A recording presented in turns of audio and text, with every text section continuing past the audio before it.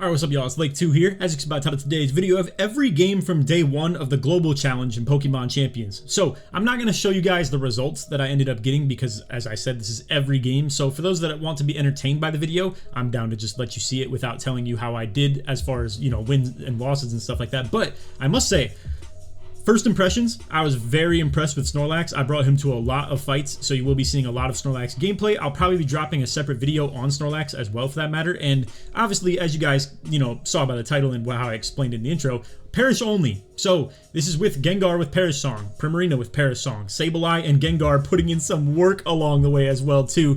Incin comes for a couple of fights as well for, the fake out parting shot value when it's not being threatened by things like competitive Melodic and obviously King Gambit and stuff like that, or rain teams. And some of them we actually did bring Incin into the rain teams, for that matter. You actually will see a couple of times that happens. And then for Combo O, we have the Rest Lumberry combo. This actually pops up once as well, being valuable, and was pretty intriguing. You'll see some really good moves that we did with Combo O and some really bad as well, where basically with some of the wins and losses we could have benefited quite a bit off this. But for those that maybe want spoilers and stuff like that, I have a Discord link down below in the description of this video where you can join the Discord and actually see a lot of the chatting that I'm doing with a lot of the people that have been following along and want a lot of guides on stuff like that, or personal insight stuff. Like, we have about 100 people in there nearly now. But yeah, I want to leave this to you and just let you see the whole VOD, essentially. It's going to be all the segmented recordings that we did, so it's only gameplay you're going to be seeing, none of the in-between, wait times and stuff like that. But yeah, you'll hear the team intros. It's just a good way for those of you guys out there that really want to get more descriptive insight on how I've gone about leads and stuff like that, or to be able to see the entire thing, wins and losses, and just how I perform well, how I perform bad. So let's get you guys into that. I hope you enjoy the video. If you do, feel free to drop a like, sub if you're new to noties, all that good stuff. And like always, try to one to 200 likes. So nothing about this team has changed at all. For that matter, you have to bring the exact copy of the squad that you brought, because when you sign up for the world, the world challenge or whatever, you're actually locked into it for the entire time of you doing it for 45 games. Now you have 15 games to play on day 1, 15 games to play on day 2, and 15 games to play on day 3. I don't know if it's a 4-day thing or a 3-day thing, so maybe you can even cut those down a little bit in terms of how many you play per day. But anyway, yeah, I've been really intrigued by the idea of trying to go at this competitively and do something that is more in the ranked kind of sense of things with the closed team sheet, but to do it in a sweaty way. And maybe we'll be interested to actually hop in some like actual competitive tournaments with open team sheet at some point as well. But for now, I wanted to treat this global challenge as my first like big hurdle to try and attack like really hard. So anyway, let's get you guys into the games. We're going to start from game 1, go all the way to game 15. Let you see the whole thing. So I might catch you then with post-com just a little bit, but yeah, we'll probably recap. But this is going to be a long vid, so stay buckled, stay tuned. All right, going into Global Challenge game number 1. See what we get here. We have a Chomp. Wow, okay, yeah. Arrow, Chomp, Zard, Floette, Basculegion, King Gambit. I mean, it's a pretty obvious Snorlax game. However, Sableye is going to be really important too, and I think we want to go with Gengar, Sableye lead, Snorlax in the back, and then do we want to go Incin? Probably keep Combo away just in case they do go Floette. Incin can cover for a lot here with like a lot of Intimidate value too, for that matter. King Gambit obviously being the biggest threat that we don't want that around, but I think that's still okay. Not to mention create some fake out openings for us as well. Shukaberry for Garchomp in general. Prim, some Perish Song value, good into Garchomp as well. Kind of gets boomed by Solar Beam if that happens to be out there. We could use the Fairy Aura to our advantage, technically speaking. It just depends. Do we want Prim for back Perish value? That could be like a play as well, potentially.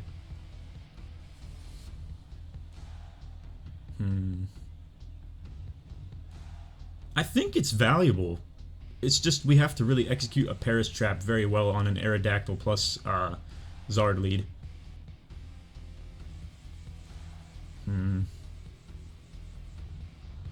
I like Prim. I like Prim here. I think that's a good play. Because the Perish Song value in the back could be very, very helpful here. Now, I gotta find out if it's gonna be Zard or Floette lead here. Okay, so they've won a couple of games in here already. Okay, Floette, King Gambit, indeed. Alright, not exactly what we wanted to see, to be completely honest. Do we go... Now, alright, let's start thinking here. Double Protect is somewhat valuable, but it leaves us vulnerable to something like, let's say, the setup from Floette. If we go Protect plus Fake Out, that means King Gambit at least doesn't move, but we have no opening then if that's the case. I think what we have to do is Perish here, and then just Fake Out King Gambit, and leave Sableye vulnerable on the first turn here. Since we have Sash, it's okay, but man, it's gonna hurt quite a bit, to be real with you. I think after this, we'll be able to have a Double Protect play, and then with that Double Protect, off of that, we can start disabling things with Gengar, because Gengar is gonna be faster than both of them, King Gambit and Floette both. So we're just taking our opening of a Paris Song setup right now by our one turn of being able to actually Fake Out King Gambit and stop it from doing any damage into Gengar at all. So let's see it. What would be beautiful is if it's a setup move from Floette and I can just punish that. Like if it's Calm Mind right here, we just leave Sableye vulnerable next turn then, probably. Okay, they go Gleam. Not ideal at all, but oh well. We play around it. Just gonna have to. Let's go ahead and Double Protect. And then we can kind of sift things down a little bit next turn by, for instance, going something like Disable Gengar into Kowtow, plus Disable into whatever Floette does. And if they take the KO on Sableye, I guess that's kind of okay, and we just have to live with it.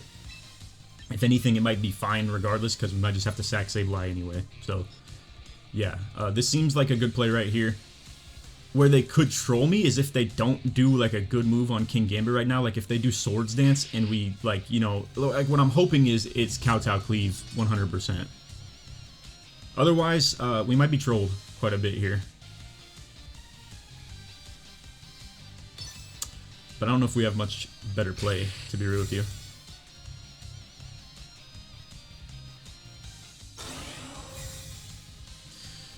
Alright, let's see it. They go Gleam again, so we're definitely hitting Disable on that. Yes, alright, big, big. That's very, very helpful that they went Kowtow instead of something like Swords Dance or Protect or something like that. Because now, in theory, we should be able to save ourselves on Gengar, at least guaranteed, by going Disable into King Gambit and then Disable into Floette. And we could boom them here really hard if, like, this ends up working out. I think it's a no-brainer that I go for this right here. Light of Ruin into Gengar could troll me a little bit here, to be honest. Or if they go something like Light of Ruin plus Iron Head, just predicting a play like this, that would be really, really hurtful. But, okay, they go Gleam, and they go Kowtow. Alright, huge. We just trolled them so hard. So now we know they can't do Gleam, and they can't do the Kowtow Cleave. So, assuming that they go like Iron Head instead in King Gambit, I think we set up Snorlax and Prim here. It's probably a no-brainer. I think keeping some Mons alive is big, and then we'll be able to get Prim in with the Perish potentially off the next turn. Do we just sack Sableye is the question as well. Because then we could get Prim in with full HP on whatever comes in next, but I see that Sableye might be useful into a lot of the people in the back, so I don't think that's the case. I think we are just double switching. Which order do I want to do this in? I don't think it matters too much, to be real with you. Yeah, I don't think it matters at all. Let's just lock it in, make sure we get that set up. Alright, chances are it's probably Basket Legion in the back. It's not going to be Zard, so it's probably Basket Legion or Garchomp, or Basket Legion or Aerodactyl. They go Light of Ruin. It is a good play for sure. It's going to do a lot. Yeah, it's not ideal by any means.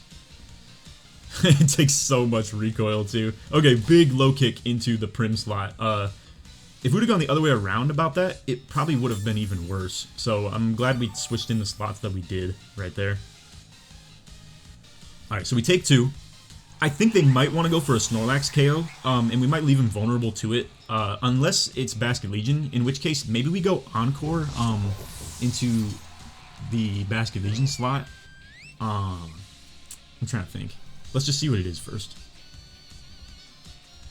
Okay, Garchomp, we can set up Perish probably with Prim, unless... Okay, it's Basque.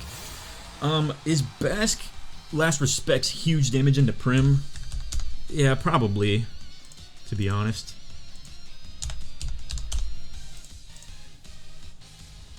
Last Respect is powered up to 150 right now. Yeah, it's gonna be pretty huge damage, all things considered. What about an Adamant?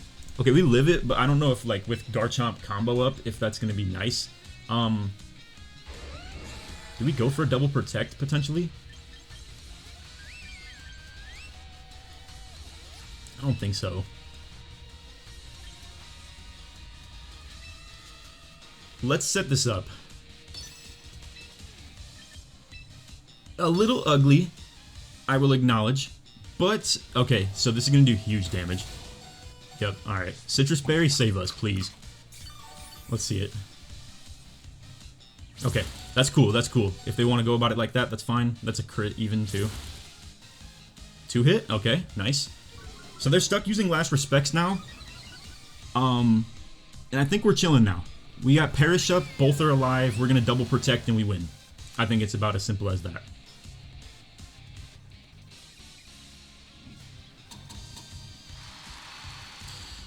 I will say that was obviously quite risky. We could have got double KO'd right there and then would have been in with Gengar Sableye. I think we probably would have had to play for Encore into Basculegion. No, Disable into Basculegion for that matter. Would have been the play. I don't know though, Garchomp would have just won a 1v1 on the back. That could have been pretty concerning, to be real with you. I think we just dodged a big bullet right there. Especially with them not doubling into Prim, or like hitting Rock Slide or something like that, for instance. If they would have gone Last Respects into Prim plus Rock Slide, it might have covered for it, or at least had a chance at flinching. I don't know if they really had good ability to hit Prim regardless, though. I guess, Tantrum would have been really tough. We got a lucky win right here for sure. Okay. I think we just double protect again, because you guys know how this goes. Basically, you know, we hit the double protect. If they want to get a double KO, we just double protect next turn with Gengar and Sableye. I wonder, do they benefit you, or do they, like, reward you in this game mode for more Mons being alive at the end, as far as your, like, you know, points that you gain? I really do wonder if that's the case. To be fair, though, I don't think we really have any ability to do that, considering that our Sableye is also on 1 HP. So.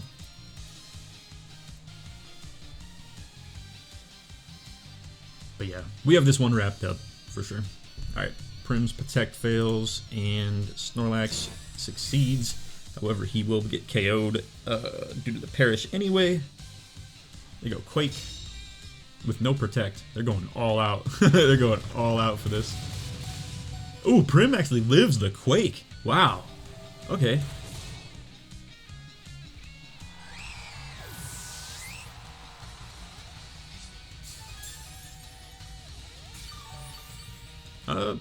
In an effort to try and, like, keep more people surviving at the end here, I guess we could, like, low-key just send in Sableye and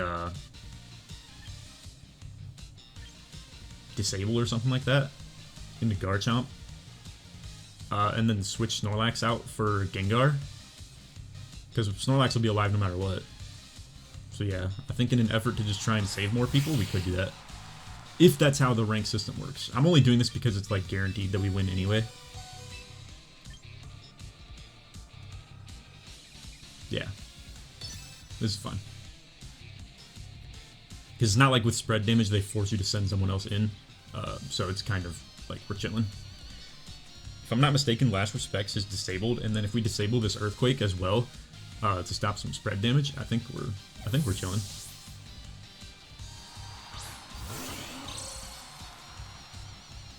Maybe they went Wave Crash or something like that into the other slot though.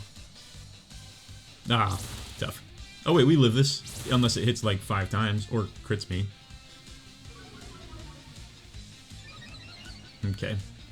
So Basculegion will take a KO here, but we were able to keep 2 alive instead of only 1, so, yeah. No, we'll take it.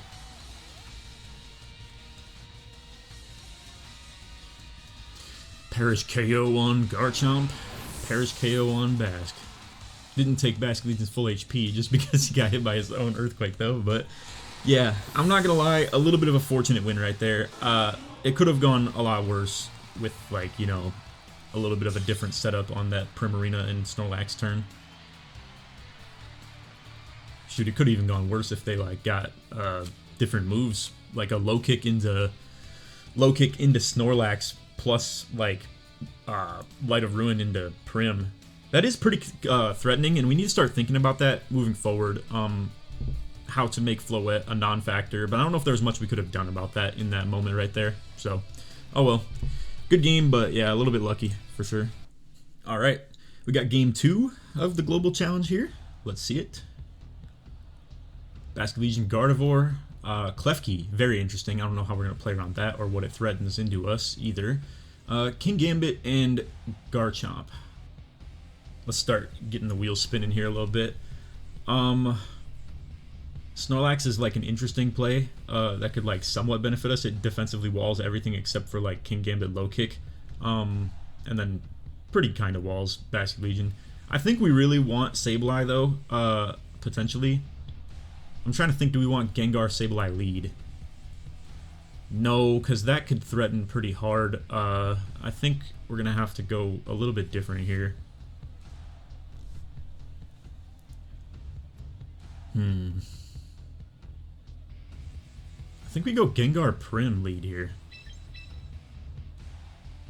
Just to double, like, you know, double threaten Perish.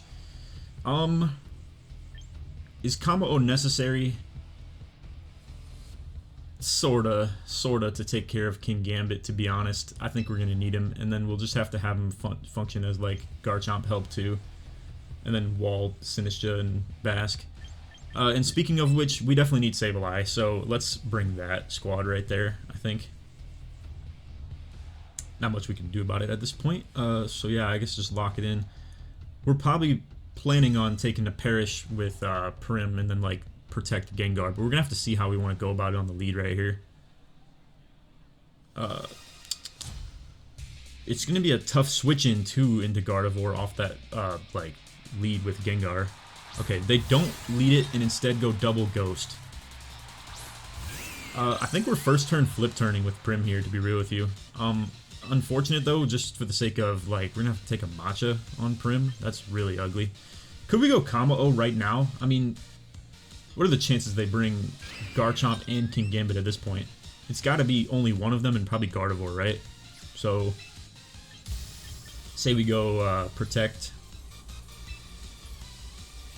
Problem is Kingambit doesn't really solve our Basque Legion problem, or Kameo doesn't really solve our Basque Legion problem either. I think we unfortunately just have to take this, unless we hard switch Sableye in, but I feel like the HP is just not going to be ideal in that regard. So I think we're doing this. And let's go here just to guarantee, like, some chip on Basque. Because my Shadow Ball is not always a guaranteed KO, so to nullify that a little bit could be pretty helpful. Now, Sinistcha could be kind of concerning with the whole, like, Rage Powder tech. That might be a little concerning. Let's hope they do it off rip here and, like, kind of show it. Okay. They go Last Respects first turn, which doesn't actually threaten KO, I don't think. And they go Matcha to cover for Prim, obviously. Citrus Berry Pop, maybe? Below half? Nope, not even below half. Okay. No burn, either. Alright, some chip here. We leave ourselves kind of vulnerable. It's actually a little unfortunate, because if I go Encore or something like that, but, like, I don't know if that's that big a deal. Last Respect is not taking a KO into our Gengar right now, so if they do go Rage Powder, that means that we disable their Rage Powder moving forward, because we're trying to disable, like, Last Respects, I guess.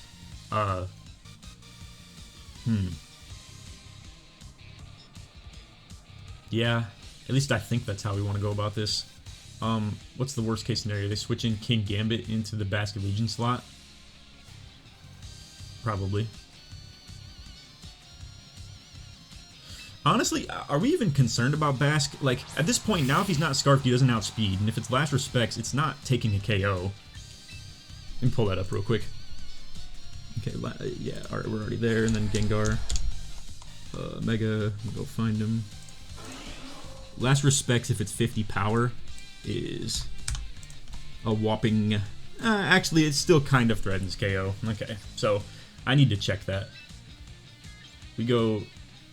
Wait. Let's just do this then. Let's do this. I think. I feel like this is a way to punish this play a little bit, but I don't know. Nah.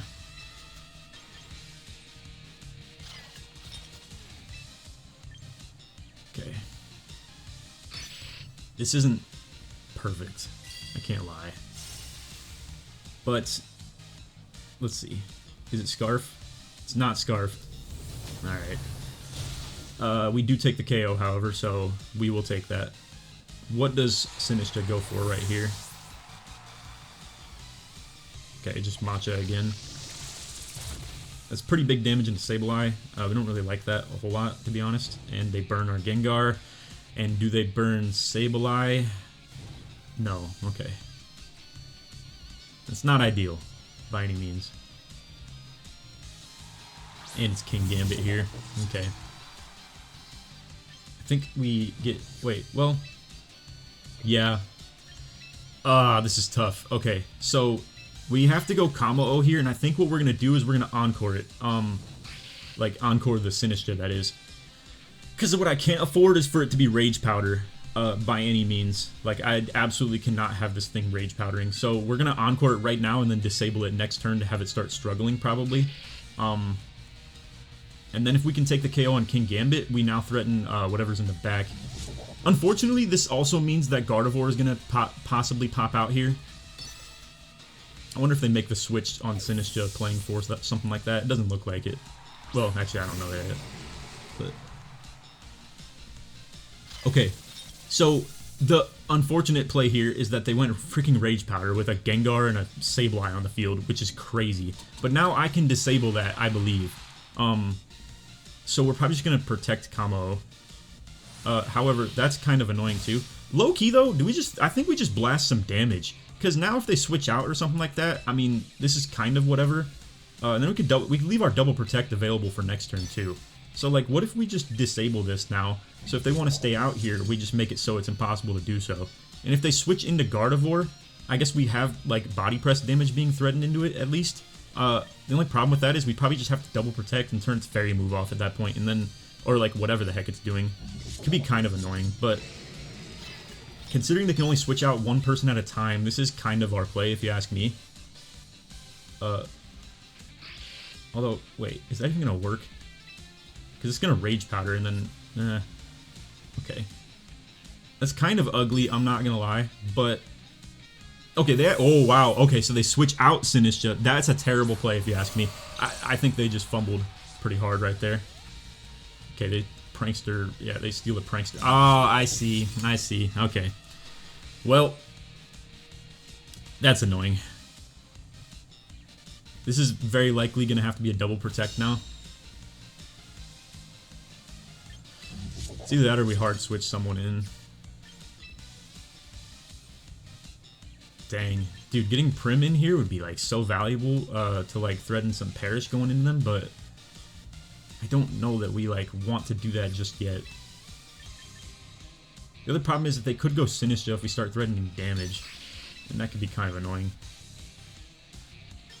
Sableye can't really do anything to Kingambit, obviously, so where they could boom me here is if they have setup moves on Kingambit, like a Swords Dance. Okay, so they actually switch Kingambit out. Are they going... No, there's no way they go Trick Room or something like that.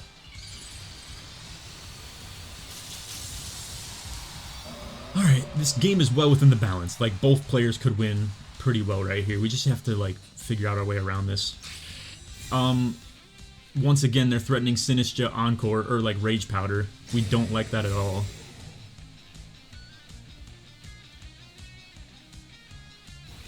We're soundproof, is the thing on that. So, if they want to do that again, I don't want to get baited here, though, but we're soundproof on Kamo, and they don't know that just yet, or haven't been alerted to it. Problem is, Kamo is not really valuable for a whole lot right now.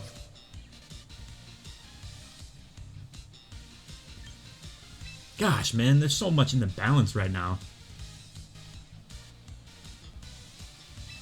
What if we go Gengar? But if they go Psychic, I'm cooked. Wow. This is really, really ugly. Let's go Prim for now, I guess. This is still just not ideal, though. But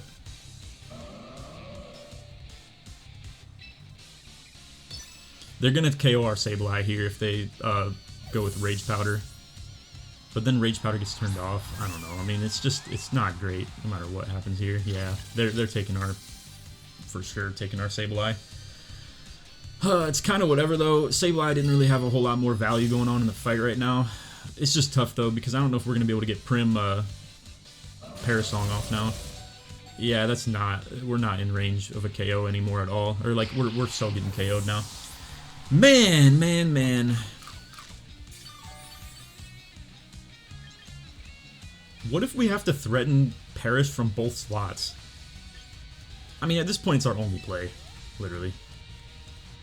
We also just turned Rage Powder off, right? I think.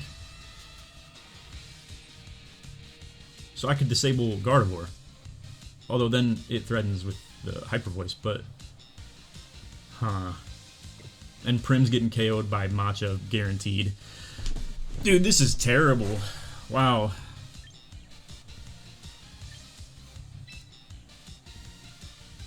I have an idea. It's not a good one, but it's an idea. We go... Because Hyper Voice is still available... And Rage Powder is not. Not that the Rage Powder matters right here, but I think we go Combo-O on the switch-in and hope that it's Hyper Voice, and then go Parasong right here. If they take a KO into my Gengar, how do I feel about that? It's not great, but I don't know. I mean, dude, I don't know what options we even have at this point. Protect and then try and disable a Psychic move or something like that. But I feel like they should want to try and KO Prim too. I don't know. I'm not gonna lie. I probably just like fumbled right here. Chances are they probably go Psychic into Gengar. Soundproof Combo. Start the counter on these two. Sinistcha can switch out. Slash also we're kind of being threatened by. Yeah, that's so tough, man. I don't know what I would have done otherwise, though. I would have double protected, I guess, and disabled Psychic. That should have probably been the play, to be real. Alright, well now we have to just play chicken with them. We have to play the guessing game of where they're going to switch out of. Or even if they are going to on first turn.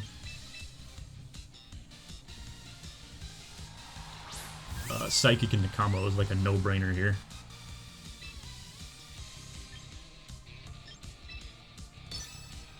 So do I plan on them switching out over there, maybe? I don't know if it's going to matter, though. I think at this rate we just have to hope and pray that they go for a double on this turn. It's not likely, though. Oh, they did. Okay. They still aren't going to know about the Hyper Voice yet, or like the Soundproof. Okay, they still do go Hyper Voice. I mean, do I just have to... I have to fire off a body press into the Sinistcha slot, hoping and praying that that's the one switching out. Let's just do it, because we're running out of time. I think we even go for double protect right here.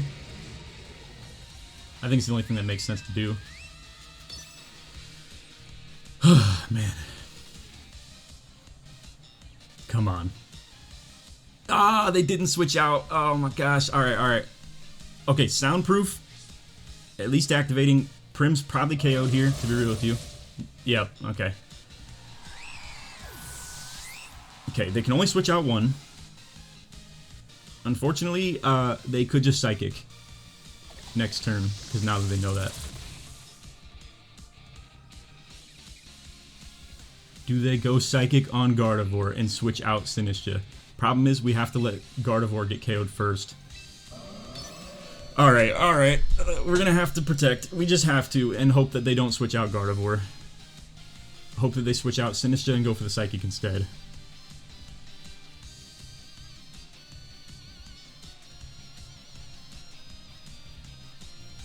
They're thinking on it hard. Yeah, dang it, man. If we went body press into this slot, but nah, this was their win condition no matter what. They win regardless because now they can just have Gardevoir come in and just be able to get the KO regardless into the next turn. It was a good move. Very smart.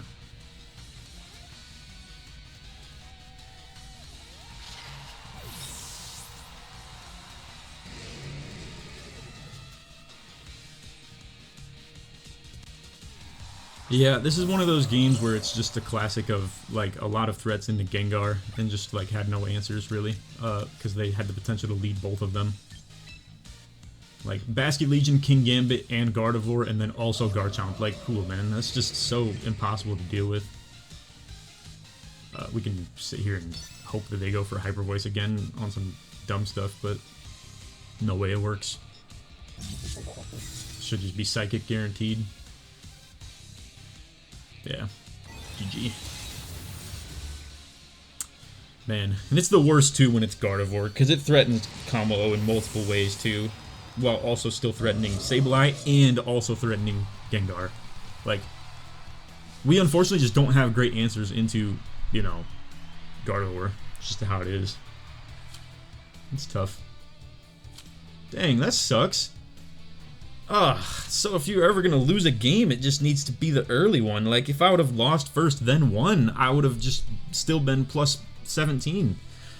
That's awful. Wow. Alright then.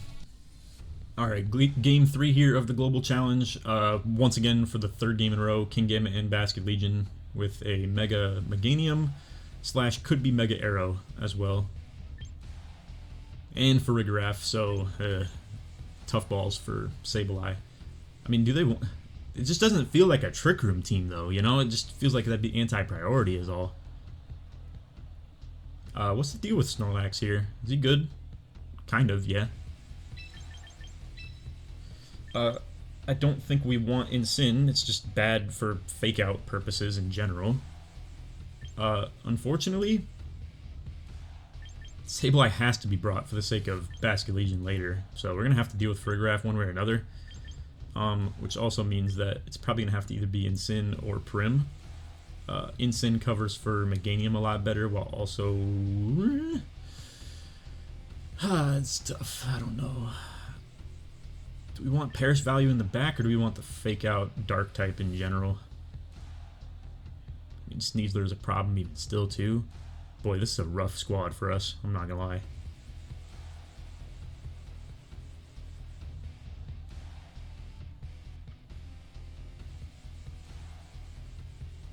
I think it's Incin. It's just tough because with Farigiraf, the fake out might be useless. Oh man, I hate seeing this stupid giraffe. We could benefit sort of off of the Snorlax being along with this one, but like, I just don't know. It doesn't seem like a Trick Room team is all. Let's see though. Basket Legion, Farigiraf. It seems so ridiculous to be a Trick Room squad. Okay, if it is Trick Room, yeah, this is tough.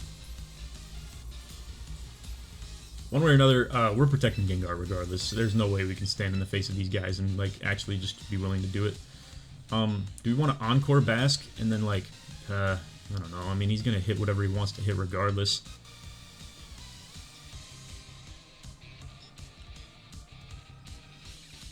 And then if it's Trick Room, we get boomed by an Encore regardless too.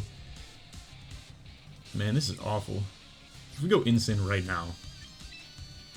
No. I'm getting a Protect off at the very least.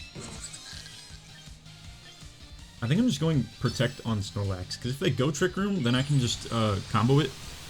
And if they don't, Encore wasn't going to be valuable into anybody anyway, I don't think.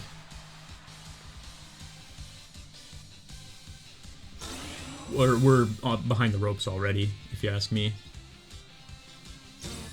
Let's see. Okay, it's Wave Crash into... Oh, okay. Okay. Here's the thing. This is going to be leaving Gengar vulnerable if I do so, though, but I could disable Farigiraf, hypothetically, while also kind of scouting if I'm faster than Basculegion. This is awful, though, for that sake. Something has to switch into this Wave Crash. If it even is the other thing, too. And then Sableye can't do anything. Alright, let's think alternatively, then. Nah, I mean, I have to disable this Psychic if... Oh, wait. What if we go here? Plus Encore into Farigiraf? Gosh, dude, this sucks. This absolutely sucks. This is a terrible play. It's just, I don't have a good play. I don't know, man. This is the life of bringing Sableye against Farigiraf in general. It's just such a awful time. Alright, Intimidate into the Basculegion. Helping Hand. Alright. Yeah, now we want to see. And they go into the Gengar slot instead. Wowza! Alright, through the Intimidate. Yep, alright.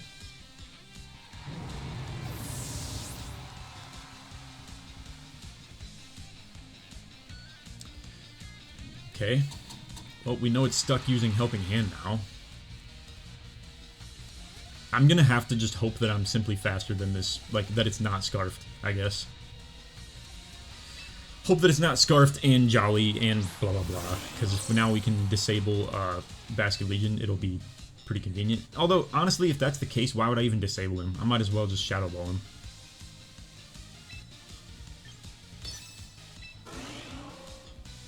Plus Last Resort now into...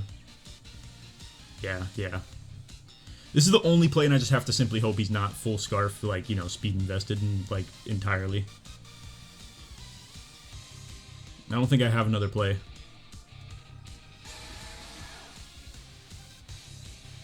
I mean, Protect, but, like, it's not getting me anywhere.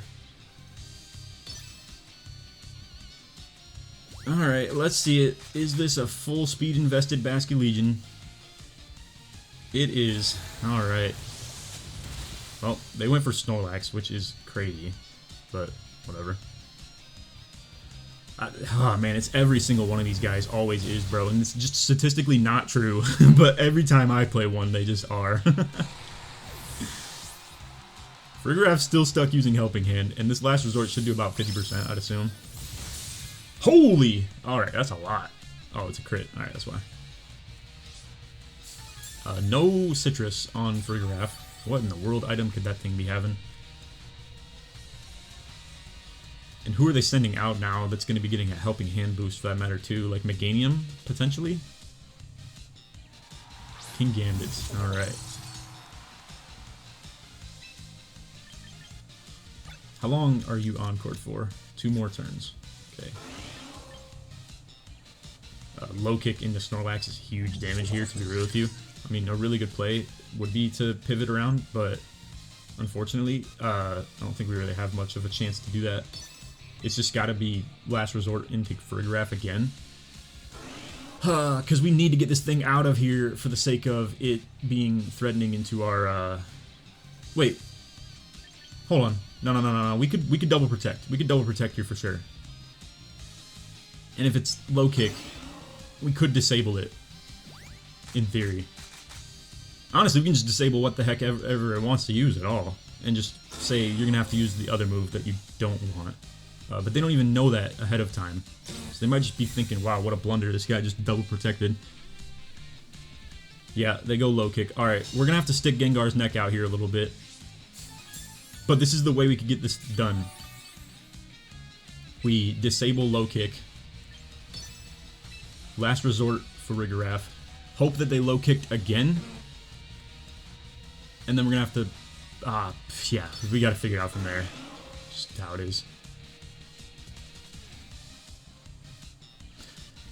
If this does get the KO into... I mean, at least low kick is turned off then, if that is the case. But if this does get the KO into Gengar instead, because it goes with the Kowtow Cleave instead, right? Oh, Sucker Punch. Okay. They went into Gengar with it. However, that does mean that now the Kowtow Cleave is back online. And that they can also... yeah, I don't know. I mean, maybe that was a good play. They can't Sucker Punch, but now they have Low Kick online. I mean, I think we just let off a Perish Song now on Gengar. And then we're going to have to hope that Sableye Snorlax can like get the job done on the back, maybe? Also hope that they go for the Low Kick instead right here, maybe? I don't know if we win this without Perish, to be real with you at this point now. So I think we have to.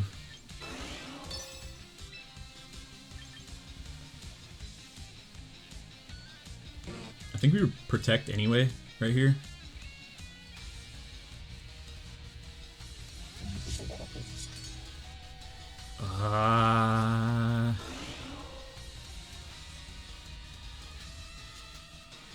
I don't think... Wait, yeah, Encore's not going to work into its... yeah, that's tough. Encore's not going to work into Kingambit right now. Where this could boom me, and where I could have maybe made a play, is if I Encored the Kingambit, saying that it's probably going for Kowtow into Gengar, and then it would be stuck using Kowtow. Alright, that's huge, low-key. Because if they do take the KO now into... if they take the KO into Gengar, let's see it. I could low-key Encore that next turn with Sableye and keep Meganium offline entirely. And then, okay, they went low kick. Let me think how to pivot from this now. Because we get the Perish set up, but now that, okay, I think it means we 100% go into Sableye in that slot with the Sash, and we protect Gengar. At least I believe that's how we should go about this. Move disabled so they can't Sucker Punch for like forever now. Yeah, I mean, low-key, I think this just seems to be the move, regardless. And we could fake out one of the threats as well. Like, for instance, next turn, fake out, Kingambit. The only way this, like, trolls me is if they went Kowtow Cleave into Snorlax slot and Dazzling Gleam right here.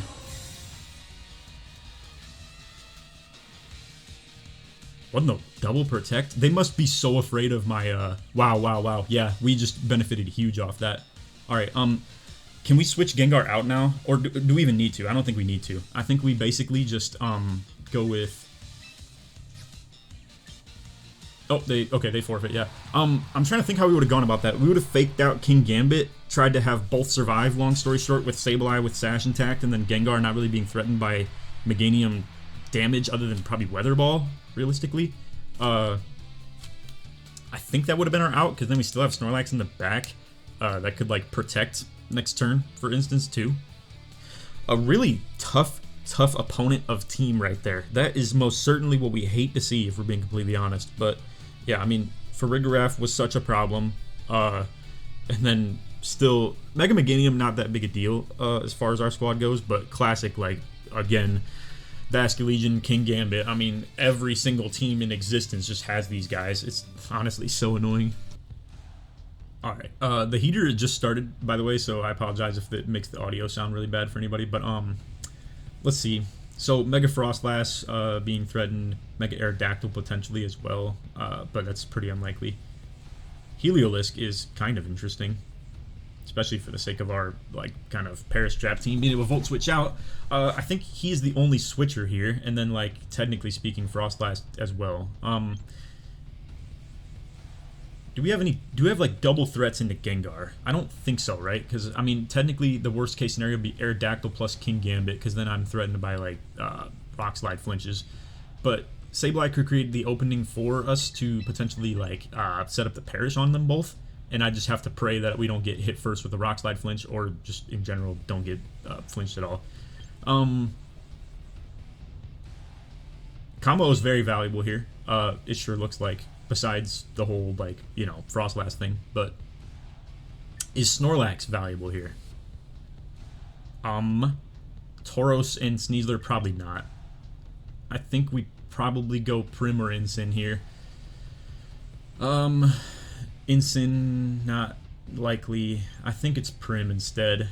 We just got to keep Prim away from Sneasler. And low-key, technically, too, Heliolisk, that could be kind of threatening. I don't feel like they should bring it, though, but I guess that could be a problem. But I feel like the rest of our squad can kind of just stay away from, like, keep Prim away from them. Yeah, a little bit confused for sure. Obviously, I mean, Heliolisk is a really good mon, but... Oh, and you can go below 1500. Okay, so it does matter if you lose early. Alright. Arrow Kingambit. Alright, well, this is literally what I just said. We're just gonna have to pray that it, like, I don't know, just doesn't flinch us. I really hate that this is a thing. Could we just double protect instead? I don't think so, because, like, then that means we can't even touch Kingambit at all. So... I think we go here with this. Let me search for an ultimate play. I mean, Kamo-O is pretty valuable into this squad, but dual wing beat could be pretty good damage. I don't know if it's great though, like damage wise.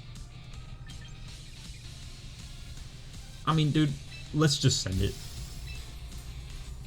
I'm speed tied with these guys. Like, it's just, you know, not every single one of them is gonna be able to get the stupid freaking rock slide flinch faster than me on a speed tie and all that nonsense. If it's Mega Arrow, that's a different story. Let's see. I Mega first is interesting, so we're obviously, once again, at least speed tied if they go Mega. But I'm gonna assume that it's not, though. And that, yeah, Arrow's probably not the Mega. Alright. Come on, let's get this Perish off first. What do you say? Yep, alright, nice. Now, you can rock slide me all you want now, pal. I don't care. If anything, I probably hope you do. Ooh, okay. Hold on, we have some ammunition here. We have a really good play. We're obviously protecting Gengar, and then we're just gonna have to find a way around this is all now. Because now Kingambit in a Tailwind. Is Kingambit in a Tailwind faster than Gengar? I don't think so. I'm gonna look at this in between turns here. But we are for sure encoring into the Arrow. I am gonna hover this and go to the calc real quick. All right, Kingambit in a Tailwind would have only 140 speed by default. What would they have to do to, like, what if it's full speed invested? If it's 32 speed invested, then it would be faster, indeed. I think we're gonna have to play around that, though, realistically.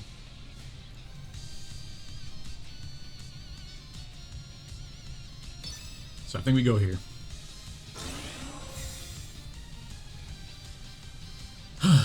My play essentially is that I'm hoping that I will hit disable into their Kingambit on a Kowtow Cleave.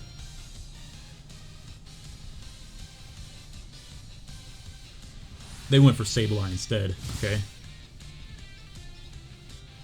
I mean, dude, is there any world where someone runs a full speed Kingambit? That just sounds crazy, but I guess this is Pokemon. It could be, for all I know, man.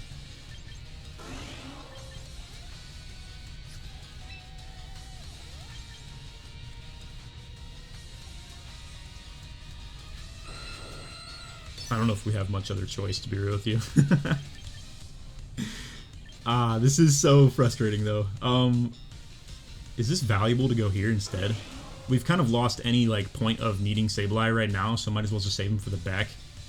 And, I think Prim could set us up for, like, a Perish on the back people a little bit as well. Either that or we get in here for the Revenge KO on Kingambit, but I think we just go here. Alright, man. Do not be a full speed invested Kingambit, please. That's all I'm asking. Okay, they go Sucker Punch because oh wait, but now we disabled their Sucker Punch is kind of the thing. So now someone has to take this Kowtow. Is a little bit of the issue at hand. But at least we get through the turn. Aerodactyl should still be stuck hitting Tailwind for one more turn as well. So at least that's more damage that's mitigated as well right here.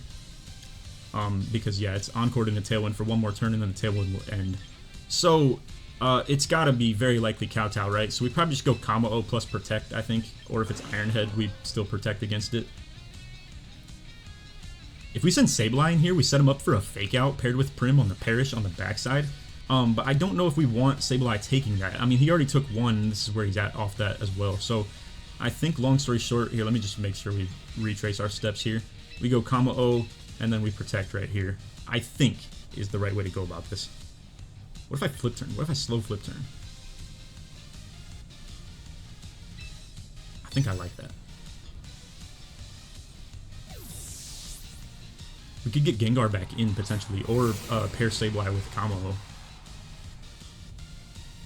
If they Iron Head, it's like, oh well, we just take extra damage. Yeah. Probably would have been smart, to be real, and we maybe get flinched. Okay, that's cool, though. I understood that that was something that could happen, just to be clear.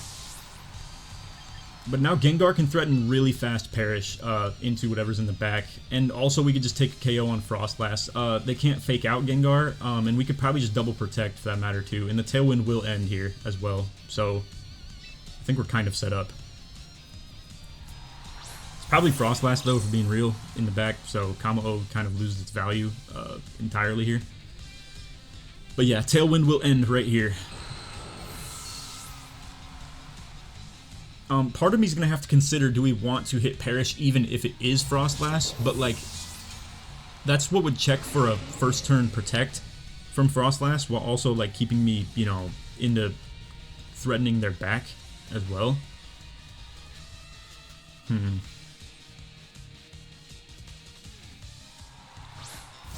Okay. Oh, they didn't bring Mega. Okay. I think we for sure just... Yeah, I think we for sure Perish here. I don't think there's any question about it. I think Tauros is probably going to just fire off endless close combats, to be real with you. And I don't know what they would really do into our Gengar slot. So, yeah, I think we just Perish for sure here. Okay, yeah, I'm with it. Can't fake out. Nobody's faster. So, yeah, alright, cool. Fake out the combo indeed. Perish Song with the soundproof. That's cool. I like the flip turn play on Prim here, because we would have been very threatened by, let's say, like Dire Claw first turn from Sneasler here. Okay, they go Wave Crash. This probably KOs. No, okay. Cool. We probably... I don't even know. I mean, it's not even going to matter. I think I just double protect again right here. We just win, regardless.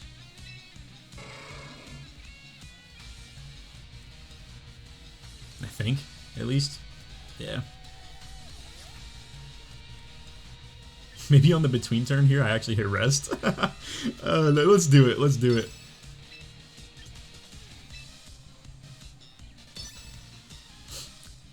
They're going to be faster than my Kamo-O on both slots, so considering it just protected, we're kind of alternating. It's not how I want to go about it with the protects, but like, oh, they go Coaching. Plus close combat maybe into Kamo-O. Let's see you live this, my boy. Oh, Wave Crash. Okay, I mean, we're chilling though.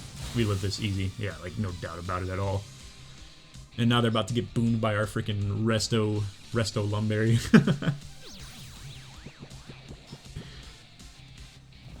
Shout out Lum Berry, shout out Rest. And now we just protect and we're chilling. So, yeah. I'm assuming probably FF here. Okay, they don't. Anyway, I can preserve some lives, maybe. Nah, I think Gengar is getting boomed here for sure. I'm gonna just... Wait, low-key. Said this. That could be interesting, I think. Especially if he goes for the Wave Crash into Gengar or something like that. Hey, at this point, we're just checking for stuff. You know, trying to... I don't know if you get more reward points off, like, keeping more people alive or not. Okay, they go Jet. Whatever. Is what it is.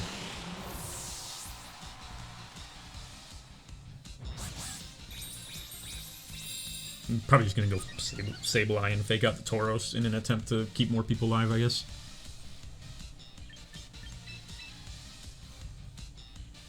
I mean, they're playing it out, so, like, I assume maybe they're thinking the same thing of if the more the KOs they take, the better, I guess.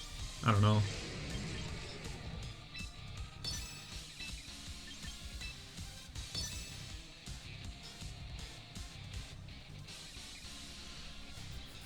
This is a good game, though, for sure. I think we played this very well, and it turns out that I ended up playing it really well off that flip turn from Prim. I didn't know that it was going to be Sneasler in the back, to be fair. And we could have got Ironhead flinch too, so that's still a potential thing that could have happened right there. I was thinking it was possible that that slot didn't even take any damage, though, to be real with you, but yeah, they did indeed.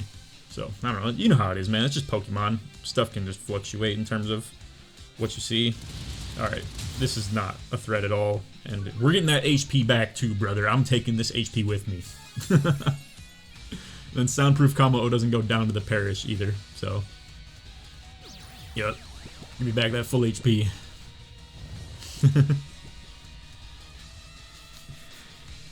They want to stay in the game, so be it. I'm down to play it out.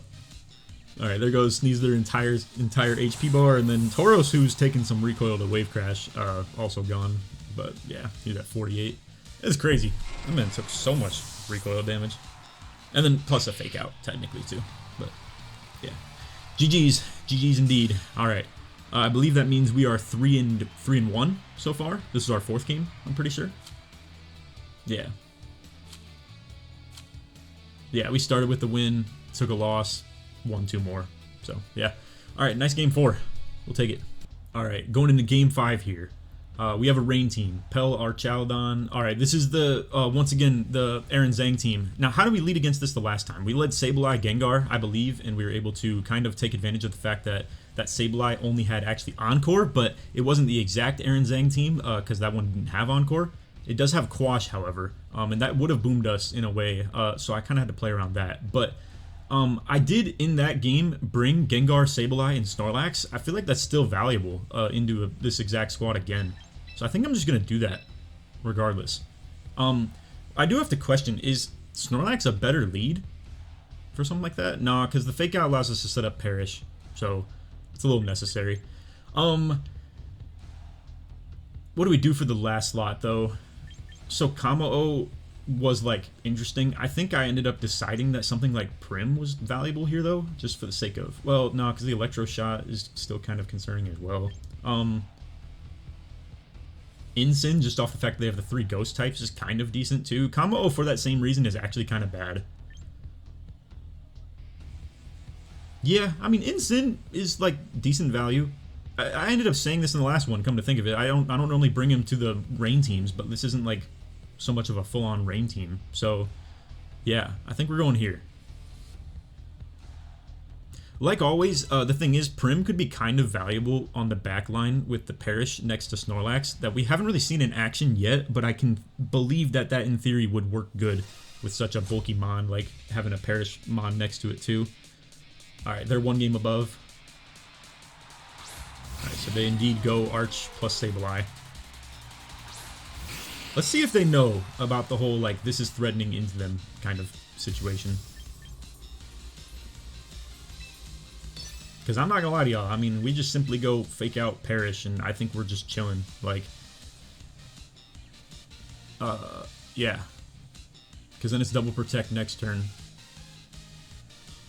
And just kind of sift our threats down a little bit. What this usually comes down to, though, is just having to get the Disable right into the Arch turn. But I think we're chilling. Basically what I'm saying is, if we let's say Arch goes for Electro Shot or something like that, and we try and disable it after it uses it once, but then it switches the move up on us on the second turn after that, that's how we can get trolled. But let's see it. Stamina indeed. Yeah, this is literally just the Aaron Zhang team, 100%. And they go Rain Dance early, so that does mean we probably see an Electro Shot early as well. Now, where I was saying in the last game that we played this, where they could boom me, is to go with something like, for instance, with Quash into Gengar when I want to go for like an Encore Disable combo, if you get what I'm saying. So basically, we go Double Protect here, and we just have to hope that it goes for Electro Shot into Electro Shot again, is kind of how this goes, if we're being completely honest. It's a little bot-like that that's even the case, to be real with y'all. Maybe we could get Incin in, technically, too, just to buy us a turn with another Fake Out if I wanted to overplay it a little bit. It's like, realistically, that could be pretty good. But, I don't know, we got other things in the back to still deal with, too, so we're just gonna have to play this out and see how this goes, because chances are it's probably Electro Shot right now, and then in the rain, they're gonna still see value with it, I would assume.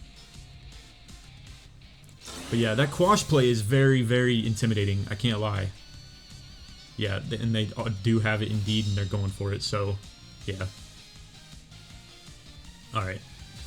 We have to hope they don't see the writing on the wall with this. I hate to even manifest it. I know they're probably all the way across the world right now, but I hate manifesting this just because it's kind of an ugly thing. The one that I played had Encore and it forced me into a double protect, but I think we just go for a double protect here just to hopefully check for in case it did do something like a different move than the Electro Shot. I'm not gonna lie though, a good player sees this and understands that if they go Electro Shot or like something different, like a Dragon Pulse or something like that into Gengar, they like kind of free themselves from the trap, and that can be very concerning.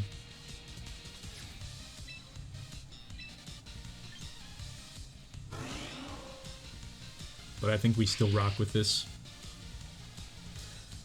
I really don't like where this always puts me though, to be real with you, but oh well. Okay, Protect fails, so if they aren't readying something like... If they aren't readying Electro Shot and it's into the Gengar slot, we might be cooked. Okay, they quash into our Gengar again. Come on. Okay, yes, alright, we're chilling, Alright, thank goodness. So, now we're going for a double switch, and we have to mitigate whatever it's gonna be something like Dragon Pulse, or Flash Cannon or something like that into... Probably Gengar, I'm assuming. So I think we go Incin on this slot. And then we go Snorlax. They're not going to let Sableye get KO'd here. And we're cool with that. Like, that's fine. I'm leaving this with full HP and we're taking their Arch out. Well, I'm not leaving it with full HP because Arch is going to take somebody with him of like quite a bit of good HP. I think I want Snorlax more though than Incin. Also, if it's anything like the squad that we played the first time with this, they have Sinistcha and Basculegion in the back, and that can be kind of concerning for the sake of Incin anyway. Also, we don't really get any fake out value if that's the case, so I guess we'll just have to see it. What do they send out first? Okay, Basculegion indeed. His Last Respect is only going to be powered up by 1, and they do indeed Dragon Pulse, and this is cool. I'm glad it's into the Incin slot, to be honest, at this point, because he's kind of dead weight if they do happen to have Sinistcha in the back.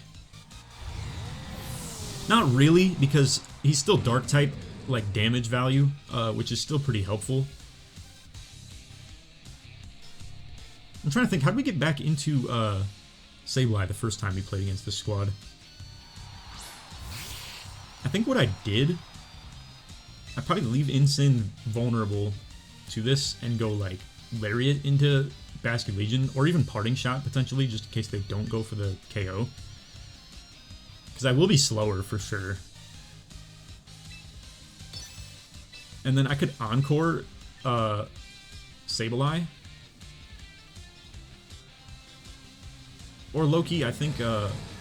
Wait, yeah, I think this is decent, right? Because then you could disable an Encore at the same time on Basculegion with Sableye when he comes in. Yeah, I think this is where you go with it. Okay. Yep, okay, so we keep him stuck using Reflect. Because the way we're planning to take this KO is not necessarily through that anyway. Do they go into the Incin here? Yes, okay. That's cool. We'll take that 100%. Now, do I go Sableye? Or do I just rip it with Gengar?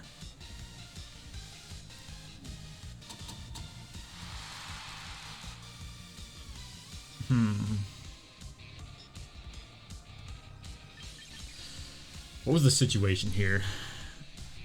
If it is Scarfed, then it's Wave Crash. If it isn't Scarfed, we take the KO easy. What if we just get Gengar in this time? I don't think this is what I did last time, but I think if I go Gengar plus Protect, and then go hard switch into the Snorlax slot with Sableye right here, I think that's kind of a decent play.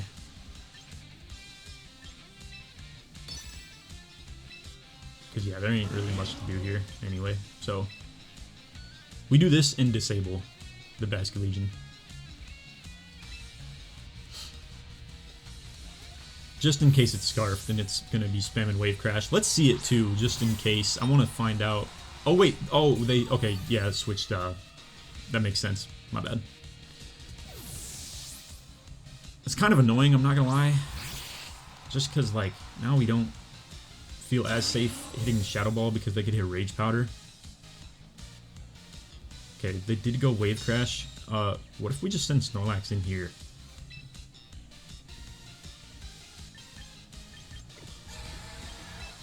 It's quite annoying, I can't lie to y'all, that this is going to be kind of a pivot spam here.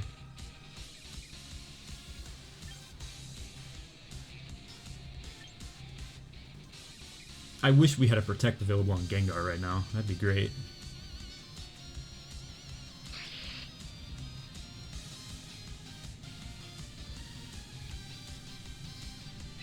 Let's stop it from using Wave Crash if it's paired with Rage Powder. And then if it is Rage Powder, that means it can't use it again. This is still tough, but like we kind of have to use this as the pivot because now we know they have just pure Ghost types. So yeah, they do go Rage Powder. Alright, let's see it. I hope this probably isn't into Sableye, but now that that's disabled, we could actually disable the Wave Crash. Okay, it's Wave Crash again.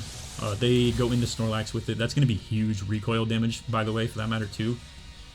So now I think what we could do is probably just disable plus, because we know Last Respects is not coming into the slot, so I think we go disable plus Shadow Ball. Or, disable plus hard switch. And Rage Powder can't work anymore either. So, yeah. If they go Sableye, that means we're not threatened by damage on this Gengar switching. So, yeah.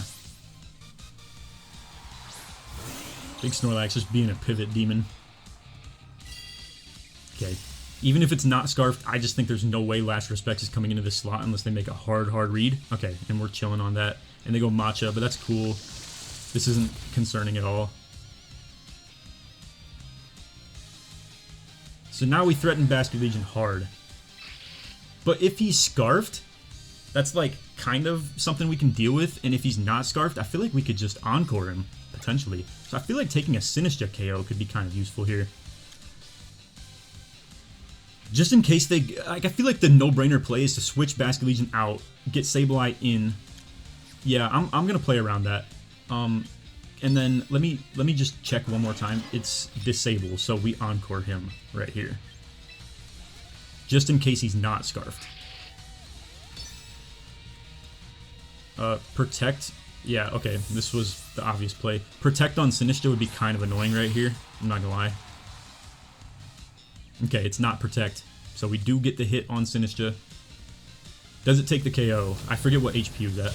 Okay, it was at 100. Yeah, there's no way we get that. That's unfortunate, but what can you do? They go Trick Room! Oh gosh, that's not good. That's not good at all.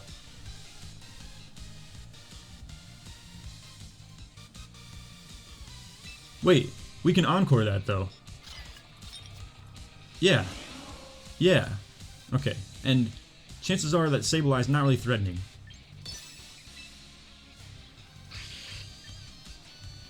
Chances are, at least.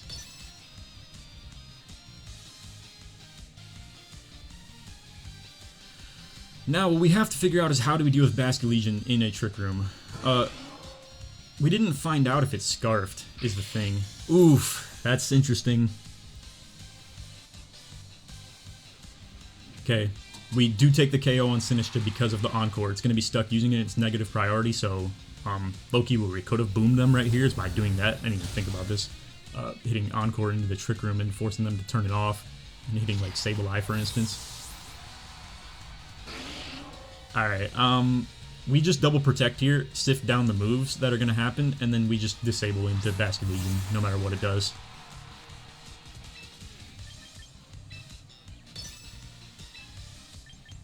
Slash, maybe we end up switching out Gengar, but I'm trying to think, does this troll me in any way? I mean, they could have Rain Danced potentially on Sableye right here, and that wouldn't be ideal, I guess. And we also have to figure out if it's not Scarf. So, let's figure out what move it goes for. If it locks into Last Respects, it will never be able to take a KO on Snorlax, so I feel like it kind of has to be Wave Crash if it is Scarfed.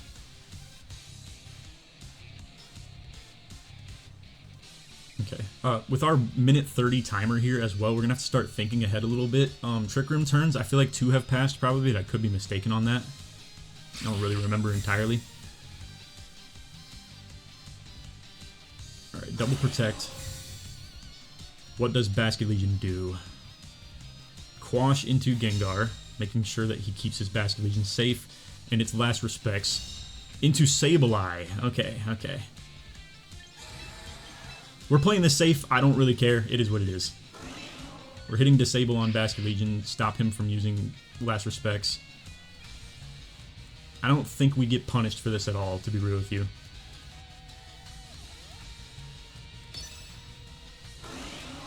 I think a play that could have potentially been made here, and we have to really start moving fast too, so maybe where I could get punished is the clock, because I feel like Parasong is a really good way of getting this done, but let's see. If it's last respects again while this is out here, we have boomed them. Okay, I think we're good to just switch in Gengar now, regardless, and set up Parasong, or we just start blasting away with Shadow Balls, whichever way you want to go about this, but now, yeah, Encore, indeed. And he's stuck, no matter what. And now we just start taking KOs. If he's Scarfed, that is. And if he's not, if he hits Protect, that's his way to save himself right here. Let's see this, though. Okay, Reflect from Sableye. Is he Scarfed? Okay, well, now it doesn't matter if he is or not. His only way out of this was Aqua Jet, so... Okay. Basket Legion's gonna start struggling. Yep, so I think what we probably do is we just start doing some damage into Sableye, just to expedite this process a little bit. Just because our timer is becoming of the concern now. Okay, thankfully they forfeit. I'm not gonna lie, the timer might have been a little concerning at some point there. But considering he was struggling, we kind of had that figured out. So, yeah, whether he was Scarfed or not, him clicking the same move in like the corresponding turn is what got him cooked right there. Because the Encore Disable combo, while you have nobody to switch out into, was the problem. So, yeah, shout out Aaron Zhang for creating a demonic team right there for sure. However, I feel like our Paris Trap squad actually deals with it pretty decently. It's just that, again, I think a good player would not ready the Electro Shot on our Chaladon, and that's where I'd be kind of concerned, and I'm going to have to start finding some counterplay too. And I might even have to lab that up, because this is our second time playing it now in like 2 days. And yeah, it's a concerning lineup for sure. I think some people get greedy with that Archaladon Electro Shot, but the thing is that, like, you're on a Paris counter, dude. Like, you don't... I feel like it's a bad play, personally, but I don't know. Again, I can't hate on it too much, but I do know against like a smart player, we're gonna have to really like find a different strategy to do that on. But like Aaron himself, I don't think would let that happen to himself. But anyway, yeah, good game. All right, took a little break, got some food. We're going into game 6 now. It's a little bit later, and as you can see, we have potentially Charizard X. I would assume being threatened at us. Aegislash is pretty concerning as well. Kang being able to fake out our ghost types, also a bit concerning. So we have a couple of things not going our way right here. This seems like a non-Incin game. However, I mean, the Melodic is threatening, but okay, and they picked very quickly for that matter too. Let's think. Sableye Gengar lead would be bad into, let's say, for instance, Aegislash. What can check Aegislash on our team? Unfortunately, it's pretty much just Incin. We're kind of threatened by Aegislash quite a bit. We could go Prim lead. We could go Gengar Prim, and I feel like that could be very valuable in the sense of there's not a whole lot that threatens KOs into Prim on the squad, and it's very good in Charizard, for instance, too. I think we bring Sableye in the back, guaranteed. We absolutely need to do that. And then do we like Incin here, or do we want something more like Kamo-O to deal with their Incin slash... it's not going to do great into, let's say, like... I mean, it would do great into Incin and Kangaskhan, and then also Wall. Kind of Melodic, depends on the moveset. Low-key, I kind of like Snorlax, it's just that we are committed to Perish then. And that's a little tough. So I think we go Incin with our final slot. The only reason I back out of Snorlax is just that we have no way of taking KOs into Aegislash otherwise if we don't bring Incineroar. So, here we go. 3-game win streak for both. They lead. Zard, Aegislash. Alright, so I think this is a pretty obvious, let me think ahead of time here. So Aegislash probably uses Poltergeist into us, potentially. And then because we're faster, we leave ourselves vulnerable. And then they could Shadow Sneak us into the next turn too. So I think what we do is we protect plus perish with Prim. It's unfortunate because obviously Aegislash can't get KO'd to perish, but we could at least use it to our advantage, and it's still going to be very good against Charizard as well. Do they have anybody else that could switch out of perish? Incin Parting Shot, if they happen to bring him, or if he's, yeah, going to be usable here. So let's assume it's Poltergeist into Gengar, and then we perish right here with Prim, and then we're going to switch manually and flip turn next turn, probably. Now, if we would have brought Snorlax, that could have been really useful as a wall against Aegislash, but I think Incin can still do really, really good at doing that instead. And if we have them kind of stuck right here, chances are, let's see if they switch. Okay, so it's Zard Y, actually. Oh boy, if this is Solar Beam, it's really, really bad. It's like terrible. Let's see what they do. This is the pleasures of dealing with Charizard, is not knowing what type you're dealing with. Weather Ball into Prim, okay. We eat that up pretty decent. I think their Aegislash should be faster than our Prim. Yeah, okay. Let's see it. Let's have it not be into Prim. Alright, thankfully.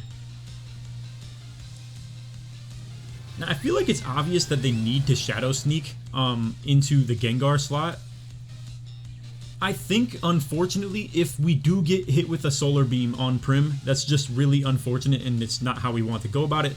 Not to mention, they could Iron Head flinch with Aegislash into our Primarina as well, which could get kind of ugly.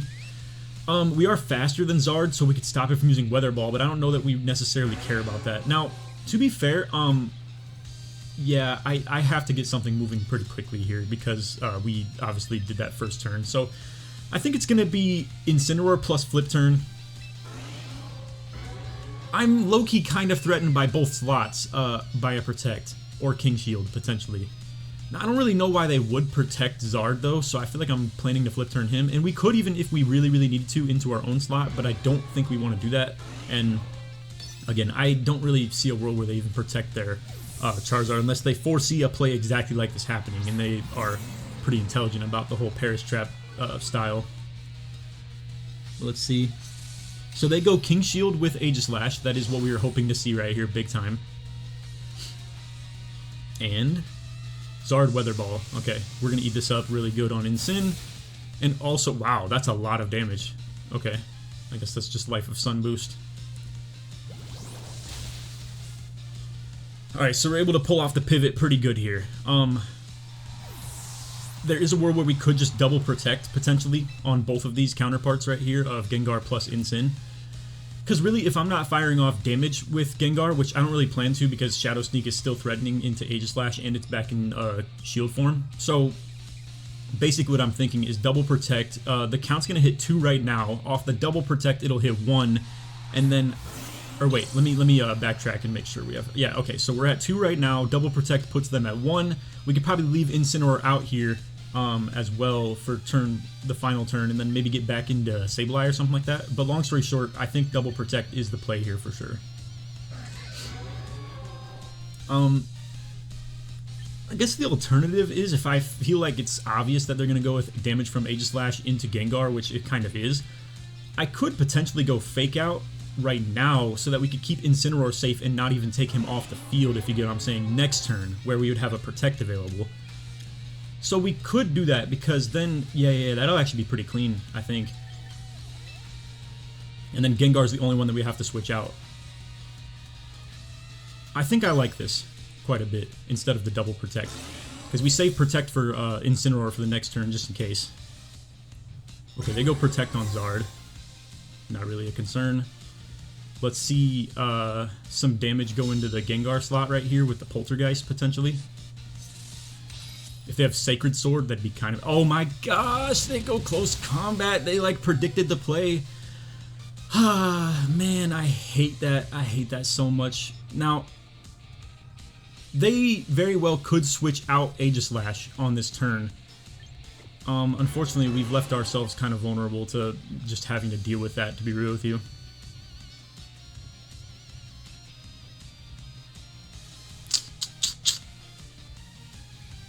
That's unfortunate for sure. Alright, well, I think it's still a no-brainer that we do this. Though, is Incineroar even valuable at that point? What if we switched into Prim instead? No, we can't do that. We can't do that. Because we're going to have to do it into this slot already. Let's go here. Unfortunate that they read that so well. Oh wow, they let their Aegislash go down to the Perish count. Heat Wave from Charizard, we should eat this up pretty good, and the Citrus Berry should pop on Prim here. So, yep, alright, that should make it so we live a majority of the stuff that's going to come out from Aegislash. Of course we get burnt, but whatever. It's not terrible, hopefully. Wow. Yeah, that, oh, that's perfect. That's so great that we lost our item.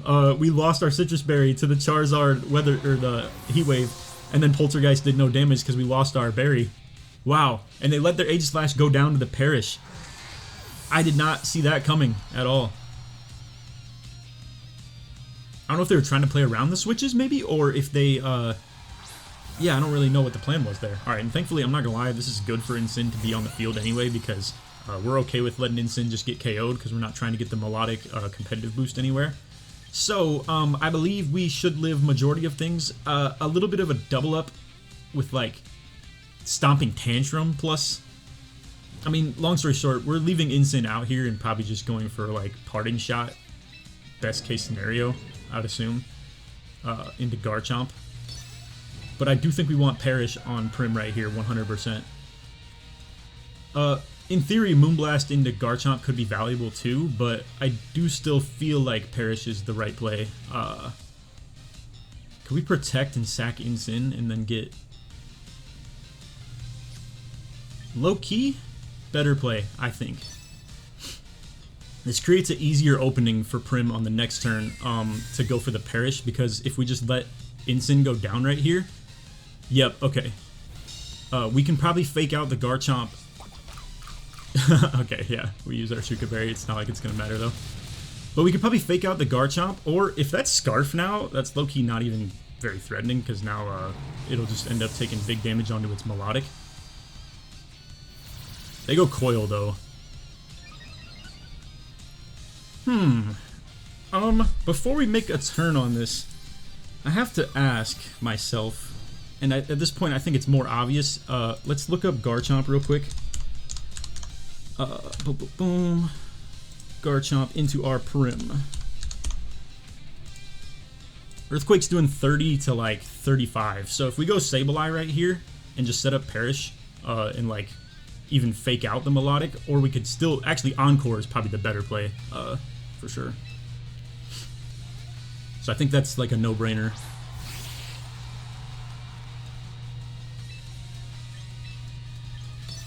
And then we set up Perish now.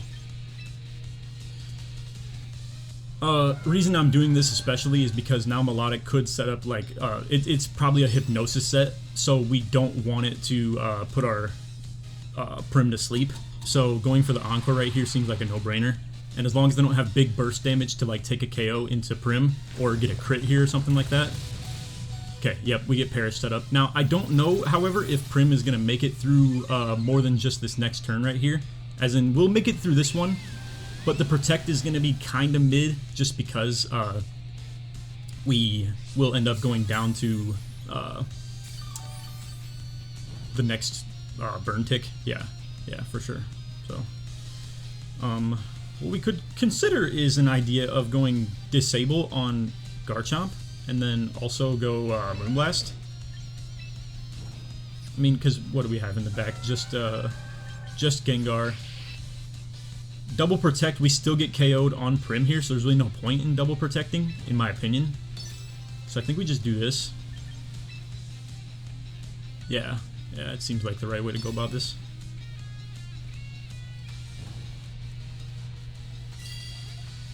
And then, as Prim gets KO'd here, we'll just be able to Encore the Earthquake next time. Oh, it is wow. Oh. Woo! Okay. That's big. That's big. Okay. Unfortunately, that's a little dangerous for us, I must say. It's not Scarfed, though, so we will be able to go for, like, a Shadow Ball into the Garchomp. And should... Wow, I don't know about after Citrus, though, but I think it still should. But yeah, non-Scarf Chomp, we get KO'd by the burn right there. We have Protect available on Sableye and Gengar. But how long do we have Melodic Coiling for? Okay, one more turn. Or is it going to end right here? I don't know how it works between the turns. We could Encore it into Dragon Claw. Let's see, into Gengar.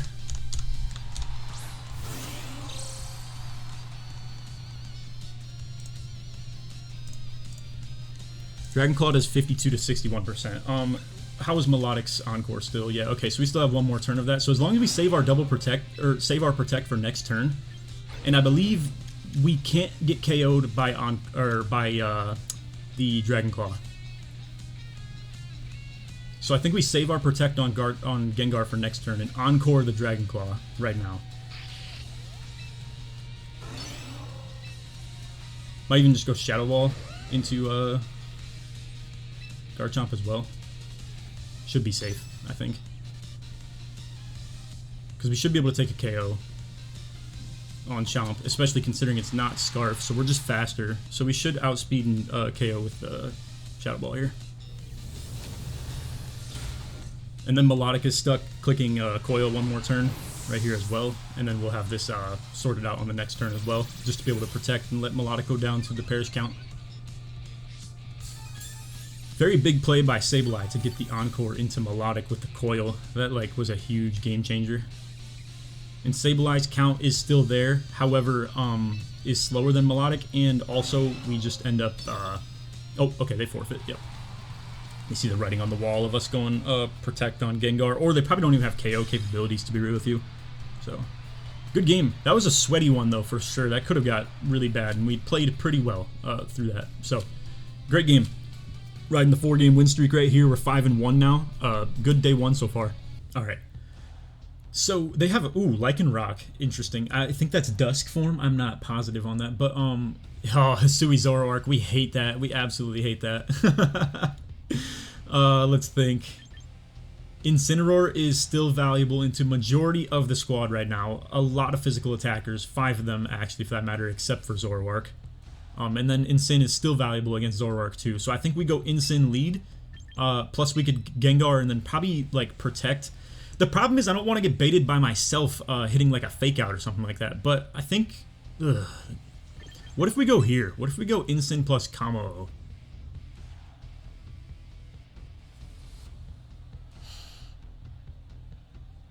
How do we like something like Snorlax? I mean, we need Sableye regardless, so I feel like it has to be Sableye Gengar. Are we really that afraid of a Gengar lead? I mean, usually it's going to be Hisui Zoroark in the lead. They could switch out into 2 different ghost types if it's not, as well as we could accidentally redirect a Body Press into it as well. And a Fake Out for that matter too.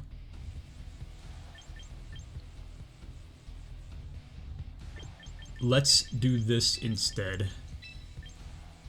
I think I like this combo. Dang. Prim maybe could have been a pretty valuable play too. Could have set up Perish, but to be fair, they do have 2 ghosts as well still, and both of them are pretty likely to be brought to this fight. So we're just gonna have to see what we see right here and sift it all down. Let's pay very close attention just in case there's some Zoroark shenanigans going on. T-Tar, Lycanroc. So they're going Sand. Sandstream. Okay, so that's for sure Tyranitar. I mean, at the very least, we could Fake Out T-Tar right here. I'm trying to think though, what does that mean we do with Gengar, for instance? I think it's more likely that we double protect, but it's just unfortunate that's going to be a pretty slow play. Not to mention, if it is Lycanroc, we're kind of threatened into Incin if I were to go with, like, you know, Fake Out, or I don't know if Lycanroc be rocking, like, Swords Dance or something like that, too. If we do go Fake Out into T-Tar, where does that buy us anything? No, I think we just go double protect. Oh, whoa, I almost... Oh boy, that could have been bad. Hit a P move, and it was not the one I was looking for. Alright, so T-Tar is intimidated, however, and if this is actually Lycanroc, then it's also intimidated. So, we have some value here. Unfortunately, the confusion of whether it's, like, you know, going to be big damage out of Lycanroc or not, or if it even is what's stalling me from what really could have set up for a good Perish. Okay, so it is actually Lycanroc with Rock Slide, and then in Tyranitar we already know actually is him as well. So, unfortunately, the deception paid off right there. So they're going double Rock Slide.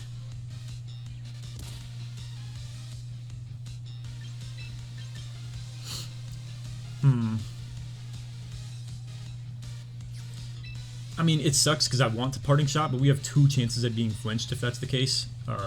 Man, that's just really bad.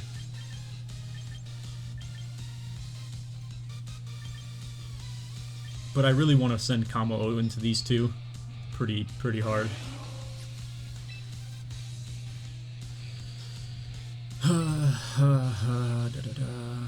You know what?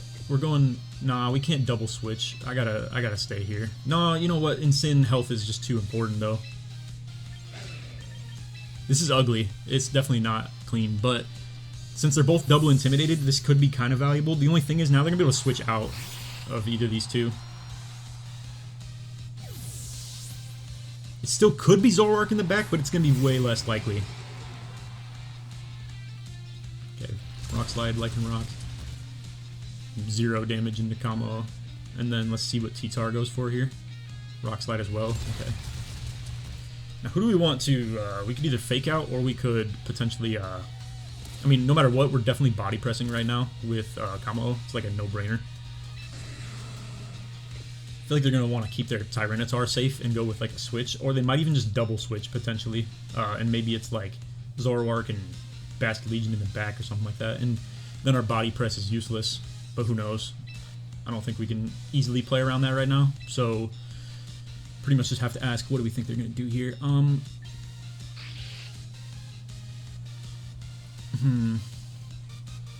going to threaten the T-Tar out of here real quick. And then also probably just Fake Out the Lycanroc. Yeah. Okay, it's probably going into a Ghost. It's Arrow, unless this is Zoroark, and we'll find out on this turn. Well, it says Unnerve, so fair enough. Okay, they keep Lycanroc out here, who is intimidated, and then we get a pretty big hit into Arrow with this body press as well. These guys are running triple Rock Slide flinch spam. That's, like, crazy. It's so toxic, man.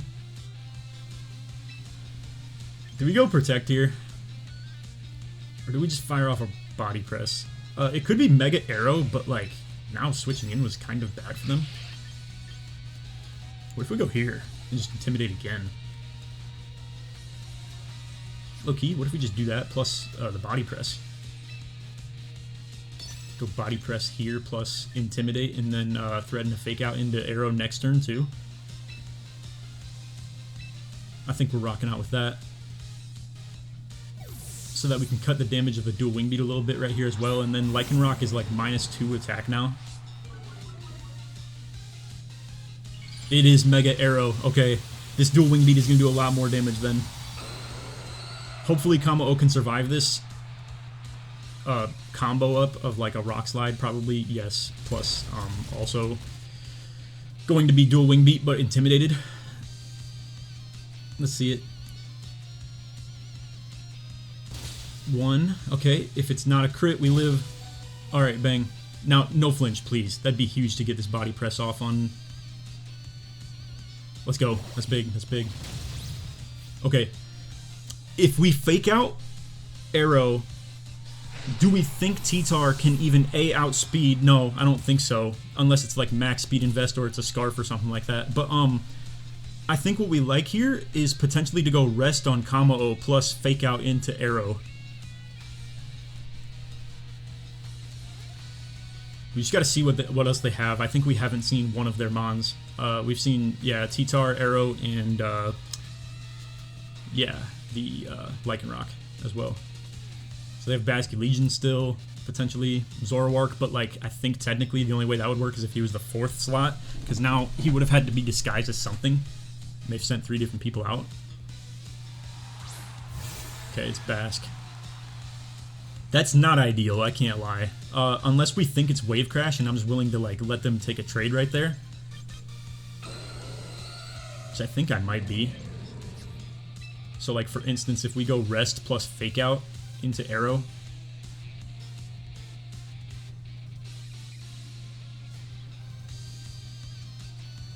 Basket Legions can only take 1.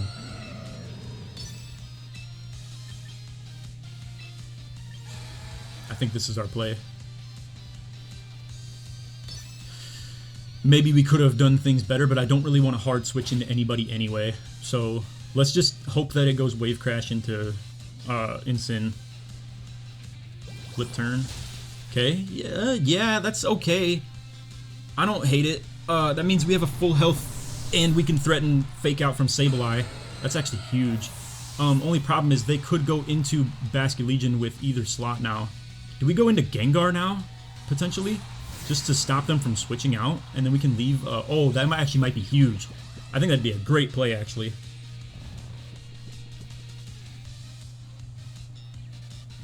So then we can let Kamo-O just rock out as, like, being a huge, you know, damage dealer, essentially. Sand ended at perfect time, too. Yeah, we definitely send Gengar in right here. Even if it's just to protect, simply put. Now, who do we want to get rid of? Because Arrow, low-key, is kind of a problem. But, and I feel like it's like the obvious play, but low-key, whichever one we KO right now, it's going to let Basket Legion get in next turn. So do we low-key just go for a Body Press plus switch Sableye in? Potentially?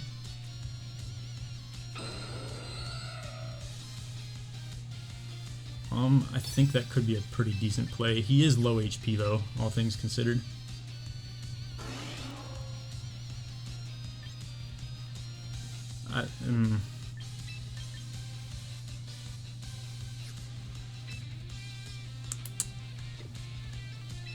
We need him, so I'm just gonna go with this.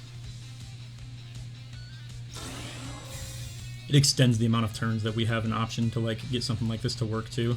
Okay. Oh, wow, he missed. Okay. Ice Punch.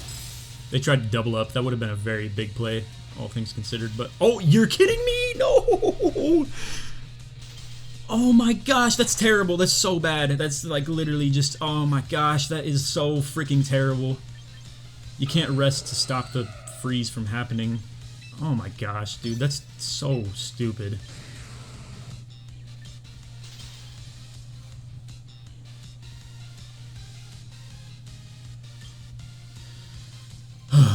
Shoot. I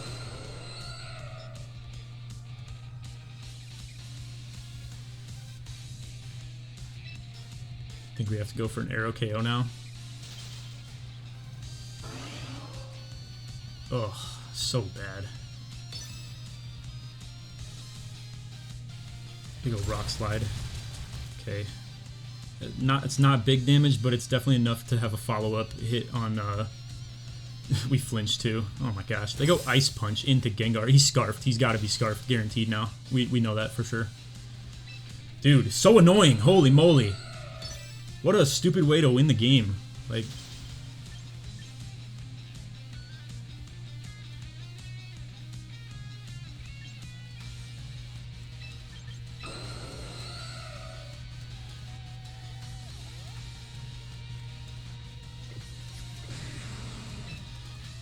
I think it's this plus switch Sableye in. Hopefully. this is the right play. I'm not sure about that, but does he thaw? Okay, yes, and we get the protect off. Now, unfortunately, they can switch their Basket Legion into whichever slot, and if they doubled up into, like, let's say with a Rock Slide plus the Ice Punch again into Gengar slot that has now turned Sableye, we're getting trolled pretty hard here. Okay, they went Ice Punch into that slot.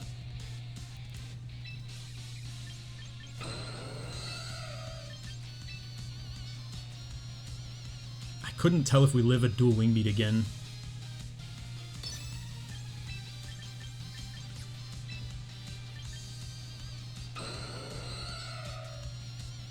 It could be switch into Bask too. I think I have to call the bluff on that. I'm gonna go here and here. This is terrible, but I feel like they're switching Basket Legion into the T-Tar slot. Yes, okay. This could be huge. We probably go double protect next turn. Okay, we hard read the heck out of him right here, big time. This was a really bad play value-wise that we don't get a whole lot out of. However, was guaranteed to take out this stupid flinch monster. And then, well, okay, so we think and believe T-Tar is Scarfed. Very, very likely believe he's Scarfed. But we can't do anything about it. Ugh, that could get kind of ugly too. I'm trying to think. And they get the sand back up too.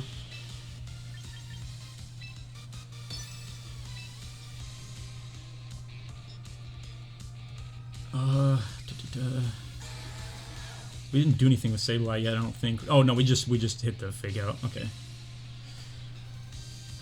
I don't think we can send Gengar out into anybody here.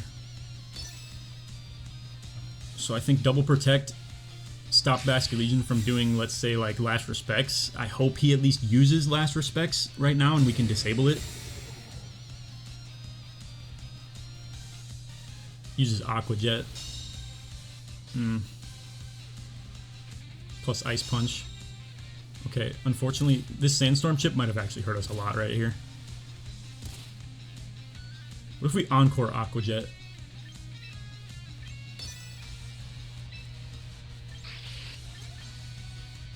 It's gonna happen before me, no matter what.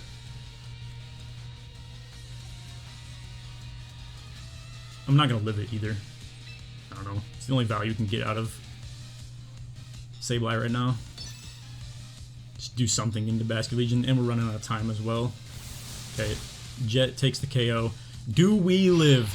Do we live the Ice Punch? I'm pretty sure we do, right? Yes. Don't you dare freeze me again, bro. Okay. Big. Alright. We have to outspeed. Wait, yeah, Basket Legion's not Scarfed. Okay, this is huge, actually. Now, if he's Protect, it'd be a smart play. I'm not gonna lie. It'd be a very smart play because Kamo goes down to another tick of sand. We need to get moving, too. I'm hitting Draco plus Shadow Ball. Guaranteed here. I don't think... there's no World Aqua Jet. Oh, no, it does. It does take a KO. Yikes, man.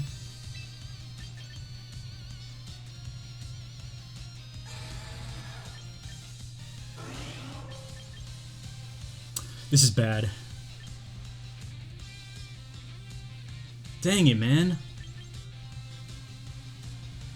We rest, no matter what. Oh, shoot.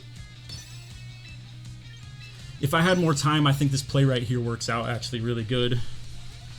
But since we ran out of time, I think we're cooked. To me, it's a no-brainer to go Aqua Jet into Gengar. Yeah, and like this would have bought us so much more time to like have a chance with Kamo.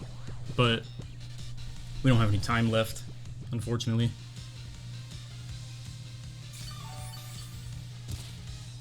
Yeah, now this Aqua Jet's for sure KOing too.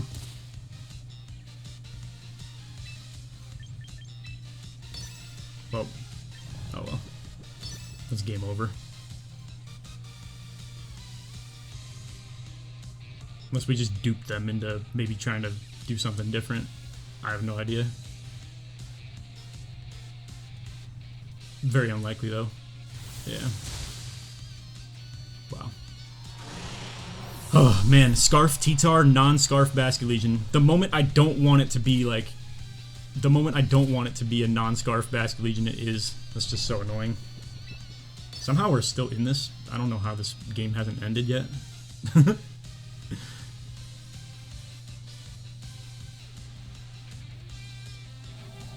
In last respects. Wake up, crit Draco. Tough, man.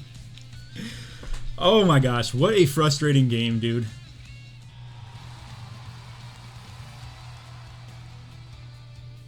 The perfect use case of Basket Legion, too. Just like, I don't know, threatening Aqua Jet into big KOs into both Armands and just not having Sableye there to deal with it. And, man, frustrating for sure. Wow. GG, though. Alright, here we go with Game 8. We have very likely Sun Team Trick Room Squad. Okay, Snorlax, time to shine. 100%.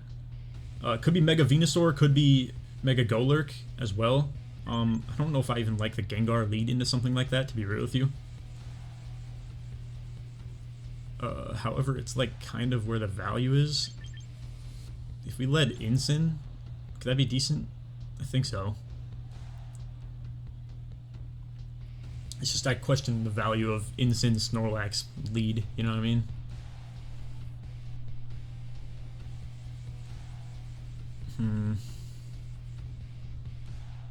Prim?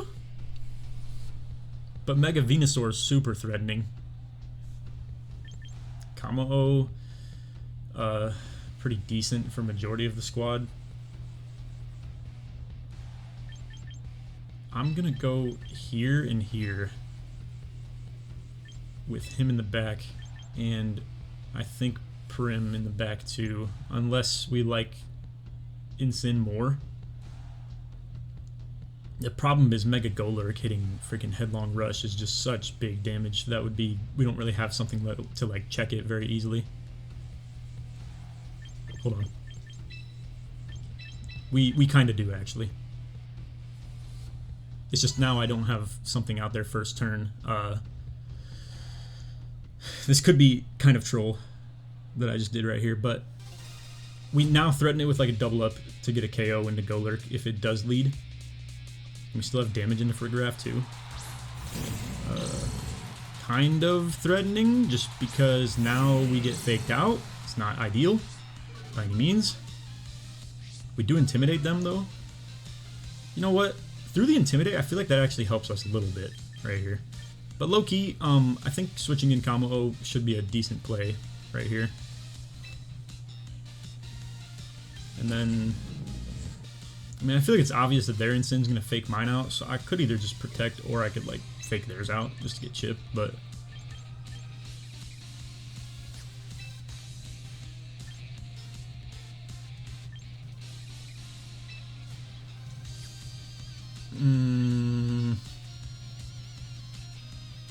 we could protect. It's not ideal, because I want to fire off damage, but they clearly can benefit from this, like, pretty hard.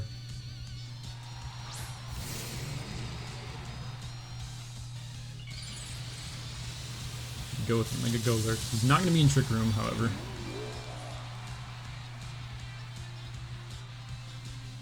We protected just to cover for, like, Earthquake slash... I don't even know if he gets it. Yeah, he should get it, but Headlong Rush is big, big damage. They do go fake out into our Incin. Kind of an obvious play. Headlong Rush. He's going to drop his defenses. I almost feel like it's just obvious that he should switch out now, too, but I just don't know if that's, like, a for sure thing he's going to do, so... You could go Body Press into Incin, and then, like... Yeah, they have a couple of decent switch-ins for that in the back, but now we really don't think Venusaur is being brought here, to be real with you.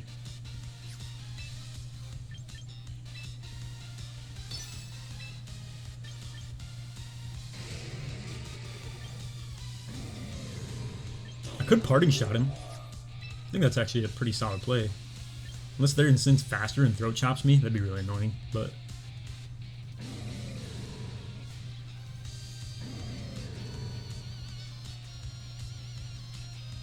I guess I'm just going for it, but it's okay. Honestly, not a terrible turn. I'm cool with that for sure, because now we get big body press damage into this Incin. Yeah, Should 2-hit, I mean, it will 2-hit KO even through a Citrus Berry, obviously. Soundproof, yeah, nice try, pal. Our parting shot doesn't work, but that's cool. Now they have to hard switch if they really want to get out with Incin, which is terrible play for them. You know what? Let's do some crazy stuff. I'm going for it. I don't care. We're doing Draco plus Darkest Lariat. He's low on his defenses, and now we just get big damage in anything that wants to switch in, and we're still threatening him pretty big with like huge damage ourselves.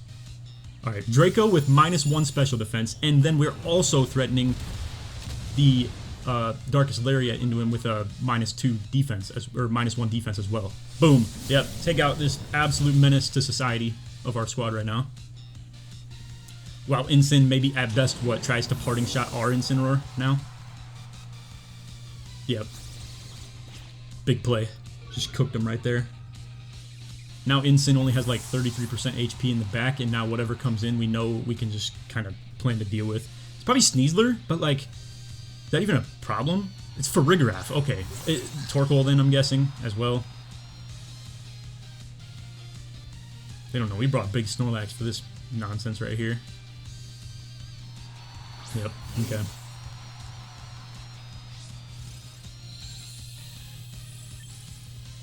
This is for sure Snorlax. And then, I mean, what the heck value does Gengar even have on this game right now, to be real?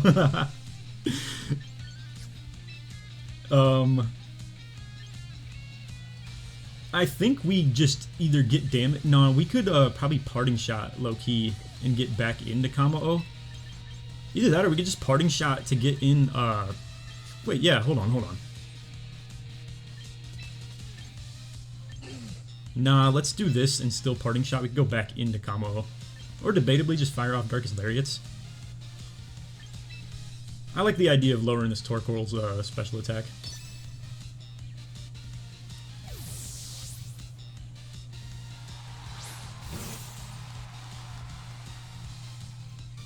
Okay. Yep, to set up Trick Room. But now we have Encore that we're going to use into their Farigiraf.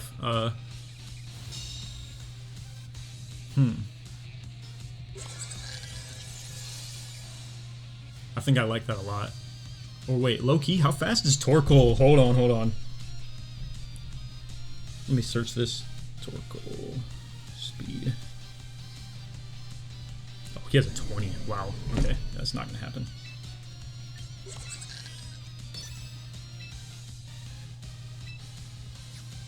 Combo-O is valuable for their Incin. Let's just stay in and do some damage so that this Eruption does less. And we double resist this for that matter too, so this is perfectly fine.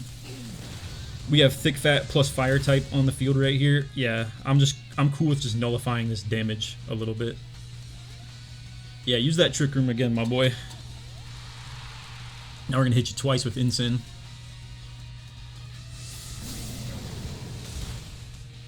Okay, that's terrible damage. Okay, Snorlax is faster now too, but I think all we can do for now is Protect. But in order to get our last resort online, I think we do go Protect. And then since we're now faster, I think we just parting shot and get into Combo. And that Farigiraf is stuck spamming that as well. And Torkoal just use Protect, so okay, yeah, they don't like that at all. I think we get in Combo now. And probably just start threatening that Incineroar big time. So Torkoal has his stats lowered and a little bit of HP has been lost as well. I mean, when in the world are we even getting Gengar in for this fight anymore? Probably when the sun's off, I guess. Because honestly, Gengar and Combo are both threatened by Farigiraf Psychic, so oh well, right? Just get him in here when Torkoal's not a threat. Or when there's only 2 left on the field and we can just Perish. Yeah, set up a Perish. Alright, well, Snorlax has Last Resort online now. And I don't think we're threatened by anything to do with either of these two, so I think we just start blamming these dudes with the Last Resort. We're faster than Torkoal too, outside of the Trick Room, so low-key... Oh, yo, let's do this. Let's go with the rest. They're probably going to fake me out, though, but, like, that's okay. This shouldn't be too threatening. They don't know. Big Snore's here for the anti-Trick Room. Yeah, take this last resort for Farigiraf.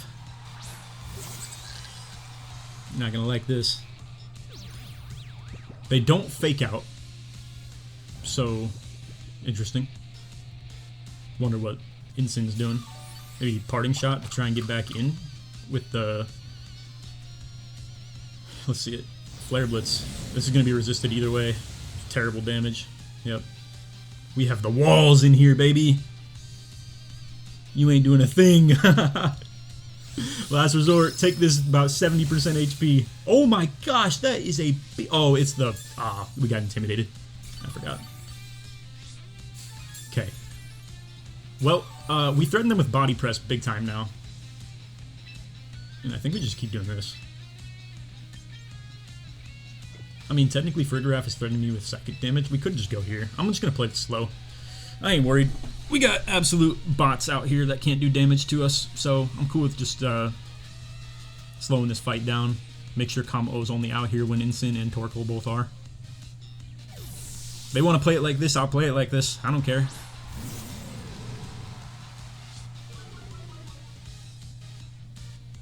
Parting shot into Snorlax, yeah. Nullify the damage. It's whatever, man.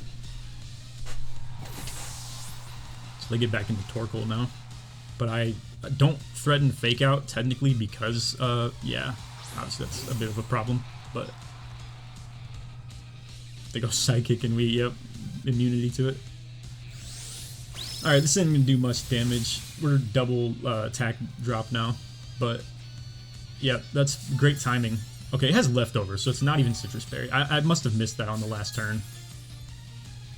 I think they're going to keep switching Incin in, just to keep on dropping our like attack and stuff.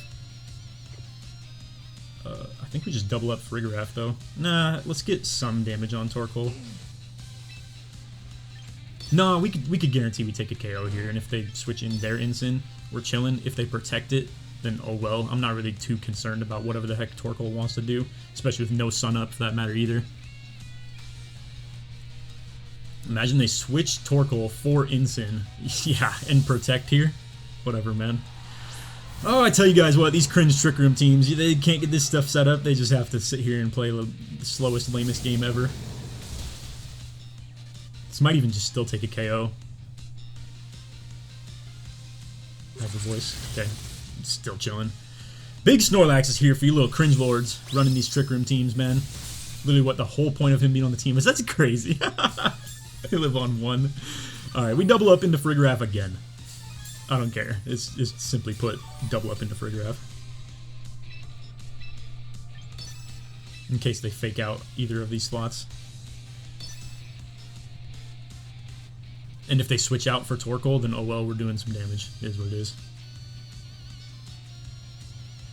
I mean, they have a 16% HP Incin with a 7% HP Farigiraf. Where they haven't set up Trick Room. Yeah, okay, and now we just KO this dude. Easy. Now Farigiraf's out of here. They were going for Trick Room. Okay. Yeah, that was negative priority. There's no way Farigiraf underspeeds Snorlax, so... Yeah. Hey, shout out Big Snore, bro. This dude's putting in work.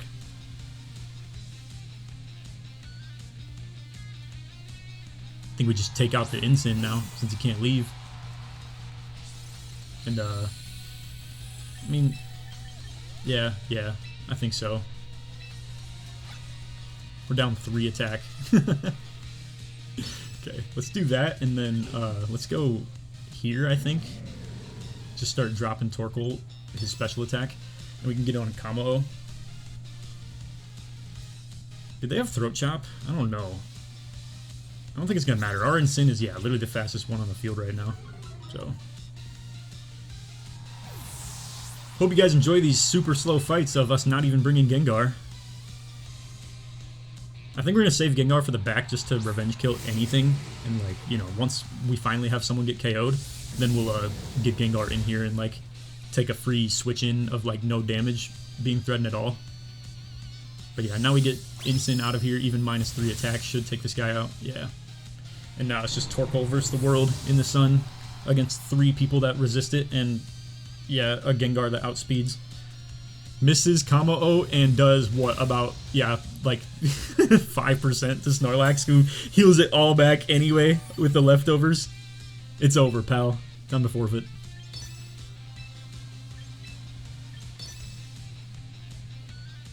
We're gonna keep 4 alive here, easy. Like, no doubt about it. Shout out Snorlax, man. What a game. I've been wanting to have a Trick Room team that we could play against where I could put him on display, and this was, like, easily it as well. Literally didn't even bring Gengar for the fight.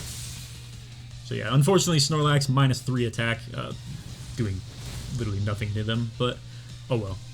Doesn't matter. Taking this easy with all 4 people alive. Dude, we could have been hitting Protect between turns too on this. Didn't use Perish Song or anything like that either. Boy, that slow Encore just duped him so hard on Farigiraf. That was hilarious. I wonder if they're trying to stall. Okay, nah. I don't think the game's been going that slow, but anyway. Good game. Great game out of Snorlax. I'll probably use this as its own video. I'm gonna do a compilation vid where I combine all of Day 1's games and just drop them for like bulk video for you guys, just so you can kind of watch the entire run. But wow, yeah, we jumped like 1,000 spots off just simply the fact that we dropped game 7, but now won game 8. So we're about halfway through this now, a little bit over half for the games of the day, and I believe that means we've taken 2 L's. I think we're 6-2, if I'm not mistaken. All right, going into game 9 here, we're 6-2 currently out of our 8 games that we've played. So, Mega T-Tar, Mega Venusaur being threatened. I mean, technically it could be Mega Garchomp, but I don't see that too often, realistically. We have Volt Switch Rotom that's very threatening, and in general, our Primarina does a decent job at covering people, but is very, very threatened by Rotom and Venusaur. Gengar lead seems good. The only thing that could be concerning is if it's like Garchomp, T-Tar exactly, and even still is still kind of threatened as well. We gotta think quickly here because I am a little bit stumped. Man, wow, good type coverage everywhere. This is very annoying. The only person threatening Snorlax would be Low Kick T-Tar. Sheesh, man. Yeah, this is very rough. Let's go here. And then Incin seems like an overall decent play. Doesn't really hurt me, doesn't really help me too bad anywhere. And then Kamo-O is still a good matchup into pretty much everybody except for Primarina. Are they willing to bring Prim is the real question. Or do we want Snorlax to fit into this squad? Nah.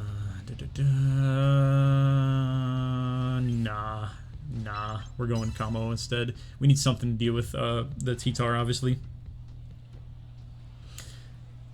We'll see how this goes.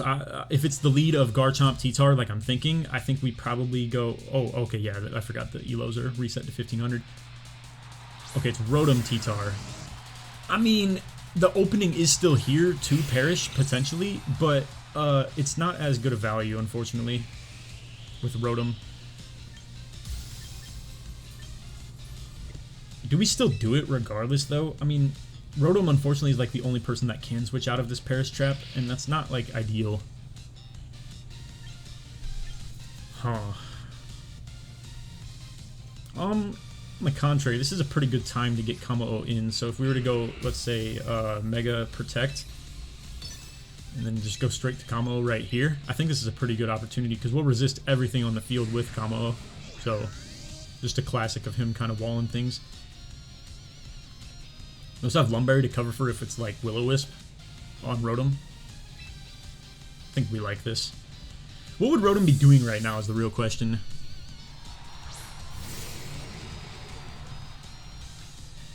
I guess we'll have to find out.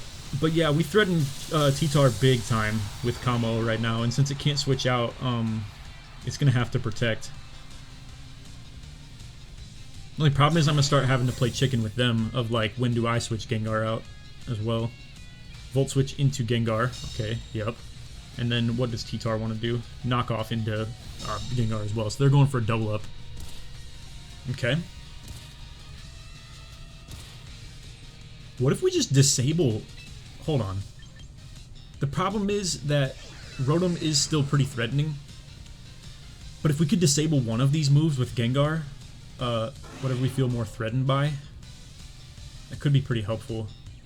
The problem is I have to call the bluff on T-Tar's speed, is the thing. Because if we can take the KO with Kamo on him first, it would be great. I don't know if I'm willing to make that risky of a play right now, though. So it might just have to be something like Incin plus Body Press. But if they do have Prim or something like that, then Kamo starts getting threatened. Screw it, dude. No. Let's move it. Let's move it. Body Press. I wish I had more time to think on this one. I probably could have made a better play. Let's hope that it's not Protect on T-Tar. However, I feel like it's probably going to be. We do get an Intimidate into him, and if he was readying Knockoff or something... Okay. He didn't Protect, so I think I'm cool with this. Now that means that even if it does go Primarina, something that threatens Kamo big time, with no Protect on T-Tar, we should take a KO here, unless it's Chople Berry. Now, we could fake out Prim as well on the next turn. So if it is Chople Berry, okay, it's not, and we should take a KO here. Whoa! Focus Sash! Okay, well that sucks.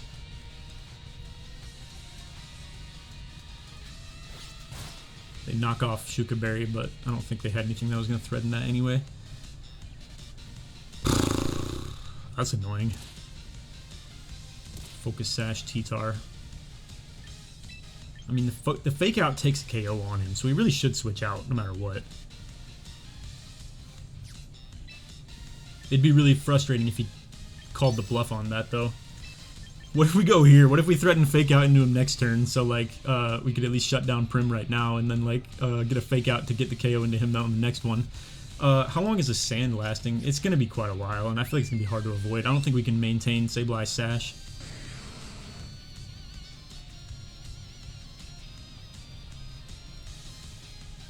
The other alternative is to just go hard here and, like, play around that, but let's just go Sableye. I don't know if Switch... I really need to learn this. I don't know if Switch Order is based on speed. If it is, then I believe Kamo is faster than... And I think we just... Yeah, we saw that anyway. I'm tripping. Okay, so we get Fake Out right here. Now we can Fake Out again, for that matter, as well. Our Sash is broke, however. Did they have leftovers on their Rotom? I don't remember. No, okay.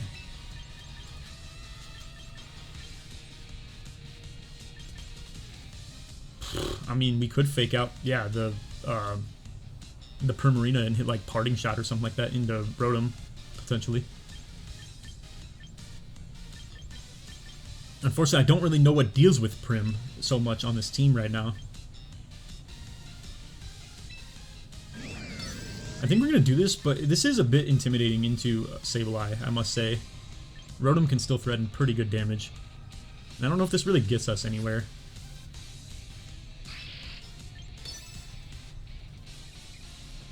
Okay, I probably could have Parting Shot it into the Prim slot. I was just worried about a switch. Okay, they go Volt Switch, so I believe what's left here? T-Tar and who else is behind? Is there anything that could troll us with me hitting Parting Shot right now? Okay, let's T-Tar and we're going to get a Parting Shot off into him, so that's pretty clean.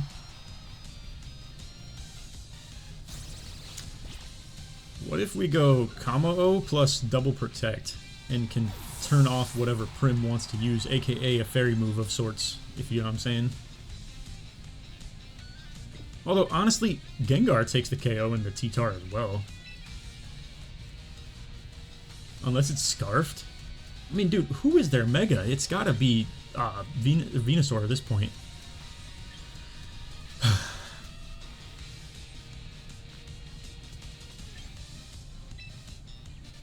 Let's go here. And Double Protect.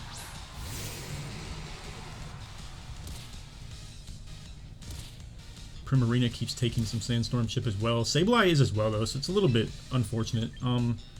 But yeah, double protect seems to be the play here, since Prim hasn't even been able to do a move yet.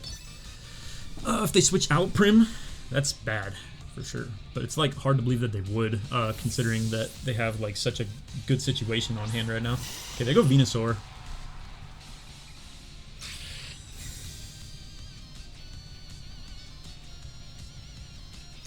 Should be able to take that fairy move offline, assuming that's what they go for. Yeah, okay. Now, what in the world are we doing about Venusaur? I think we're going to hard switch Kamo in for Gengar and disable Moonblast. This is most certainly my play. I am a little bit concerned about something like Leech Seed from Mega Venusaur though too, but shoot man, what are you going to do about it? We're just going to have to ignore him and set up Perish and just survive it. This is Gengar's value that he'll get out of the fight, pretty much. I'm trying to think of a status of are we winning right now or not, and I'm not really sure, to be real with you. Okay, let's see Moonblast again. Venusaur Earth Power, he's probably gone. Yeah, Sableye out of here. Who do we bring back in on the slot now? Okay, Moonblast indeed. Unfortunately, wait, no, I could disable into that slot. What if we go here and fake out Venusaur or something like that while going disable on Prim so we can at least make them start struggling? I think that's pretty good. Yeah, I like that a lot, to be real. We know they have Earth Power too, so like, I mean, low-key, do we fake out Prim instead and then go disable into the Earth Power?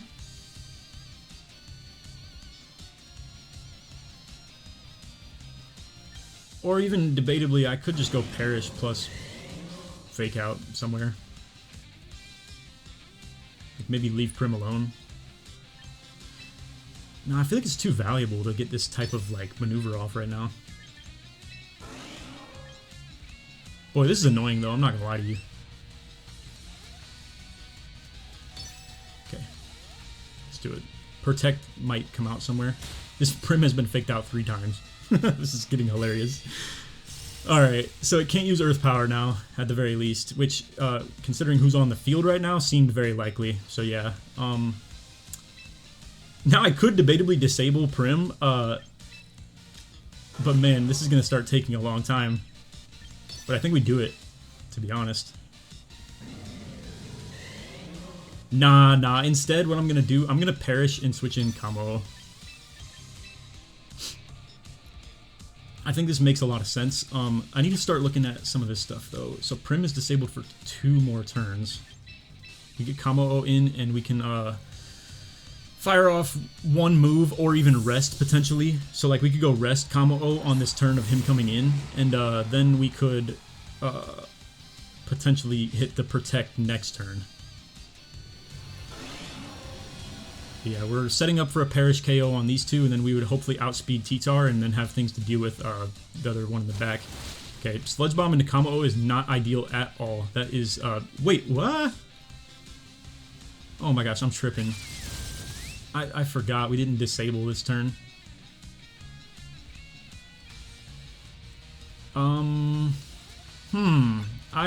That's my mistake, big time. I forgot. Do we disable that now? I mean, that could be pretty valuable. Because Venusaur can't be disabled, right? He already is. Yeah. Sheesh, dude, this is getting really ugly.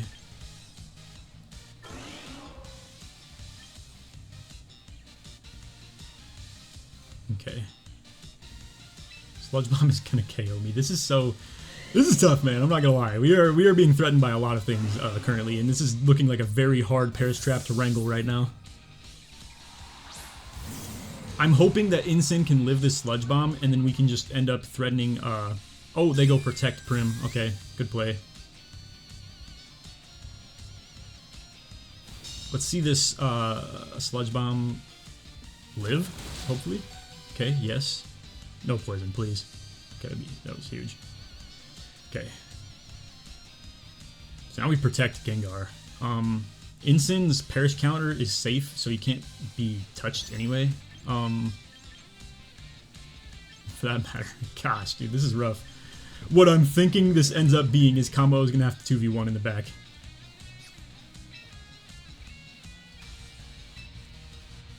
Boy, this is ugly, though. I can't lie to y'all.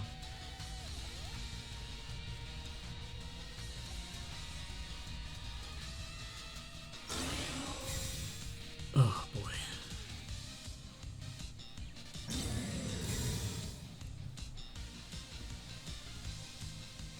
Giga Drain into...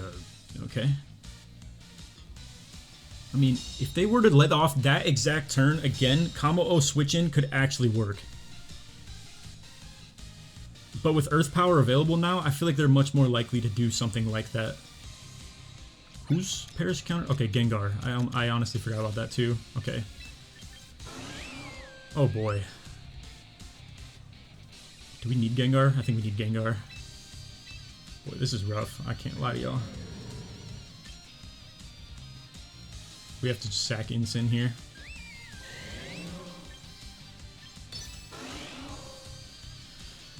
I have to hope that they don't take a KO on Kamo-O this turn, and then we can end up being faster than, let's say, their,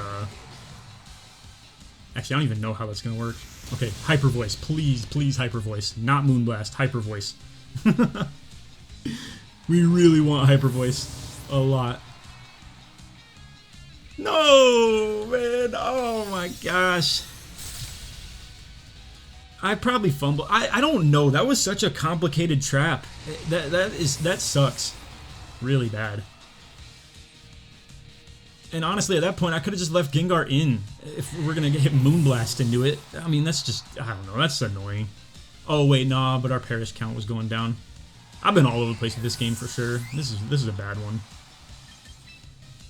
Okay, I mean, at this point, what's our out? We hope that it's not Scarf Rotom. We end up outspeeding a Scarf T-Tar or something like that, hopefully. I think it was just spamming knockoff. Because we're going to have to take a KO on T-Tar right now, no matter what. Did I believe it was Scarfed or not? That's kind of the issue, because... No, it was Sash. It was Focus Sash. Okay, well that sucks too, because... Now that means he could protect.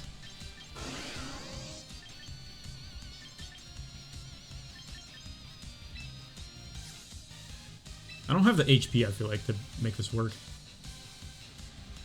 Not to mention, they should be threatened by me doing, like, damage into Rotom. Hopefully. Ugh, let's see this. It's probably Overheat, though, and I'm just cooked, to be real. My out here is to be able to disable, like, something that's, like, its only damaging move. Like, or, you know, big damaging move. Nah, that's still not even possible. This isn't simply not going to happen. How about we just keep this game alive and we don't see a T-Tar protect right now? I just kind of want to... Oh my gosh, it is Scarfed indeed. And we're just going to get KO'd by the next T-Bolt anyway. There was never a way to win this then, off this situation. And I'm going to get KO'd by the Sandstorm chip anyway, so... Man. Frustrating game for sure. I don't know. I feel like we had that pretty good. I don't know where I really fumbled it, to be real. Or even if I just did it all. I don't know. Maybe that was just an impossible team to end up beating with the way that I led or the people I brought. I don't know. Rough game. That was our worst one by far of anything I've had so far in the gauntlet and stuff. Alright, here we go. Going into Game 10. We are 6-3 now. Just took an L in the Game 9, unfortunately, to a Sand team with Mega Venusaur. Alright, here we go with a pretty standard meta team. We got Arrow, potentially Charizard Y, X, and also Mega Floette being threatened. I feel like against teams like this, it's pretty standard to just go Gengar, Sableye, and improvise. And I think we definitely want Snorlax in the back just to absorb damage and like be a threat in that regard. And also with Thick Fat being able to just kind of wall stuff like that, as well as we need Sableye for Basculegion too, so I don't know. I mean, the odds of it being Charizard X are a little bit higher too, considering there is a Basculegion on the team, but that doesn't have to always correlate. Physical attackers, pretty much everywhere except Floette. However, Intimidate only going to be useful into those except for King Gambit. Combo O, it's tough. I just feel like it's such a bad bring into the squad. But, like, at the same time, he's really valuable, too. If I don't bring him, we have to literally Perish Trap King Gambit no matter what. And that seems awful, to be real with you. What if we just drop Snorlax? We're just going to have to fight this tough and deal with it. And that would let it be so we can bring, like, Prim or Incin to deal with. Maybe, yeah, I think it's going to be Incin.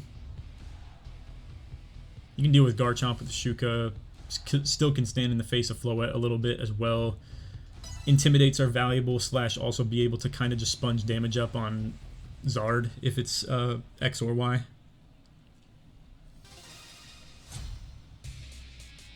Alright. Let's see it.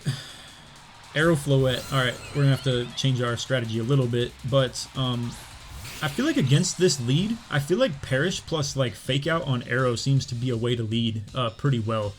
I could risk it a little bit more and go Perish plus Fake Out on Floette, or I could even play the slow and just go like double protect or something like that, but I feel like that leaves us more vulnerable, and I want to set up the Perish right now. So who do we want to Fake Out? Floette threatens damage into Sableye. Aerodactyl's not that threatening in general, however, could outspeed us with like a Rock Slide flinch or something like that. I think I like it into Floette. This is a more risky play, for sure.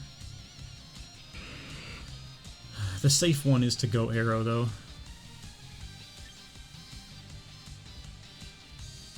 We're gonna try and get a little risky here. I'm gonna hope to either A, win a speed tie, or B, don't win a speed tie and don't get Rock Slide flinched on Gengar specifically. It doesn't even have to be like either of my slots, just specifically Gengar can't get flinched right here.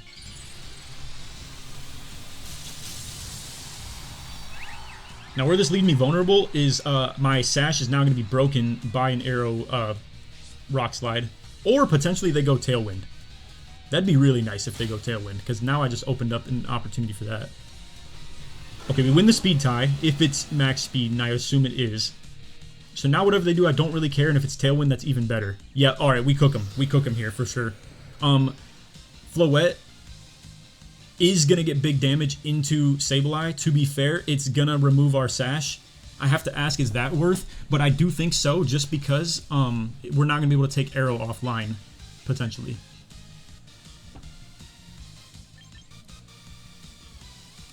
The alternative is we go double protect right now, keep the Sash intact, and then either hit Encore Disable into what is needed everywhere. Problem is, Floette is really fast in this Tailwind, so this is like our one opening to get an Encore into Arrow. If it goes Protect, we're kind of trolled, to be real with you. And I feel like that's where me hitting Protect would be really good as well. You know, let's do that.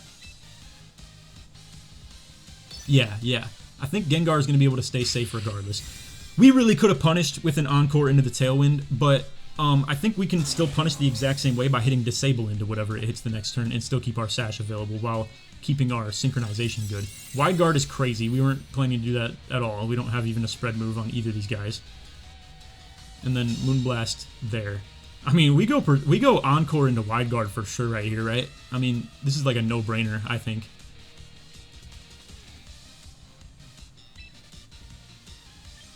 I could even mitigate some damage a little bit, low-key. We're also going to try and set this up to where the back can deal with whatever big damage is coming in as well. So, like, Sableye keeping a Sash intact and then making it so Arrow can't even do anything would be kind of beneficial, if we're being completely honest. But what if I went Disable right into the Floette? Like, with Prankster Sableye instead. I don't think that's as safe, though, personally. And it wouldn't leave Gengar with anything to do, to be completely honest. So, I don't know. Just Encore the Wide Guard. Alright.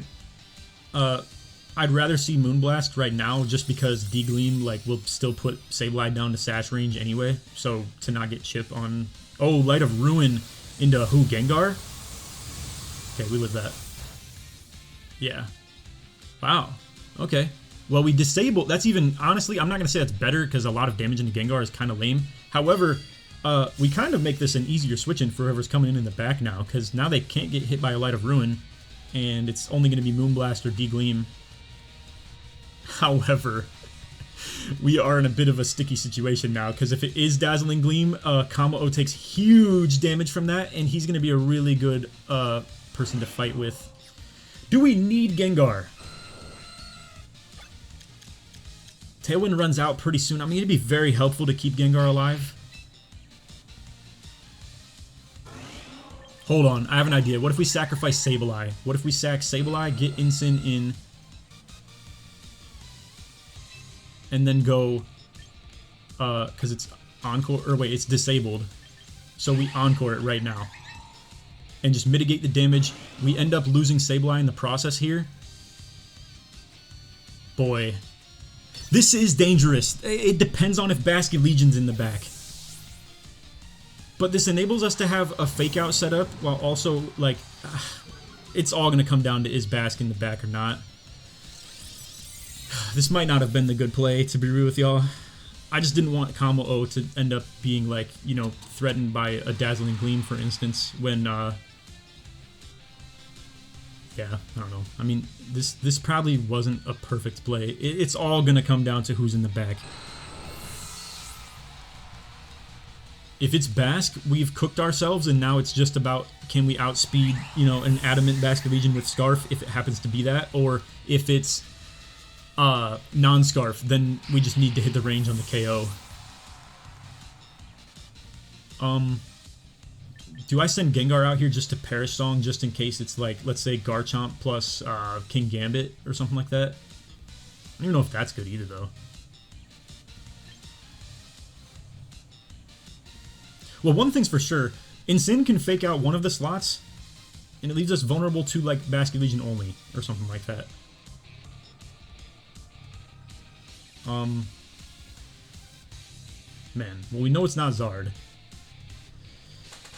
I can think on this.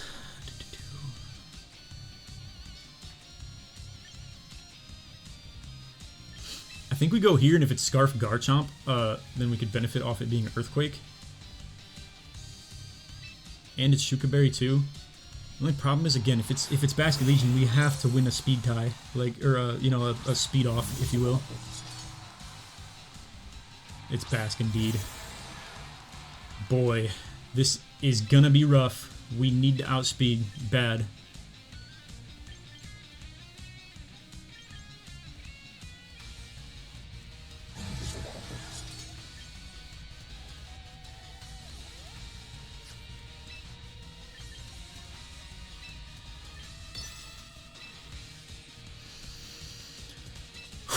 Well, it's all going to come down to this, pretty much. I'm also curious what move it would be clicking, if that matter.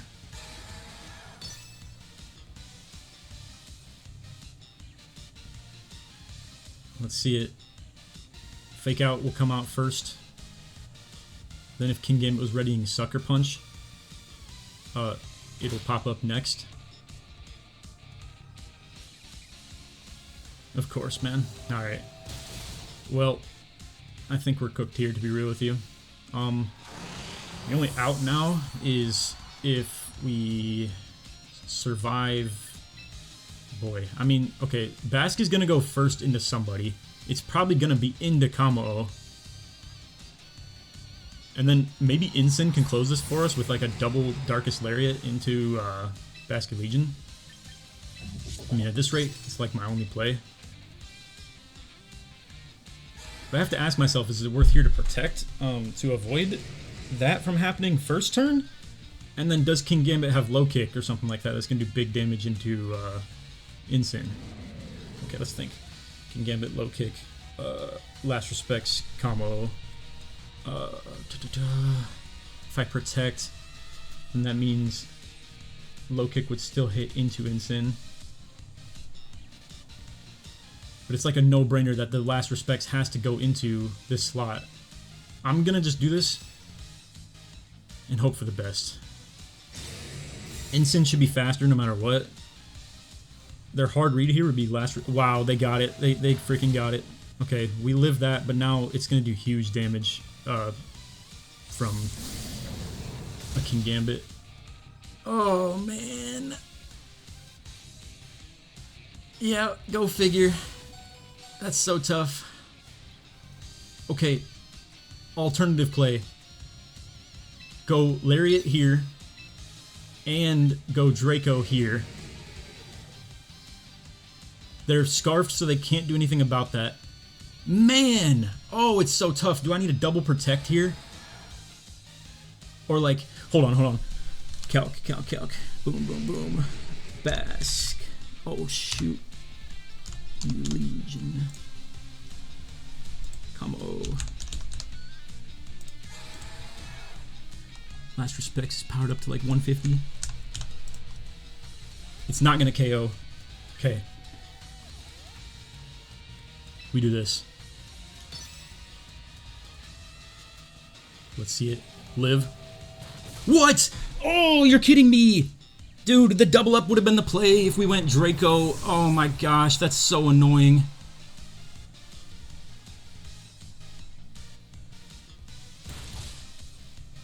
Oh, that's so frustrating. That's so frustrating. And honestly, the rest was a terrible play. I'm tripping, man. Oh, it should have been Draco and just double up into him and let Kamo-O win a 1v1 with Kingambit. I fumbled that so bad. We get KO'd here probably. If we manage to live this, rest is 100% the play. Even though I don't think it failed off the Lum Berry, like not activating.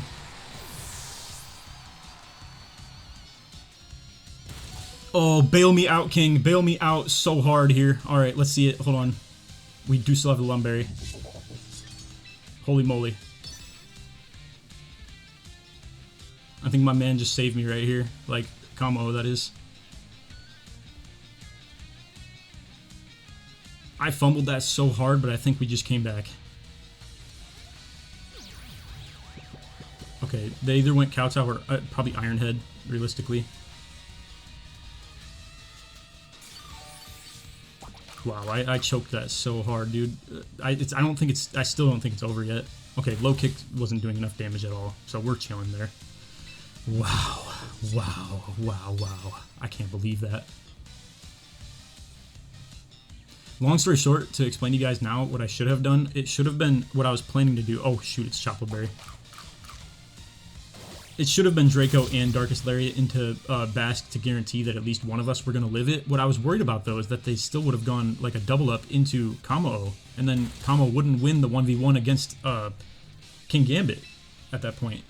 And then also I have my speed stuff messed up, but like I said, if it was Last Respects into Kamo-O, the rest would have made sense, because then I would have regained my HP, and then the Lariat would have gone before Kingambit. So basically what I'm trying to say is I actually think that was a good play. It's just that they played the perfect play into mine, and it just cooked so hard. So basically what I'm thinking is it would have been Lariat into Basket Legion.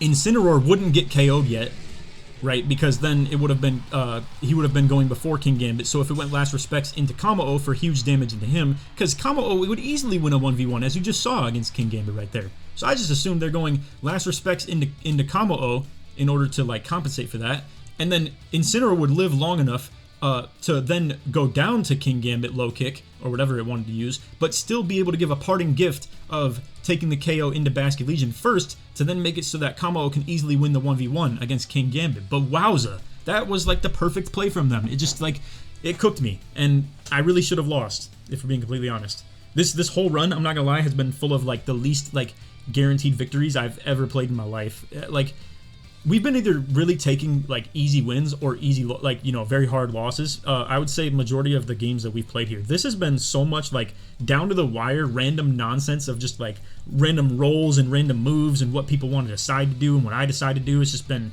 crazy gaming. So anyway, that's 10 games in. We're 7-3, and it's been insane. All right, going into game 11 here. We are 7-3, I believe. We have a Sun team interesting cleaver play as well. I wonder if that's Scarf Cleaver like we were talking about in the vids. Wow, yeah, a couple of threatening members of the squad that aren't Charizard. We have Greninja down here as well as Incineroar and Aegislash, so the Parish is looking a bit rough, if I must say. This looks like a great game for Kamo-O, however, a little bit tough depending on what Greninja's protein moves are. And then also Whimsicott, pretty threatening as well. Let's think. I mean, Zard is very threatening too, must say. Even still, like if we leave him unchecked. Snorlax? Ah, man, it's tough to find like value out of him though. He just doesn't do much offensively here. However, it's like good defensively. Like I said, Kamo-O, yeah, it's like necessary. I think Incin might be necessary too. But man, like there's a lot of ammunition for Greninja to like really just do a number on us as well.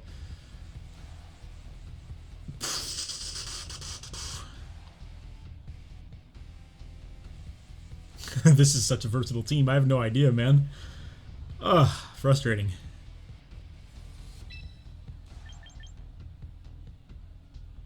I feel like Prim could have been okay, but I truly don't know what to think of the Greninja. I tell you guys what, Greninja being on a team is truly like very, very threatening, especially if it is one of their megas that they're using. This guy's negative though, minus like 3 games, maybe even minus 2. They go Cleaver, Whimsicott. Okay. We ended up going Sableye on the lead here. So I think we probably just fake out Cleaver. I'm actually quite glad to see this lead, I can't lie to y'all. This is looking like a Parish fake out if I've ever seen one.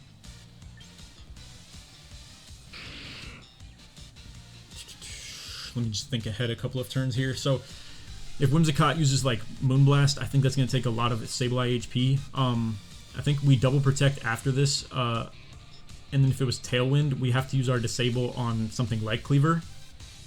If it's not Tailwind, I think it's...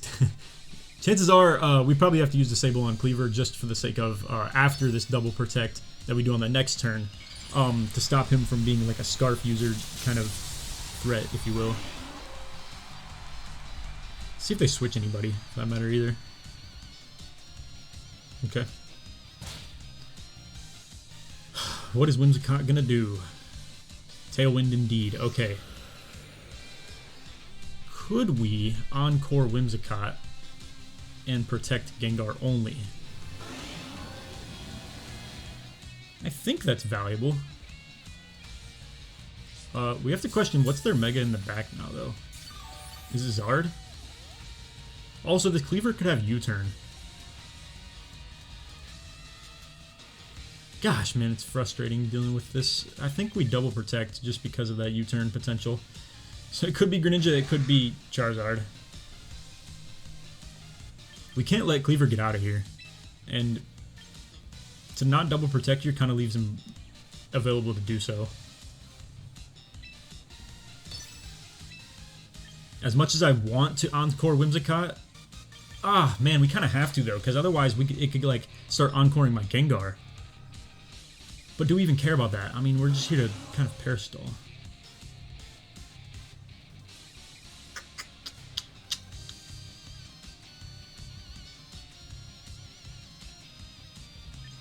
Going Protect. A lot of these squads have been leaving us with a lot of like hard decisions to make. This has been a rough like set of live comm that I've been doing here. Do they go U-turn? They tried to Encore. Okay. Night Slash. That is a lot of damage with Sharpness. I think we allow Whimsicott to Encore us into Protect, or matter of fact, I might even just double Protect myself. Either that or, see, Disable's not really too valuable, I must say. I think we just go double Protect plus disable the Night Slash.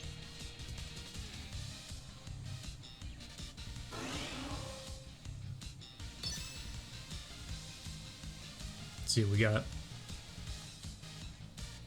The order of this should be Gengar goes first for the Protect. If Whimsicott tries to Encore, I think it'll fail, for that matter, if I fail my Protect. Okay, we get the double Protect anyway. Let's hope this isn't U-turn now.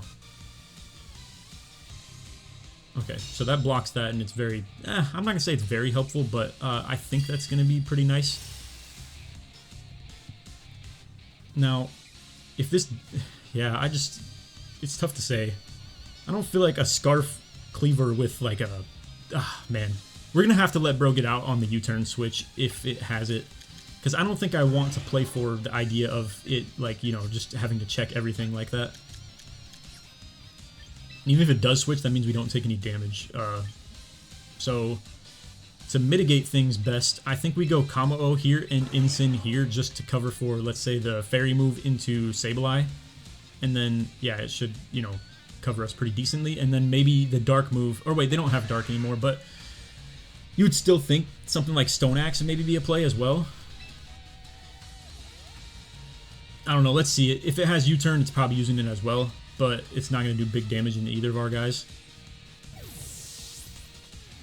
The alternative is I could have sacrificed Sableye, but I don't think we really want to do that. And it's possible they're not even running U-turn on Cleaver. It's also still possible that it's Scarf, but I don't know that that's going to be the case. We're going to find out here. Okay, we predicted that switch correctly with the Moonblast, getting Incin into this one instead of it being Kamo-O taking that. And then Stone Axe. Okay, that's okay. They do have rocks set up. However, that was very good damage mitigation right there. And it's going to break our Sableye's Focus Sash now when he comes in. And likewise, with doing damage into Gengar. Not to mention, we can't really Perish Trap anybody right now either. So we're going to have to hope that whatever's in the back is still a really good situation for us to like actually fight here. We do have a Fake Out available on Incin now. So that could buy us like a turn of Kamo-O doing things. At the very least, I have to be happy about what they led because it wasn't super threatening. Okay, so I know now with Greninja that can be very threatening, and not to mention that Incin is threatening Fake Out into us now too is kind of annoying. But if I go Body Press plus Fake Out,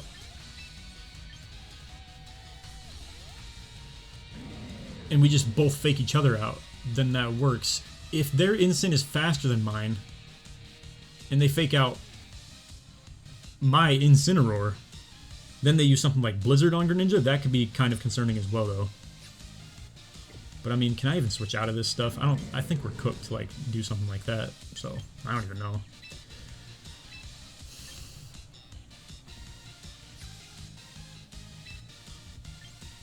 Let's do this. My best hope... Okay, so Greninja goes for Protect, and it's going to turn into a normal type temporarily, but it can still Protein next turn. And then, can we see a Fake Out into Incin? That would be great. Okay, yeah, it was pretty obvious they would make this play. It is what it is. We're definitely going to double Protect now, just to, like, suss out what type Greninja wants to turn into. I'm going to assume this is Blizzard, and I hate that people even do stuff like that. But... otherwise, I'm trying to think water moves, potentially, stuff like that. I mean, if we go Parting Shot right now, that could actually help quite a bit. And leave Incineroar kind of viable. Or, like, vulnerable, I should say.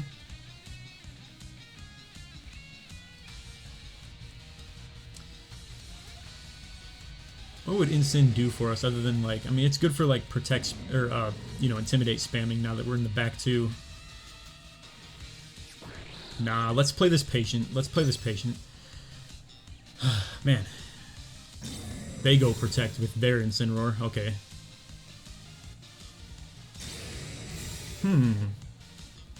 Greninja didn't Mega either. Are they just stalling? They're trying to like... Dude. Okay. I feel like I'm being debated right now.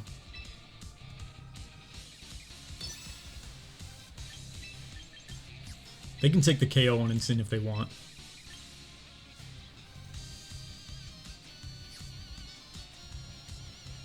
How are we going to get rid of Greninja, man? I have to hope it changes its type maybe, and then it'll be able to be Encored or disabled by Sableye.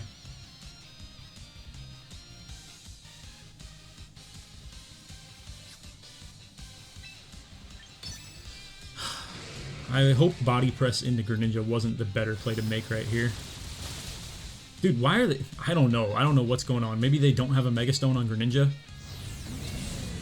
This is fine. I'm not worried about that at all. I don't think we take a one-hit KO into Incin ever here. Yeah, it wasn't likely, but...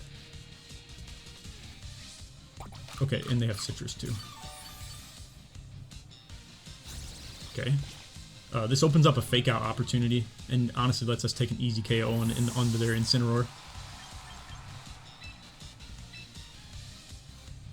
I'm so concerned about this Mega Greninja potential. It's like, it's killing me that this hasn't activated yet. Is the obvious play to like protect Incin right here?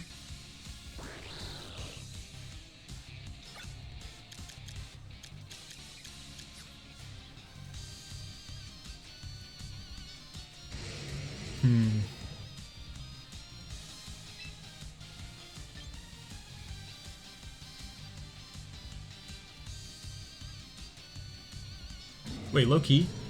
Hold on. Oh, dude, but Greninja could Mega like right now. We fake out. We fake out for sure.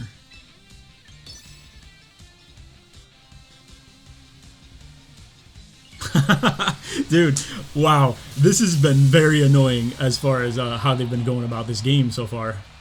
Okay, well, this actually worked out great. Like, really, really good that we went for the fake out instead of something like, for instance, Disable or Encore into, and then, oh, whoa, whoa, whoa, whoa. Why in the world is Incin faster than Kamo? What in the world? Bruh. What in the heck Incin do they have on their team right now? That's 60 base speed versus 85! What do you mean Incineroar is faster than Kamo? Okay, well now we wait to find out what the heck type this thing wants to turn into. If it's dark, that's cool. I think that means we can deal with it better. If it's anything other than dark, that means Sableye can start trolling him. So, let's get this moving a little bit though. I wonder if we're getting close to, here, recording's been going for 12 minutes. There's no way we're within range of this being like a timeout.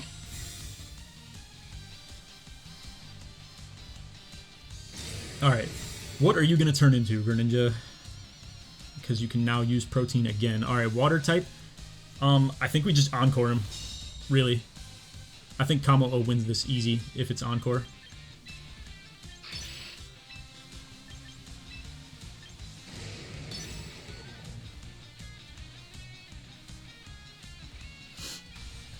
Maybe that's a little bit concerning, to be fair. Like... It is a water type right now, so it's not like this body press is doing huge damage, but Greninja is quite frail. Oh, it goes for Kamo-O. That's fine. At this point, that's even better. If we get flinched, it doesn't really matter, because now I can just disable Greninja too. Okay, yeah, it's over. They for sure lost. We just go body press plus Encore now. Oh wait, my bad. Hold on. Yeah, disable, I mean. Okay, they forfeit. Alright. Good game. Wow, that dude, I'm not gonna lie, they played that very tactically with the Greninja though. They had me start questioning if they even just didn't bring Mega Greninja, like, and I was just kind of avoiding him, and as you can see, they really could have sprung that on me at the perfect time, going Mega Greninja on activation will turn back into a water dark type. I don't know if you guys had been following along with that on like the channel. I had mentioned that happened to me one time on Showdown. But yeah, if they go Mega Greninja, they can activate their water dark type again rather than being a normal type, and then my prankster moves wouldn't work on Sableye. So we played that perfect. Like, it just felt very skeptical. And like we weren't so confident in it just because I'm wondering why in the world is Greninja not Megaing right now. But yeah, anyway, good game. I think that puts us at 8-3, I believe. Yeah, and we're still sitting in the top 2,000. Let me back out. I'll let you all see the update on this real quick. So 11 games. Like I said, I'm pretty sure we have 3 losses, so that should be 8-11. And then if we go to the leaderboards real quick, I can pull that up. So best anybody would be is 15-0. Let's see. And meanwhile, there are people that are literally 120 points ahead of me. Granted, I still could win 4 more games, I think, or something like that. Yeah, we could win 4 more. which I think in best case scenario puts us probably at like, let's say we would get 15k for each, and put us up about 60k, or yeah, 60 points or something. So we'd probably be sitting at like 164. Is that in the top? Okay, that's easily in the top 300 if we were able to win 4 in a row. But a lot of these people probably haven't played like all 15 games, to be fair. Though, I'm not going to lie, I would assume that a lot of the top 300 probably have this done by now. This has been up for probably, like, it's 3:30 a.m. Central Time as I'm recording this, and the challenge started at like 9. So, yeah, it's been quite some time that people have had to play. It's like 6.5 hours. So, anyway, let's keep it going. I think I'm just going to continue to get this the 15 games in, and yeah, see where we end up after that. Okay, so let's see. We got a rain team looking right here as well.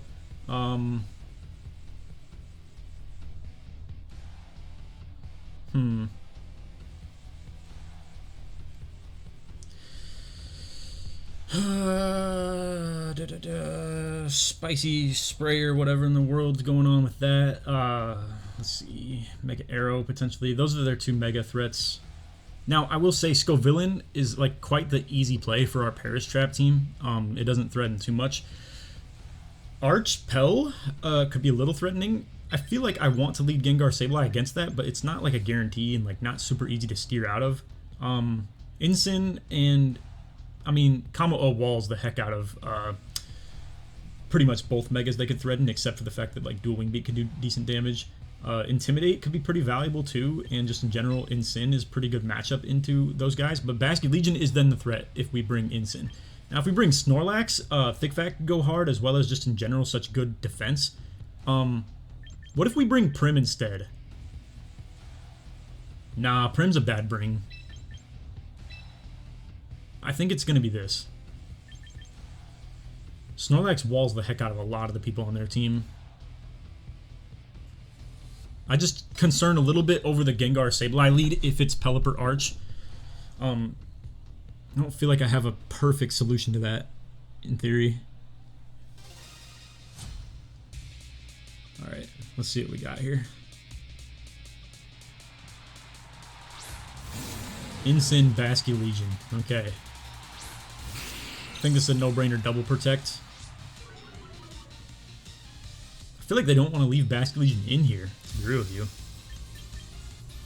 I also feel like I should maybe even, like...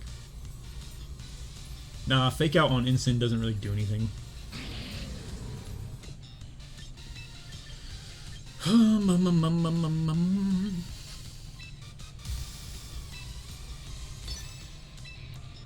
I feel like we like this, but I'm leaving myself vulnerable to a Basket Legion switch out next turn into, like, let's say, it's just tough, because, like, I'm going to double into Basque next turn, and if it ends up switching, that's, like, terrible, you know? So,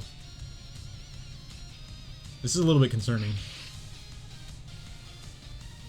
I don't know if this is the right play. I think what we could do to compensate for this is go Disable with Gengar into Incineroar, and then Disable with Sableye as well.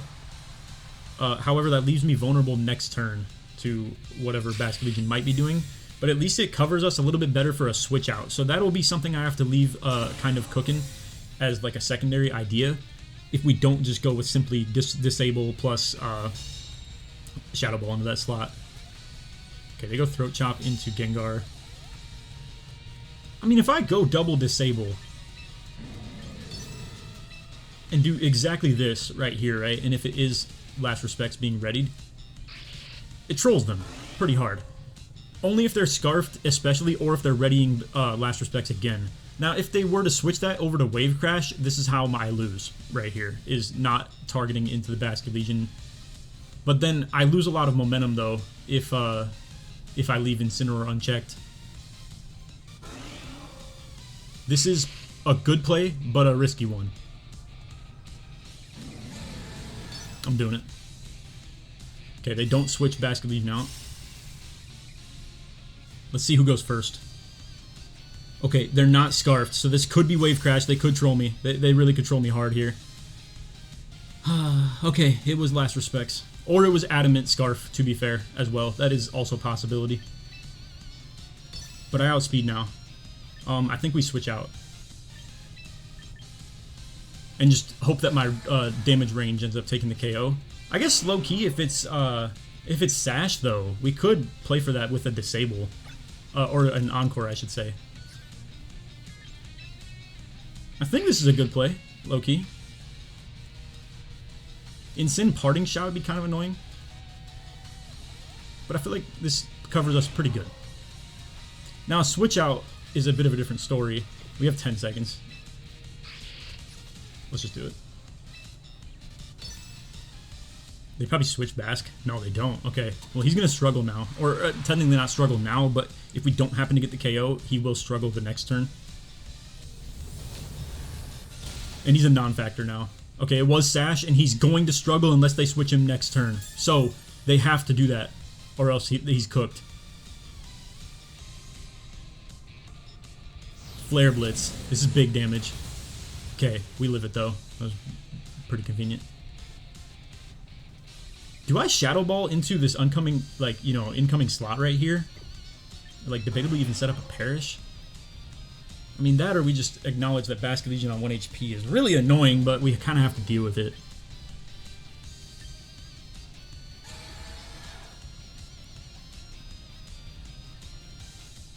I mean, we know for now it's only Incin threatening damage. I mean, if Basque gets out of here, it's pretty convenient. I think I go Protect plus Threaten Fake Out of our own. I mean, Snorlax is kind of valuable too. Let's go here. I actually kind of like this.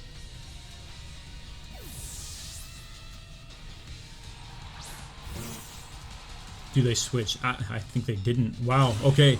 Now Basque Legion low-key actually won't get KO'd if it hits into Gengar. Yes! Let's go! That was huge that it hits into Snorlax instead. That's very, very helpful. So now we got our thick, fat Snorlax out here. This is going to do, like, nothing. Yeah, literally nothing. Probably just about more to him than it is to me after leftovers. That's the wall right there, baby. Scovillain.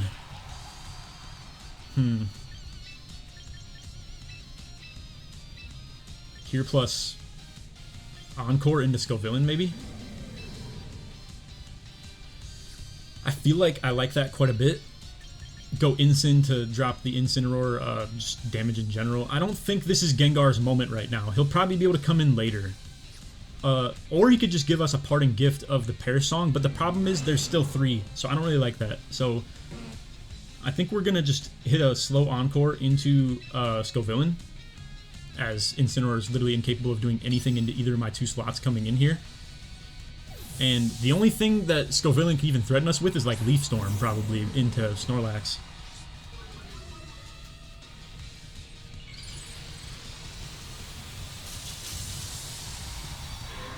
This is definitely the way we want to go about this. We want to be a pacifist to Scovillain because we don't want to get Snorlax burnt. Okay, they go Leech Seed. This is going to get a lot of HP. However, they're kind of stuck spamming that now, and we could get in however is going to be clean. Ideally, dang, we're going to have to figure out how to do this, though. I think we go slow Encore. This is going to be really annoying, but I think it's the way we have to do this. I think we go Protect on both slots right now. Or wait, my bad, no. Protect Snorlax. Or wait, that's not even it either. Protect Incin. Encore into their Incin. So that we at least know what we have them stuck doing. And then this stops the Leech Seed from actually affecting anybody, and then we can guarantee what Incin is going to be doing on the next turn. The only problem is if he goes Parting Shot or something like that. That could be kind of annoying. And also, I don't know if that actually helps us. I mean, actually, yes, it does, because then we could go Parting Shot into it and then hit Disable the next turn. Okay. I believe this... Oh, wow. Okay, they switched. Into Pell. I don't know if this is great.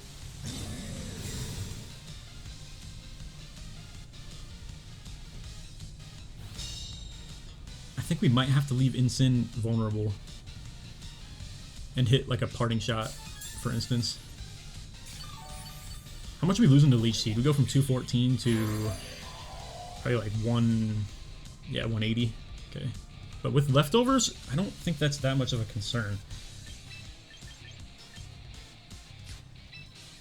I think we're hitting a slow parting shot here.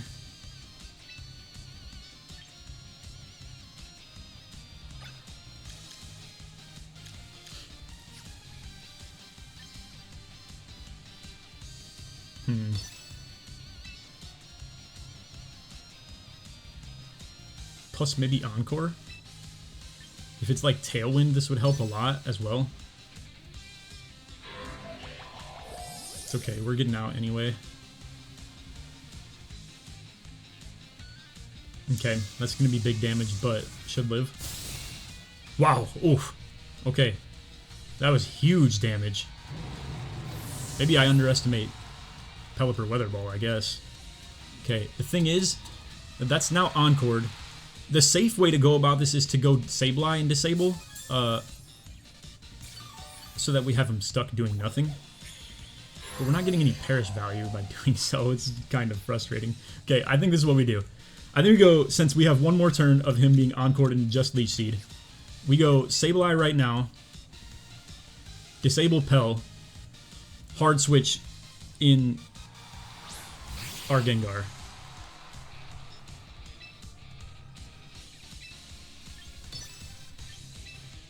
This is so frustrating though, man. It's just like, because I mean, Pelipper's stuck. It's in an Encore. If it's Leech Seed into this slot, that'd be bad, but it shouldn't be considering he already has it up. So like, I think we do this. As long as they don't switch this turn, that's what we want to see. Okay, I think we're good now. I think we're good. Because now I can go... Okay, yeah, I expected that. What's the play here? If I go Perish, we use Encore on Scovillain, so it can only use Leech Seed again.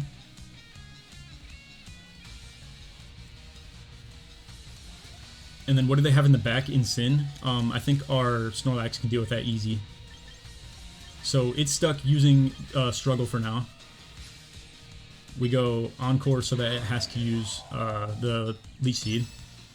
And then we go Perish right here.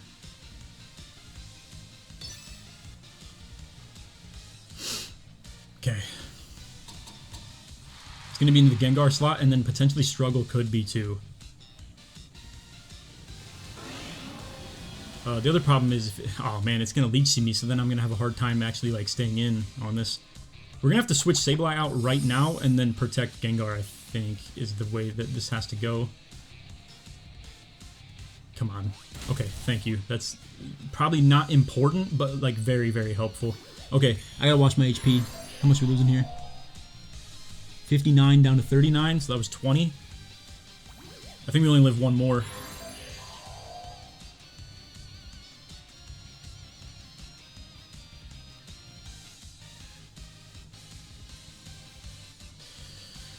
Oh, man. Okay, we go here. Protect here. Or like, I think. Gosh, dude. So bad. The Perish count is certainly not helping us right now. Can we just take a KO on Pel, maybe? Is that enough? Well, actually, yes, I think, because if it's going to have to struggle, we could sacrifice Gengar right now, and then deal with that, and then Scovillain ends up stuck here. Is it even still a Snorlax switch? Yeah, I think so. The only thing that sucks with is that it's leaving Leech Seed as an option to be a win con for them. They have to hope the Leech Seed even hits into the right slot right here, though. Okay. Pelipper is going to struggle. Yes, okay, it's going... Oh my gosh, you gotta be kidding me.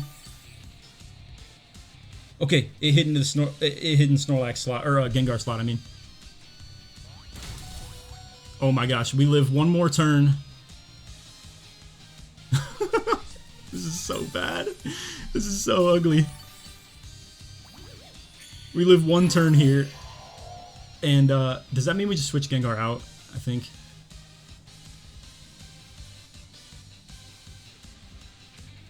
I'm only going to take 1 KO with the Perish if that's the case, but I mean, that's going to be the case no matter what.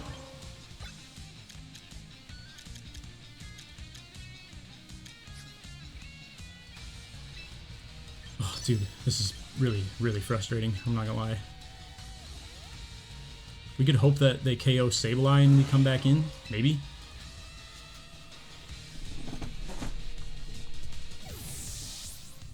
This is a lot of steering we're doing right now. Okay, it protects into the Encore. This is rough. Oh, duh, it still has to Leech Seed. That's rough. I can't lie. They can only save 1, though, I must say. They can only save 1 here.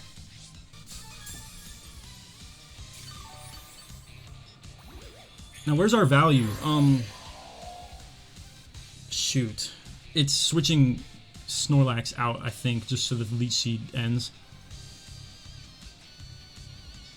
Who are they going to save? Probably Scovillain, or maybe Pell for, like, the sake of getting weather up. This is rough, though.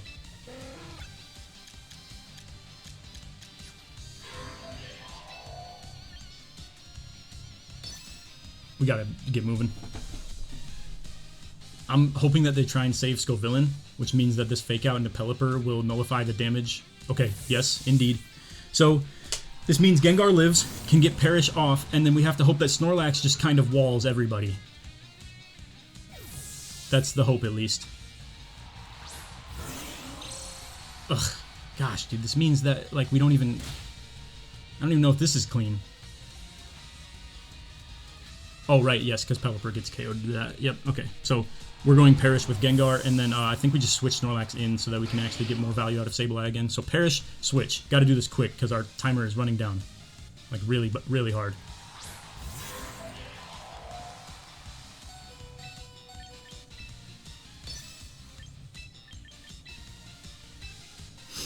This keeps Sableye alive, and we at least have an ally on the field, which could be helpful, especially into the next turn.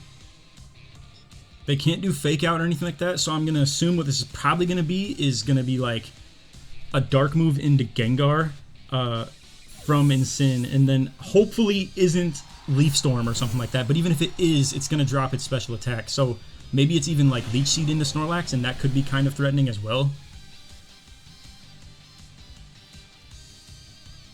Yeah, it is. Okay. At least we got the Perish off. That's our good condition to win. Oh, wow. They didn't go for Gengar. Okay. I think we... Do we threaten big damage, or do we just go Double Protect now? I think we go Double Protect. No brainer. Yeah, this is for sure a play. Or actually, no, we protect Gengar and switch in Sableye, so this Leech Seed ends. Or do we still go Double Protect, then switch in on the next one? Sheesh, man. No, I gotta stick to the way this game plan always works. You'd always Double Protect right here. We'll both survive. Plus, we need to get things absolutely going right now. You always Double Protect this, because then if they both get double KO'd into the next turn, the count will hit 2 at the end of this one, 1 at the end of the next one after that, and then Sableye can just simply hit Protect and win the game. So 100% the play right here is Double Protect, even Double Protect in the next turn, and just simply let them take double KO into us, and then we will come in with Sableye on the last one and Protect and win. So, as long as we can keep on pulling that off in a good amount of time, that is the key here. Now, I've been cheesed here a couple of times before where my timer goes down from like 38 all the way to like 15 for no reason. So I have no idea, but we are spamming A 100% into this next turn. We got to see a Leech Seed animation and whatnot right here too. Let's see this. I hope they don't troll me the same way I've seen it before, where I just end up with way less timer into the next turn. Everybody's count hits 2. We just spam Protect here. I have 30. Okay, just keep it going. We have 27. Keep that in mind, in case we end up just getting cheesed by the game here. Maybe they could stall this out and end in a draw too, potentially. If they see the writing on the wall hard enough. 3 minutes for 2 turns? I don't think so. No, there's no way. Although the animations and stuff and the whole Perish counter and whatnot could definitely troll us. Okay, we get a Double Protect on Gengar. Didn't really matter, but Snorlax fails. Okay. They Leech Seed, but boom, we protect it. And they Throat Chop. Okay, Snorlax is going to get KO'd here, but again, this is fine. Sableye pretty much just wins the game off just a simple protect. That's all we need. Or if we both lived right here, then double protecting, like protecting again just wins. Yeah, okay, we just win. Simply put. Just got to get this off. Make sure the game ends in time. So we have one more in the back. Okay, spamming, spamming, spamming. 25. Okay, boom. They could stall 40 seconds. They forfeit. Okay, holy moly, dude. What an absolute greaser again! We've been absolutely playing the sweatiest games of all time right now. It's just tough, because like the writing was on the wall right there for us to be able to win, but like, holy moly, battling the timer is such a threat as well. It's like so grueling to end up knowing that you have to outplay your opponent and outplay the clock. And yeah, just that was a really rough one to dance around with the fact that like Snorlax kept having value, but defensively, obviously, which is like really good with his thick fat into those two at the end right there, especially. And I don't know what the heck Scovillain had for damaging moves. Like, who knows if it had Overheat or Leaf Storm or anything like that. But, jeez, dude.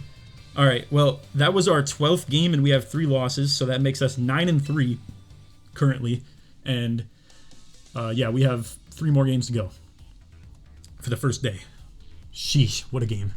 All right, we have game 13 here. We're 9-3 right now. We have another rain team with also Scovillain and Mega Meganium being threatened, while it's still potentially Pelipper, Basculegion, Arch, and then like 1 extra, pretty much. I don't believe they would bring Sneasler. I hope they do, for that matter, actually. But I'm going to assume this is going to be Pel, Arch, Basque, and then probably Meganium, to be completely honest. I don't feel like it makes a lot of sense to go Scovillain. Either way, Snorlax is going to be a play here for sure. I'm almost starting to question, does Snorlax on the lead make sense against like Arch, for instance? Nah, I think we just stick to our Gengar Sableye lead and have Snorlax in the back. Now, who do we want for the other? I brought in Sin for the last one, and I think it makes a lot of sense here. Defensively, Walls, Scovillain, as well as Meganium, at least better than Combo or Prim do. And then it's not great into the others, to be fair, but I think that's the purpose, though, at the very least. Yeah. We're going to have to dance around this Basculegion pretty hard, though. Same as we always do, being honest, but... Alright. If they go Pel Arch, this is a question I've had to ask myself quite a bit, and I think it always means we just have to leave ourselves vulnerable to a Pelipper attack, which isn't ideal, obviously, but that's really the way that Fake Out Perish would get set up. I mean, it's also possible that a Fake Out into Pel plus Protect on Gengar could still be a play. They do go Pelipper Arch out. Now let's think. So if I Fake Out the Pelipper, the thing is that I don't want the Tailwind to be set up, right? So I could disable with Gengar into the Archaludon slot on the second turn if I were to, let's say, Protect plus Fake Out Pelipper. The problem is if Tailwind gets set up, then I can't do that. So that's where this looks so awkward to even consider doing something like that, to go Protect right here plus Fake Out into Pel. But the purpose is simply to stop the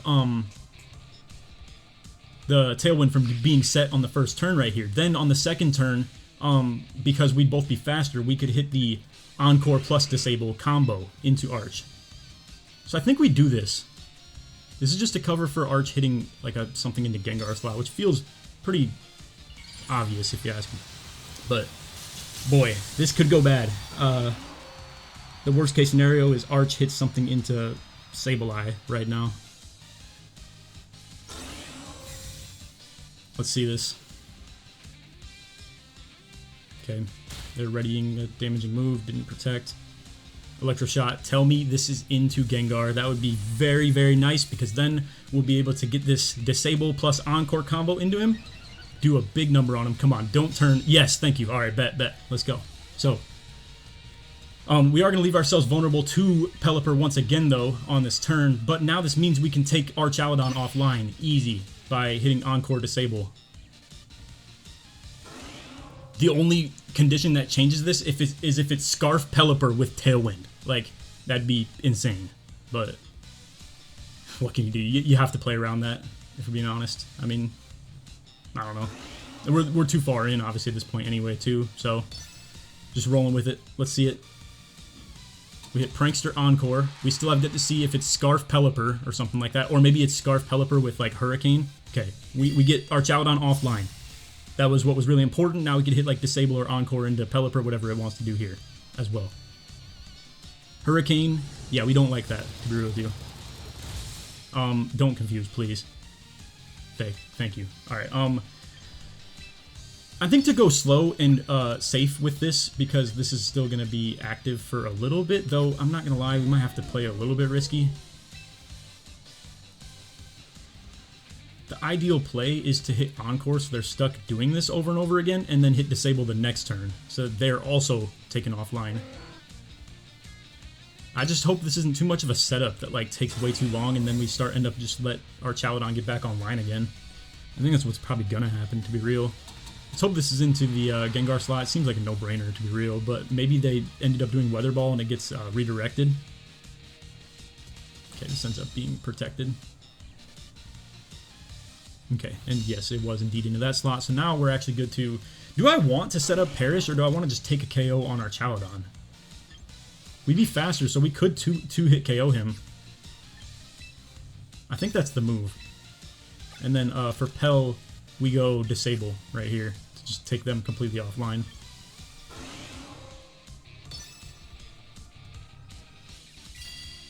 This is slow and methodical, boys. 4 turns of Sableye just either encoring or disabling somebody, or 3 turns actually, I should say.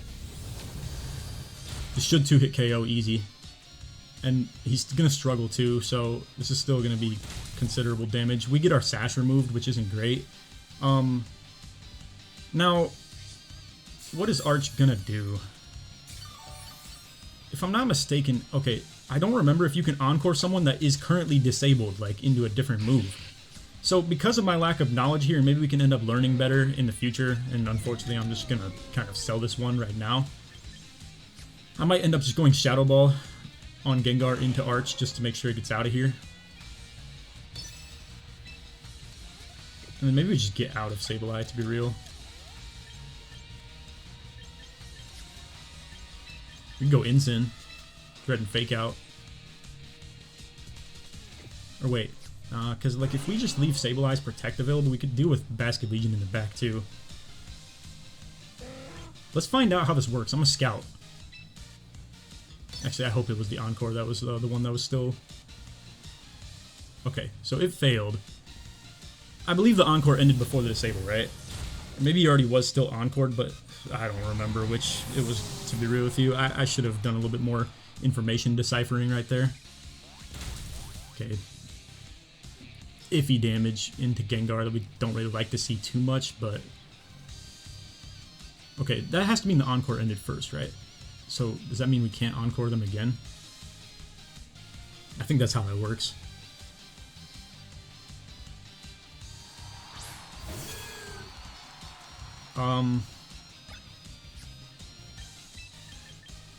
Okay. If we could keep Pelipper stuck here, or literally just take the KO on Pel, that could also be kind of helpful. I don't even know if we need, like...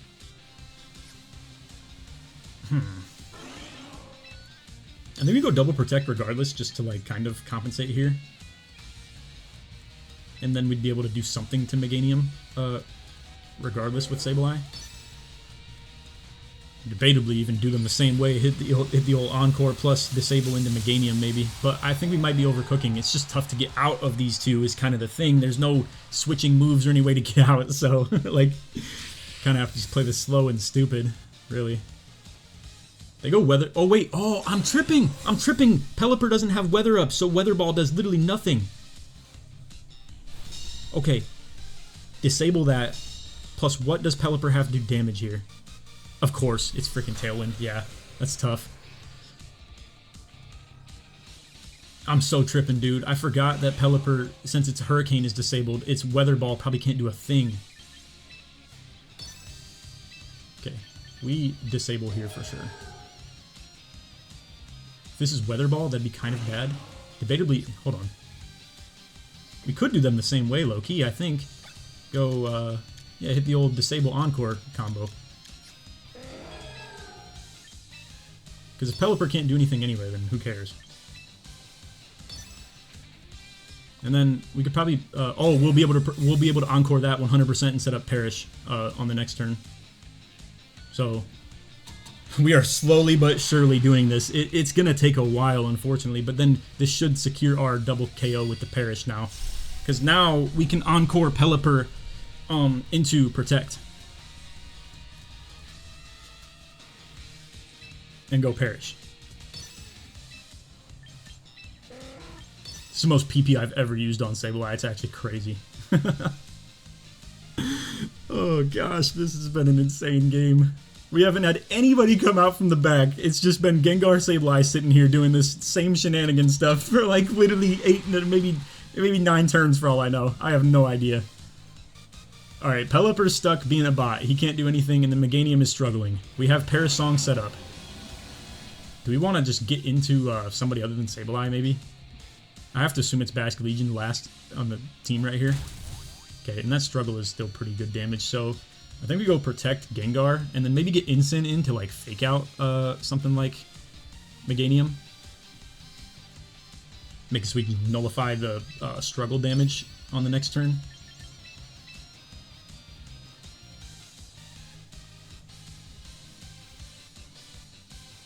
I think this is easily the play. And then just wait for the Perish counter to go down, pretty much. This also lets us do the pivot tech with Incin, potentially, to where we could like switch out of Gengar if we like really, really need to. But I don't think it's gonna be necessary.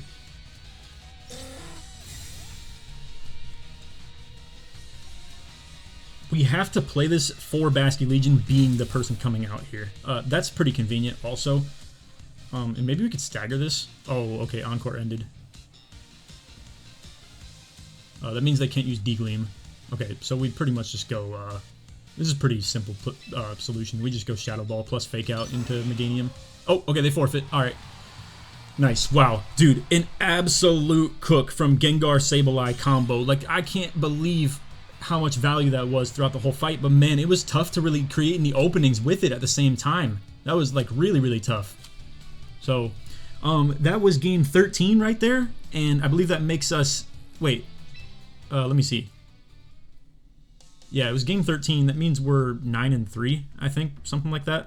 Or wait, no, we're 10-3. My bad. 10-3. Whew! We're in the top 1,000 now. Oh my gosh. This has been a cook right now. We've been really doing our thing on this day of competition here. But unfortunately, it's been a lot of lucky stuff that's happened to us at the beginning of these runs.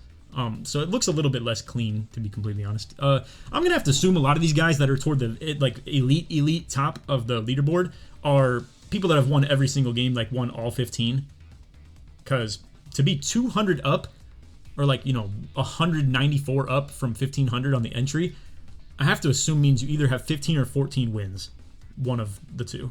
To be fair, there's a pretty steep drop off right here, so I'm gonna have to assume that this person won all 15 and everybody else probably won 14, something like that. And then into a territory where it starts to be like, you know, I mean, low-key, you know, we win 2 more in a row, we're sitting about like top 100 probably. Nah, it's gonna be more like 150ish, something like that. Yeah. So I don't want to get too far ahead of myself. It's not even really a guarantee that we end up doing so. But anyway, yeah, 2 more games. Let's get into them. All right, here we go. Going into game 14 of day 1. What do we have here? Basculegion, Charizard. You'd have to assume that's X. Why in the world would you have Pelipper on the team? Okay. So we're getting any random assortment of the classic 4 that you're going to see between Kingambit, Sneasler, Sinistcha, and then Basculegion, which means Sableye is absolutely a bring right here and probably on the lead in general, I'd have to assume, would be like pretty good. Sinistcha on the lead could cook us, but you don't see that too often. It's possible though. Certainly possible. I think we go Snorlax just to cover for a switch into Gengar, just in case like we're really concerned about something like that. And then I think Combo O is a pretty obvious bring too. Incineroar could be decent, and probably checks something like Charizard a little bit better, especially if it's X. And maybe they just differentiate between Sun and Rain on this team. And I don't know who their Mega would be. They don't have one if they don't bring Zard. So I feel like it's got to be X, no? What if we drop Snorlax, play a little more aggressive, and go with like Prim and Kamo together?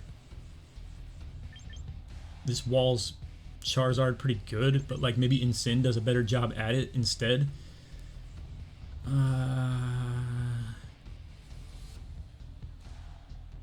Nah, I'm bringing Snore. I want to feel comfortable with like the Basket Legion situation. Now Sneasler becomes a little bit more of a threat, but I think Gengar and Sableye can deal with Sneasler pretty easily. As in not even have to worry about him. Is this guy's first game? Okay.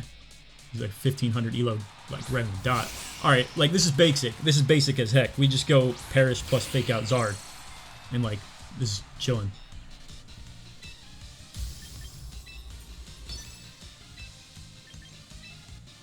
Yeah, this is like a no-brainer to me. Seems pretty obvious of a play. I hope they don't switch out. It'd be pretty helpful if they're to just stay in here instead. Sneasler sees such little value into this lead though.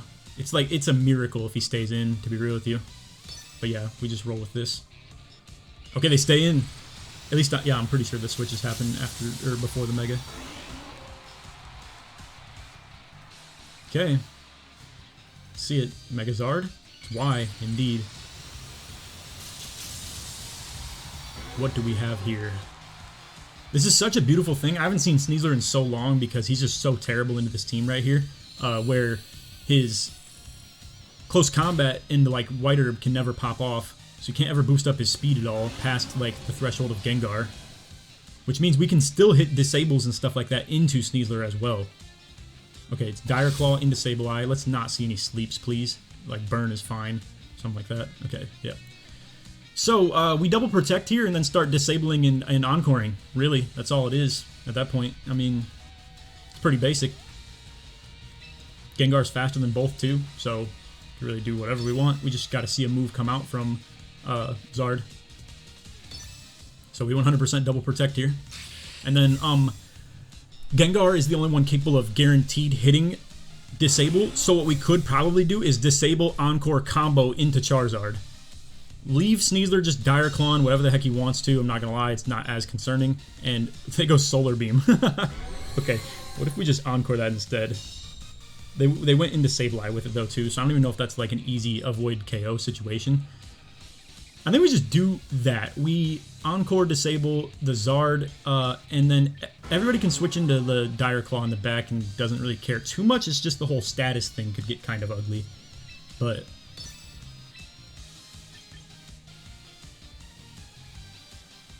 I do still think this is a good play. We make Charizard useless, and then we can just, again, to only have to switch into Dire Claws and stuff and just take Dire Claws from Sneasler is not that big a deal, you know, all things considered, and especially to make it so the back doesn't have to switch into anything threatening from Zard right here is pretty useful. So once again, Dire Claw into Sableye. Any statuses? Nope. Okay. Now we're going to go for the double switch 100% here. If they were smart, I think they fire off a close combat. It would cover for our switches pretty good. I'm going to go into Snore on this slot. In here, just in case like they continue to, you know, Dire Claw into our Sableye, and we can like have the Lumberry pop off. If they go close combat into our Gengar slot and hit Snorlax, that's like not ideal. But let's see what they end up going with here.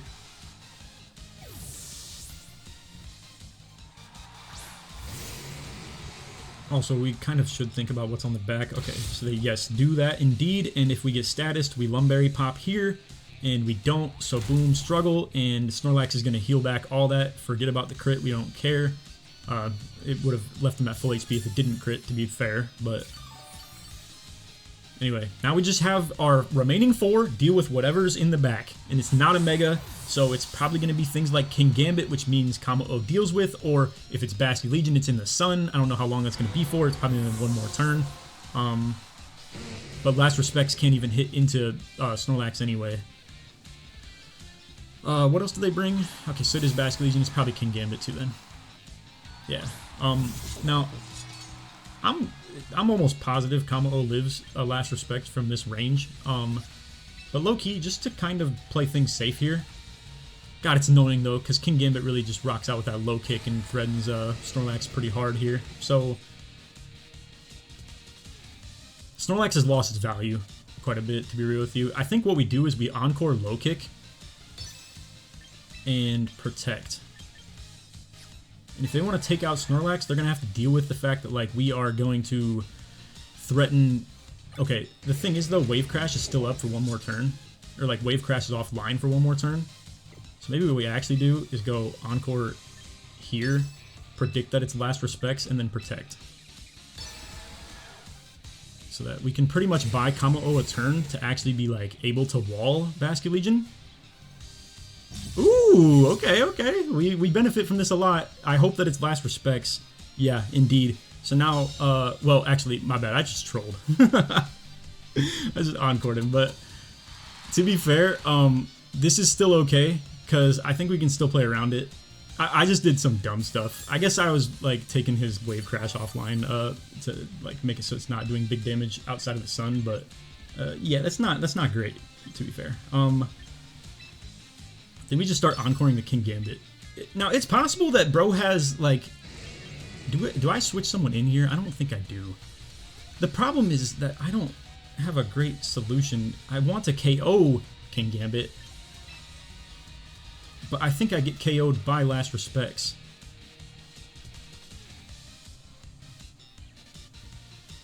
But it's like, if we can Encore Kingambit into whatever it does... Ooh, that's still not great, though. Oof, oof, oof, oof. I don't know what the great play is, to be real with y'all. I might be fumbling this as we speak right now.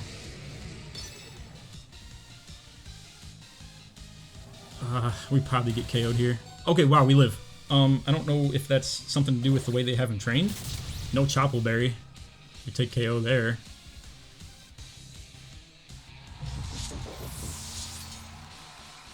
Okay. Well... The thing is that they're going to KO, they're going to KO Kamo-O pretty easy. I think I just let them do that, though. I don't want to switch anybody into the Snorlax slot.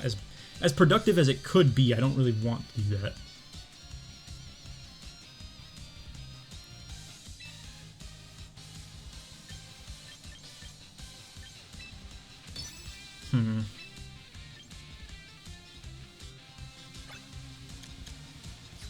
Yeah, because we can still disable and whatnot. Kamo-O still has a Lumberry available, right? Yeah, so, like... I mean, low-key, if they don't want to target him, I guess I could just rest anyway. Essentially, we're just letting Kamo-O go down right now. Yeah, it was obvious this was going to be the case anyway, but, I mean, what can you do? You can't switch anybody into that slot. This is just what it is. So now we disable Last Respects, and hard switch in to Gengar in the other slot.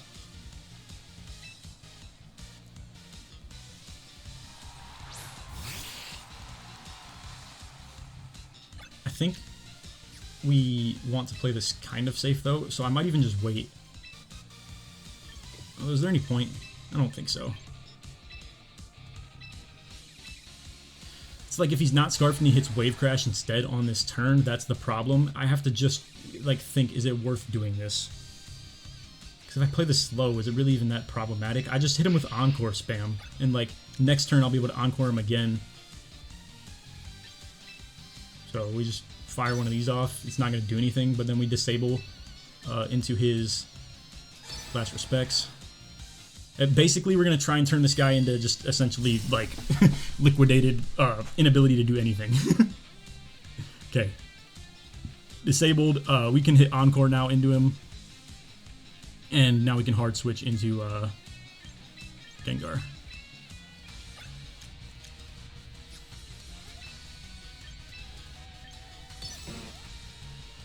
Okay. And then if it's Scarfed, it's going to struggle anyway. So, it doesn't even matter as much on that.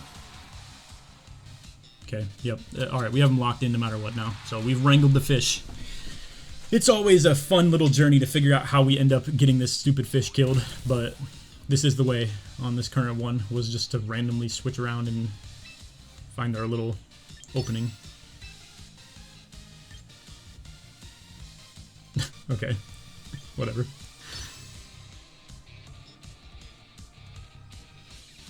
Yep, that's game. I think even the bulkiest of Basket Legions probably get KO'd by this, at least if it's HP invested. Okay, and especially after a struggle, too. Imagine it crits this and, like, nah, there's no way that could even possibly manage to... I'm tripping. Alright, this is easy. KO, 100%. Alright, way to get another dub. Let's go. That's 14 games down, 11 wins. Should be cracking into, like, nearly top 300 now on the leaderboard. That guy's got some nice fit. Alright, let's see where we at. 456. Okay. Riding a 5-game win streak. So we're into the top 500 with one more game to go. Let's see. Go to battle data. Competitions you entered. Global challenge. What is number 300? Yeah, we're easily getting into that, and we probably go about plus 10k. So I don't want to get ahead of myself because it's not guaranteed we even win the game, but we'd probably move into about the top 200-ish, something like that. That's big. All right, let's lock in. Let's try and get this last dub. Be very nice. All right, here we go into game 15. Let's see it. This is to potentially get on the leaderboard. Should really be fun, but we gotta lock in. Make sure we actually get this dub. All right, what do we got? Mega Floette. Pretty likely. I assume they don't want to bring Frostlass, I'm gonna be real, even though it's an option. So I'm gonna assume it's Mega Floette and play around that. Typically, we can end up leading something like Gengar plus Sableye, but I'm not gonna lie, the idea of Garchomp plus Floette is a little bit threatening just because the rough skin fake out into him would be like kind of a big deal. However, that is how we create openings in general. I think we go Gengar plus Incin with still Sableye. Yeah, Sableye covers us really well for something like, for instance, Sneasler, and also we need him for Basket Legion. So now we have to figure out who do we want for our final slot. Snorlax is a really good defensive wall. Prim gives us back Perish option. That could be pretty good as well. I think Prim's probably a good bring.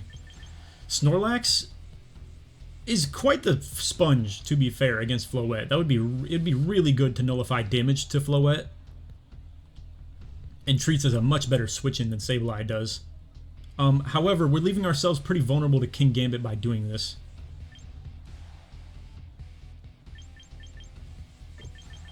Let's leave Incin, go Prim. Oh wait, nah, Kamo-O Snorlax in the back. Yeah, I think this is probably the best way to go about it. I've found myself using these four quite a bit, to be real with you. I think it's just because of the constant meta that you see of the Basket Legion, Kingambit, and Sneasler. Alright, this guy's not too far removed from playing his first couple of games here. Oh, it's what I was concerned about. Garchomp Floette. I think we go double protect instead here. Keep the sash intact and maybe end up taking no damage while trying to set this up. Because we go double protect, Gengar is fast enough to end up disabling whatever Floette uses, and then Sableye can disable even a Scarf Garchomp as well.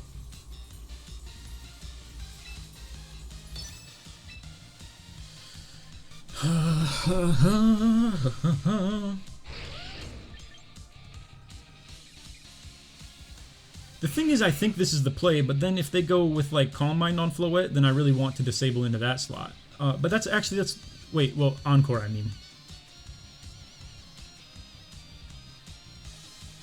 Let's do it and hope that they go Protect as well. The problem is if they go Protect, then I use Disable and that wouldn't work, and then we'd have to call the bluff on the Scarf Jump. But I feel like we feel pretty confident that Scarf Garchomp. That's how they usually are, to be real.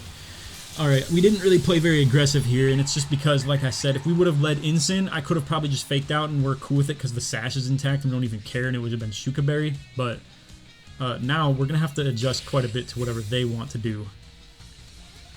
So leave our mind open a little bit here. Does anybody protect from their squad?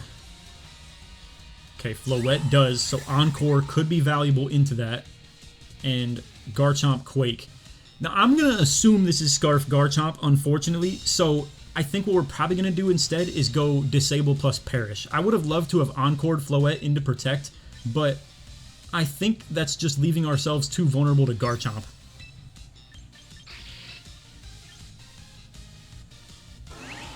So what are the chances it's not Scarf, and then it's also like carrying 2 ground moves, where it's Stomping Tantrum plus Earthquake as well. So I think we do this. We Perish plus Disable here. It is unfortunate because this is leaving Gengar or Sableye a lot more vulnerable to something like Floette with like a Moonblast or a Dazzling Gleam or something like that. Okay, well, Gengar went before Garchomp. That's a little concerning. Ugh. It was Gleam indeed. Let's not see Dragon Claw or something other than Earthquake. Oh, man. This isn't good. I'm not gonna lie. Yeah, alright. We live. We barely live. Alright. We double protect here for sure. Then we're gonna have to let Sableye get KO'd, if you get what I'm saying. Probably go, Snorlax for the Gengar slot. Man, that's tough. Okay, just to clarify though, Floette hasn't had anything used into it, and then Garchomp is disabled, but if we really needed to, we could get him to like Encore whatever move he ends up throwing out next. And then if Floette protects again with like an Earthquake combo, then we just Encore Floette and send Sableye off on his way. So let's recheck this real quick, just make sure. Protect plus Protect. Count will hit 2 after this turn's over. We switch Gengar out, hopefully send Sableye off on his way, and then we end up taking a double KO with these two as we can just protect whatever comes out in the back. Okay, I think we just Encore Floette. The problem is that... Okay, they go for Rock Slide. The problem is that if Sableye doesn't get KO'd by something now, then it's still kind of bad, but I want to mitigate the damage that people end up taking as they come in for the switch-in. So, like, for instance, I think it's better if Snorlax isn't taking huge damage off, like, some big Floette threatening move. So I think we just go here and we Encore the Protect.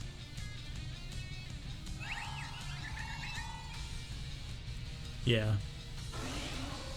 I mean, Encoring Rock Slide would kind of cover for me, but, like, then it's like Floette still dishes out big damage, so... We're just going to do this and hope that they either hit the Rock Slide or Earthquake or go for Sableye. I'm not going to lie, where this could cook me, and I'm not going to lie, it actually is quite likely this could happen, is if they went with the Dragon Claw into Gengar slot, and then they could double switch out. This is actually, yeah, maybe I should have just... I feel like, no, because they're not going to be able to Gleam because I just Encored them. I might have cooked myself by literally taking Floette offline. That's not very good, to be real with you. That would, however, mean that Sableye survives if they go Dragon Claw into my Gengar slot.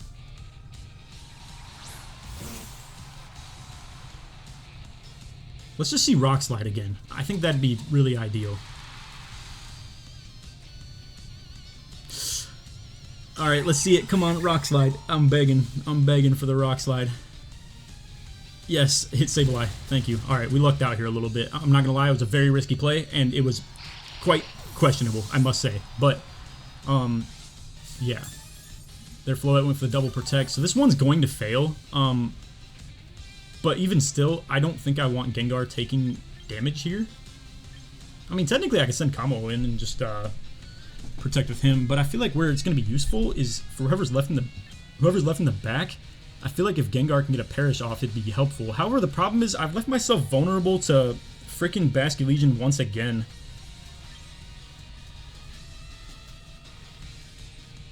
Oh wait, and I have to go Gengar. I'm tripping. They could literally switch out if I don't. Okay, yeah. So.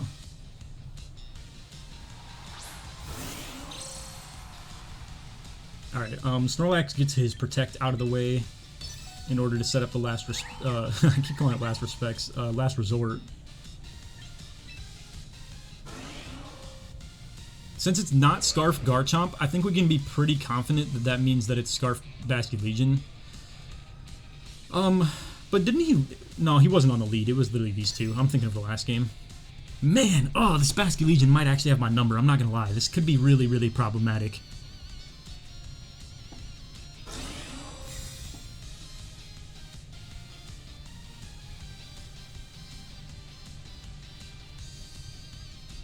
Alright, what are we doing here, Chomp? Quake? Dragon Claw? Into obvious Gengar. Yeah, so I wouldn't have been able to switch combo in or anything like that either. Just wouldn't have worked. Very good. We get Snorlax back to full HP. Basculegion Wave Crashes can definitely stack up and KO him. However, it's going to dish out a lot of recoil damage to him in return. Who else are we concerned about here? Kingambit, but like basically Gambit gets checked by Kamo-O. The problem is if Kamo-O ends up in a spot where Basculegion takes a KO, then that's where it's problematic. And then if it's Scarf max speed Basculegion, that's where I'm kind of cooked anyway. So let's see it. Yeah, I mean, what's new? Everybody wants to run the same freaking Mons over and over again. Alright, is Encore useful with anything here from Snorlax? I mean, he just kind of has to deal with this.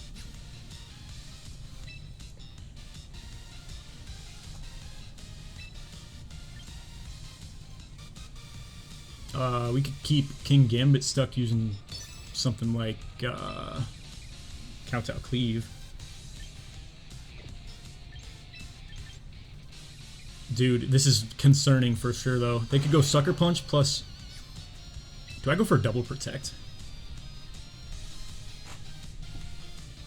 Wait. We gotta play around Aqua Jet, maybe. No, that's not gonna happen. That's not gonna happen. Alright. I have to leave myself vulnerable to Sucker Punch. It's really annoying, to be honest. Dude, they went Aqua Jets. Oh, I could have Encored him. I could have freaking Encored him, man. I just didn't think there was any sense in doing that at all. They go low kick too. We cooked. We trolled. I could have literally encored Basculegion into Aqua Jet. It would have completely cooked them. They wouldn't have been able to do a damn thing at all, and we just fumbled. There's too many guessing games when it comes to these two in the back, and it's really frustrating, to be honest. But I don't know. What can you do? All right, it's got to be an obvious. Dude, it's just so frustrating. That could have been an easy win. Well, he's stuck using low kick, so it makes no sense to do anything other than to do it into this slot.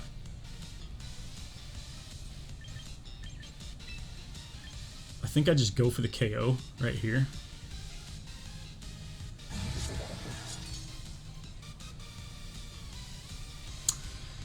Yeah. The problem is Last Respects is going to get powered up even more after I take a KO. So maybe I go Draco right now.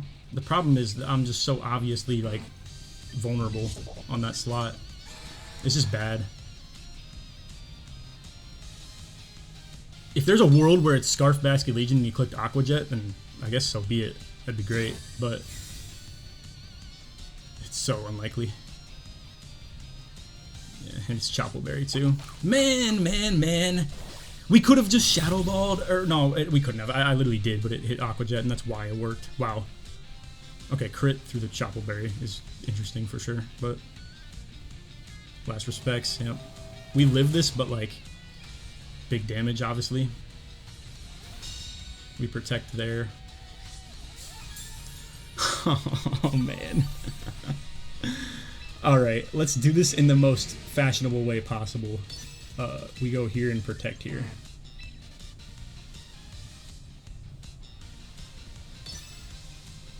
They get the low kick off, but like don't quite KO. Meanwhile, we'll get like the last resort KO here. Dude, oh, we could have had this if I encored slow into Basculegion. I just didn't think that would come out. I truly did not. I thought it was, I was dead set in my ways thinking it was Scarf and that like they would have ended up taking a KO into us. I trolled. I trolled it bad. Alright, low kick. Do we live? Nope, they take the KO. Alright, wow. GG, man.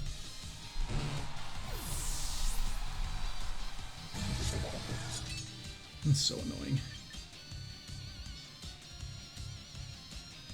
Oh, dude, these same old meta Pokemon, too. It's just so annoying. I've probably played them like 8 times now, maybe 10. Like, just this trio always being brought. Sneasler, Basculegion, Kingambit. Like, dudes can't ever do anything fun and unique, man. Why in the world did I go first? Alright, because he's not Scarfed.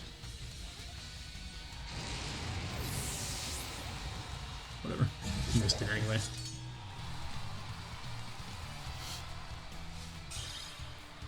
That's annoying. Good game, though. We're gonna fall down to probably like outside the top 1,000 now or something like that. But oh well, yeah, 985 is what it is. That's tough, man. What a way to go out. Oh well. There's our 15 games for the day. We'll get back at it tomorrow. And the plan, by the way, if you're watching the whole video here, as I have done this entirely live, I'm assuming, is I'm gonna drop every game in bulk every day. Since I'm doing the triple uploads, we're gonna have a video on day 1, a video on day 2, and a video on day 3 of all 15 games. So for those of you out there that have been trying to like binge watch the games and like see us with like a lot of repetition and stuff like that, with everything being broke down, that's exactly the route that we're going with that. So hopefully it's a video that will actually perform pretty decently. But yeah, we end up going 11-4. Would have been really, really nice to end that on 12-3. But classic Basket Legion shenanigans just leaves me cooked, man. I don't remember how Gengar even ended up at that low of HP in the first place. Truly, I don't remember. But oh, it was Dragon Claw. That's why.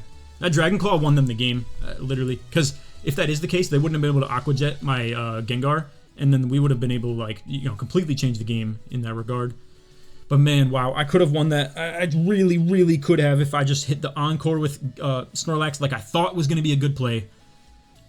I don't know why I even thought Encore into Kingambit with like a low kick would have been a good play. Just to set up like something like, Kamo-O to be able to deal with him pretty good on the back. But like, just, it wasn't a good idea at all. Oh well, that's it. Alright, so I don't have really fast, easy recap for you guys, but what I do have is simply to just say, like, hey, we have the files right here of every game that I played, and it's all at the bottom. So 3 of them that I want to point out as videos that you might see, those of you guys that watched this entire video, though, shout out to you if that happens to be the case. And if you made it through every single game, drop in the comments and put, hey, Lake, I watched the entire video, or something like that. Let me know that you watched the entire vid. I really do appreciate that kind of support, and I don't assume there's many people out there that are going to see the entire thing, let alone in one sitting for that matter, but some of you guys out there might be really trying to nerd out like me with this Parish, and maybe can use a lot of my footage and film to kind of learn, especially with this exact squad, but more than that, just if you wanted to have, a little bit of adaptation to the team as well. So, anyway, game 1. As you can see, boom. Long story short, we have a couple of the captions explained, but yeah, I mean, our first loss was in the game 2. This was into the Mega Meganium as well right here on game 3. Sorry, I know my audio probably sounds different. I'm kind of getting real close to my monitor to try and read all this stuff. Game 4 was the setup. Oh yeah, setup Parish on Kingambit in Aerodactyl. So that was like a pretty good lead that we had right there as well. The Aaron Zhang team as well, we ended up running into, I think, twice for that matter. And yeah, we were able to kind of cook that whole Sableye lead. And I acknowledge that, or actually, no, it was only once. It was only once in the video, but I've played it twice now in total. Zardchomp Milotic. We bring Gengar. Yeah, okay, my bad. Some of these aren't really the greatest explanations. I think somewhere in here. Okay, is this one where we lost? Yeah, where it was 3 Rock Slide spammers plus Basket Legion, and holy moly, and if you guys watched the entire vid, you probably saw we played Basket Legion like endless amounts of times. It's honestly insane. Snorlax went absolutely crazy against the Trick Room team. Go figure, I play 15 games, play 1 Trick Room team. I don't know, man. I swear, when I start bringing hard counters to certain things, they just don't match you up with them, because I've run into that a lot in the like near, or like the short future, if you will, or like the short term amount of time that we've been playing. Versus Sand Team and Mega Venusaur. I absolutely put this wrong as the typing, but yeah. Against the Mega Venusaur, took the L right there as well. I think that was our 3rd loss. We ended up on a very long win streak after that. So, yeah, Game 10 was crazy. Game 11, we ended up waiting out the Mega Greninja. That was really, really a big play. Against the Mega Scovillain team as well. Absolute cook from Sableye Gengar together in the game 13, where they were just sitting here doing Encore Disable like over and over again. It was crazy. Another good game in 14 as well. And then game 15, oh, we fumbled hard. I can't believe, dude, if I would have hit Encore into that Basket Legion that was using Aqua Jet, we win the game easy, because it would have been stuck using Aqua Jet, and then Kingambit would have been threatening Kamo with at best like Iron Head. And if we're faster, we just easily hit like Draco into Basket Legion, and then clean up with like Body Press onto Kingambit and take a 1-hit KO, or pair it in with, obviously Snorlax getting like 1 last resort hit as well. So anyway, great day 1. if you guys are really interested, and I think this is going to be one that's good for the archives that I'll be able to watch back if I ever want to and study up on my own gameplay, but also for those of you that end up wanting to do that with my videos as well. Or it's just good to look back at if we end up, you know, doing this stuff for a long time, to maybe have just a lot of bulk footage of like just the long run that we had right here. So considering a lot of it was against the meta Pokemon as well, I feel like this is a pretty good example. We ran into a lot of Floettes, a lot of Garchomps, a lot of Charizards, a lot of Basculegions, King Gambits, stuff like that. So yeah, I mean, as you guys can see, it can be tough sometimes, but you know, now that we have you at the end of the video right here, and if anybody fast forward and wanted to see the spoilers, then so be it. That's cool. I guess they can see where I'm at right now. Very unfortunate. You know, we ended up potentially getting into the top 200 potentially if we would have won the game. But obviously, you know, wait, okay, my bad. I'm not checking the leaderboards the right way. Battle data, and then we go to online competitions that we are entered in. Global challenge. So we're currently sitting at 1,072. As more people are going to keep on climbing the boards, we're probably going to slip down a little bit further for that matter as well. I think overall though, 11-4 is not too bad. 12-3 would have been huge though, man. Imagine we're plus like 15 elo, or plus like 30 elo from where we're at right now. That would have put us like sitting into, you know, like I said, probably in the top 200 range or something like that. And as you can see, there's not a lot of like, you know, between a lot of these people right here. So like 1619 is number 300. Mind you, I'm like barely away from that as well, but 1619 is number 300. Like that's pretty crazy. You go to 200, I mean, we're sitting at 1626. That's 7,000 points separating 100 spots in that top 300. So I'm sure as we get further into the day here of everybody getting their day one games in, I'm going to obviously slip further. I can't go higher at this point. Technically I could if people that are in the 1,000-ish range start losing some games, but I'm probably going to end up sitting at about 1,500 or so. It would have been really nice. I could have easily been like a top 800 or something like that going into tomorrow, or like even 500 probably. But truth be told, we had a couple of lucky games toward the very beginning as well. We really got on a heater toward the end where like a lot of the games that we were winning were like very well played and tactical. But to be fair, I did get a lot of luck going my way, or just like lucky reads that ended up not getting punished and stuff like that. So yeah, overall, it's not the greatest performance, but I think it was still something to be a little bit proud of. I wish we could have ended it though going 12-3. That would have been really nice. But anyway, that's all for this vid. I hope you all enjoyed. If you guys want to stay tuned for the next one, like I said, I'm gonna be dropping these back to back days. So if you want to see some footage of the Paris Trap and you've been really looking for more of like the archives, not something that's just like me choosing the best videos and entertainment purposes or informational purposes, and you wanted like the whole rough draft, here you go.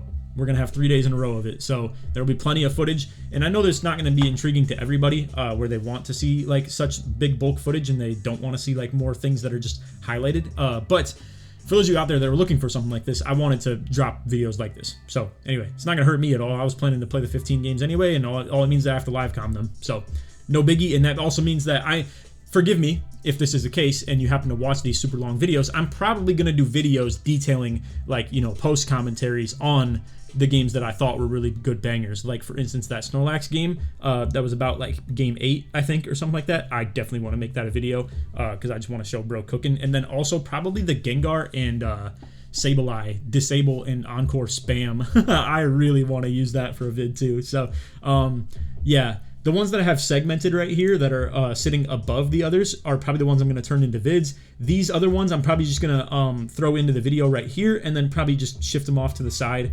so that they don't get in the way too much, because I am still going to do recordings into tomorrow as well. So obviously, yeah, we got to clear some space on the desktop. So anyway, that's all for the vid. I hope y'all enjoyed. And like I said, if you made it to the end, feel free to just let me know that you did. If you guys want to drop a like, sub if you're new, all that good stuff, obviously I'd appreciate it as well. But anyway, yeah, looking forward to tomorrow, and then still feel free to check out all the other videos. We're doing a Paris Trap for Beginners video too, so like a lot of good content, in my opinion, is gonna be dropping on the channel here in the next like couple of days. So anyway, that's all. Appreciate y'all for watching. None of that. Take it easy, man. Peace.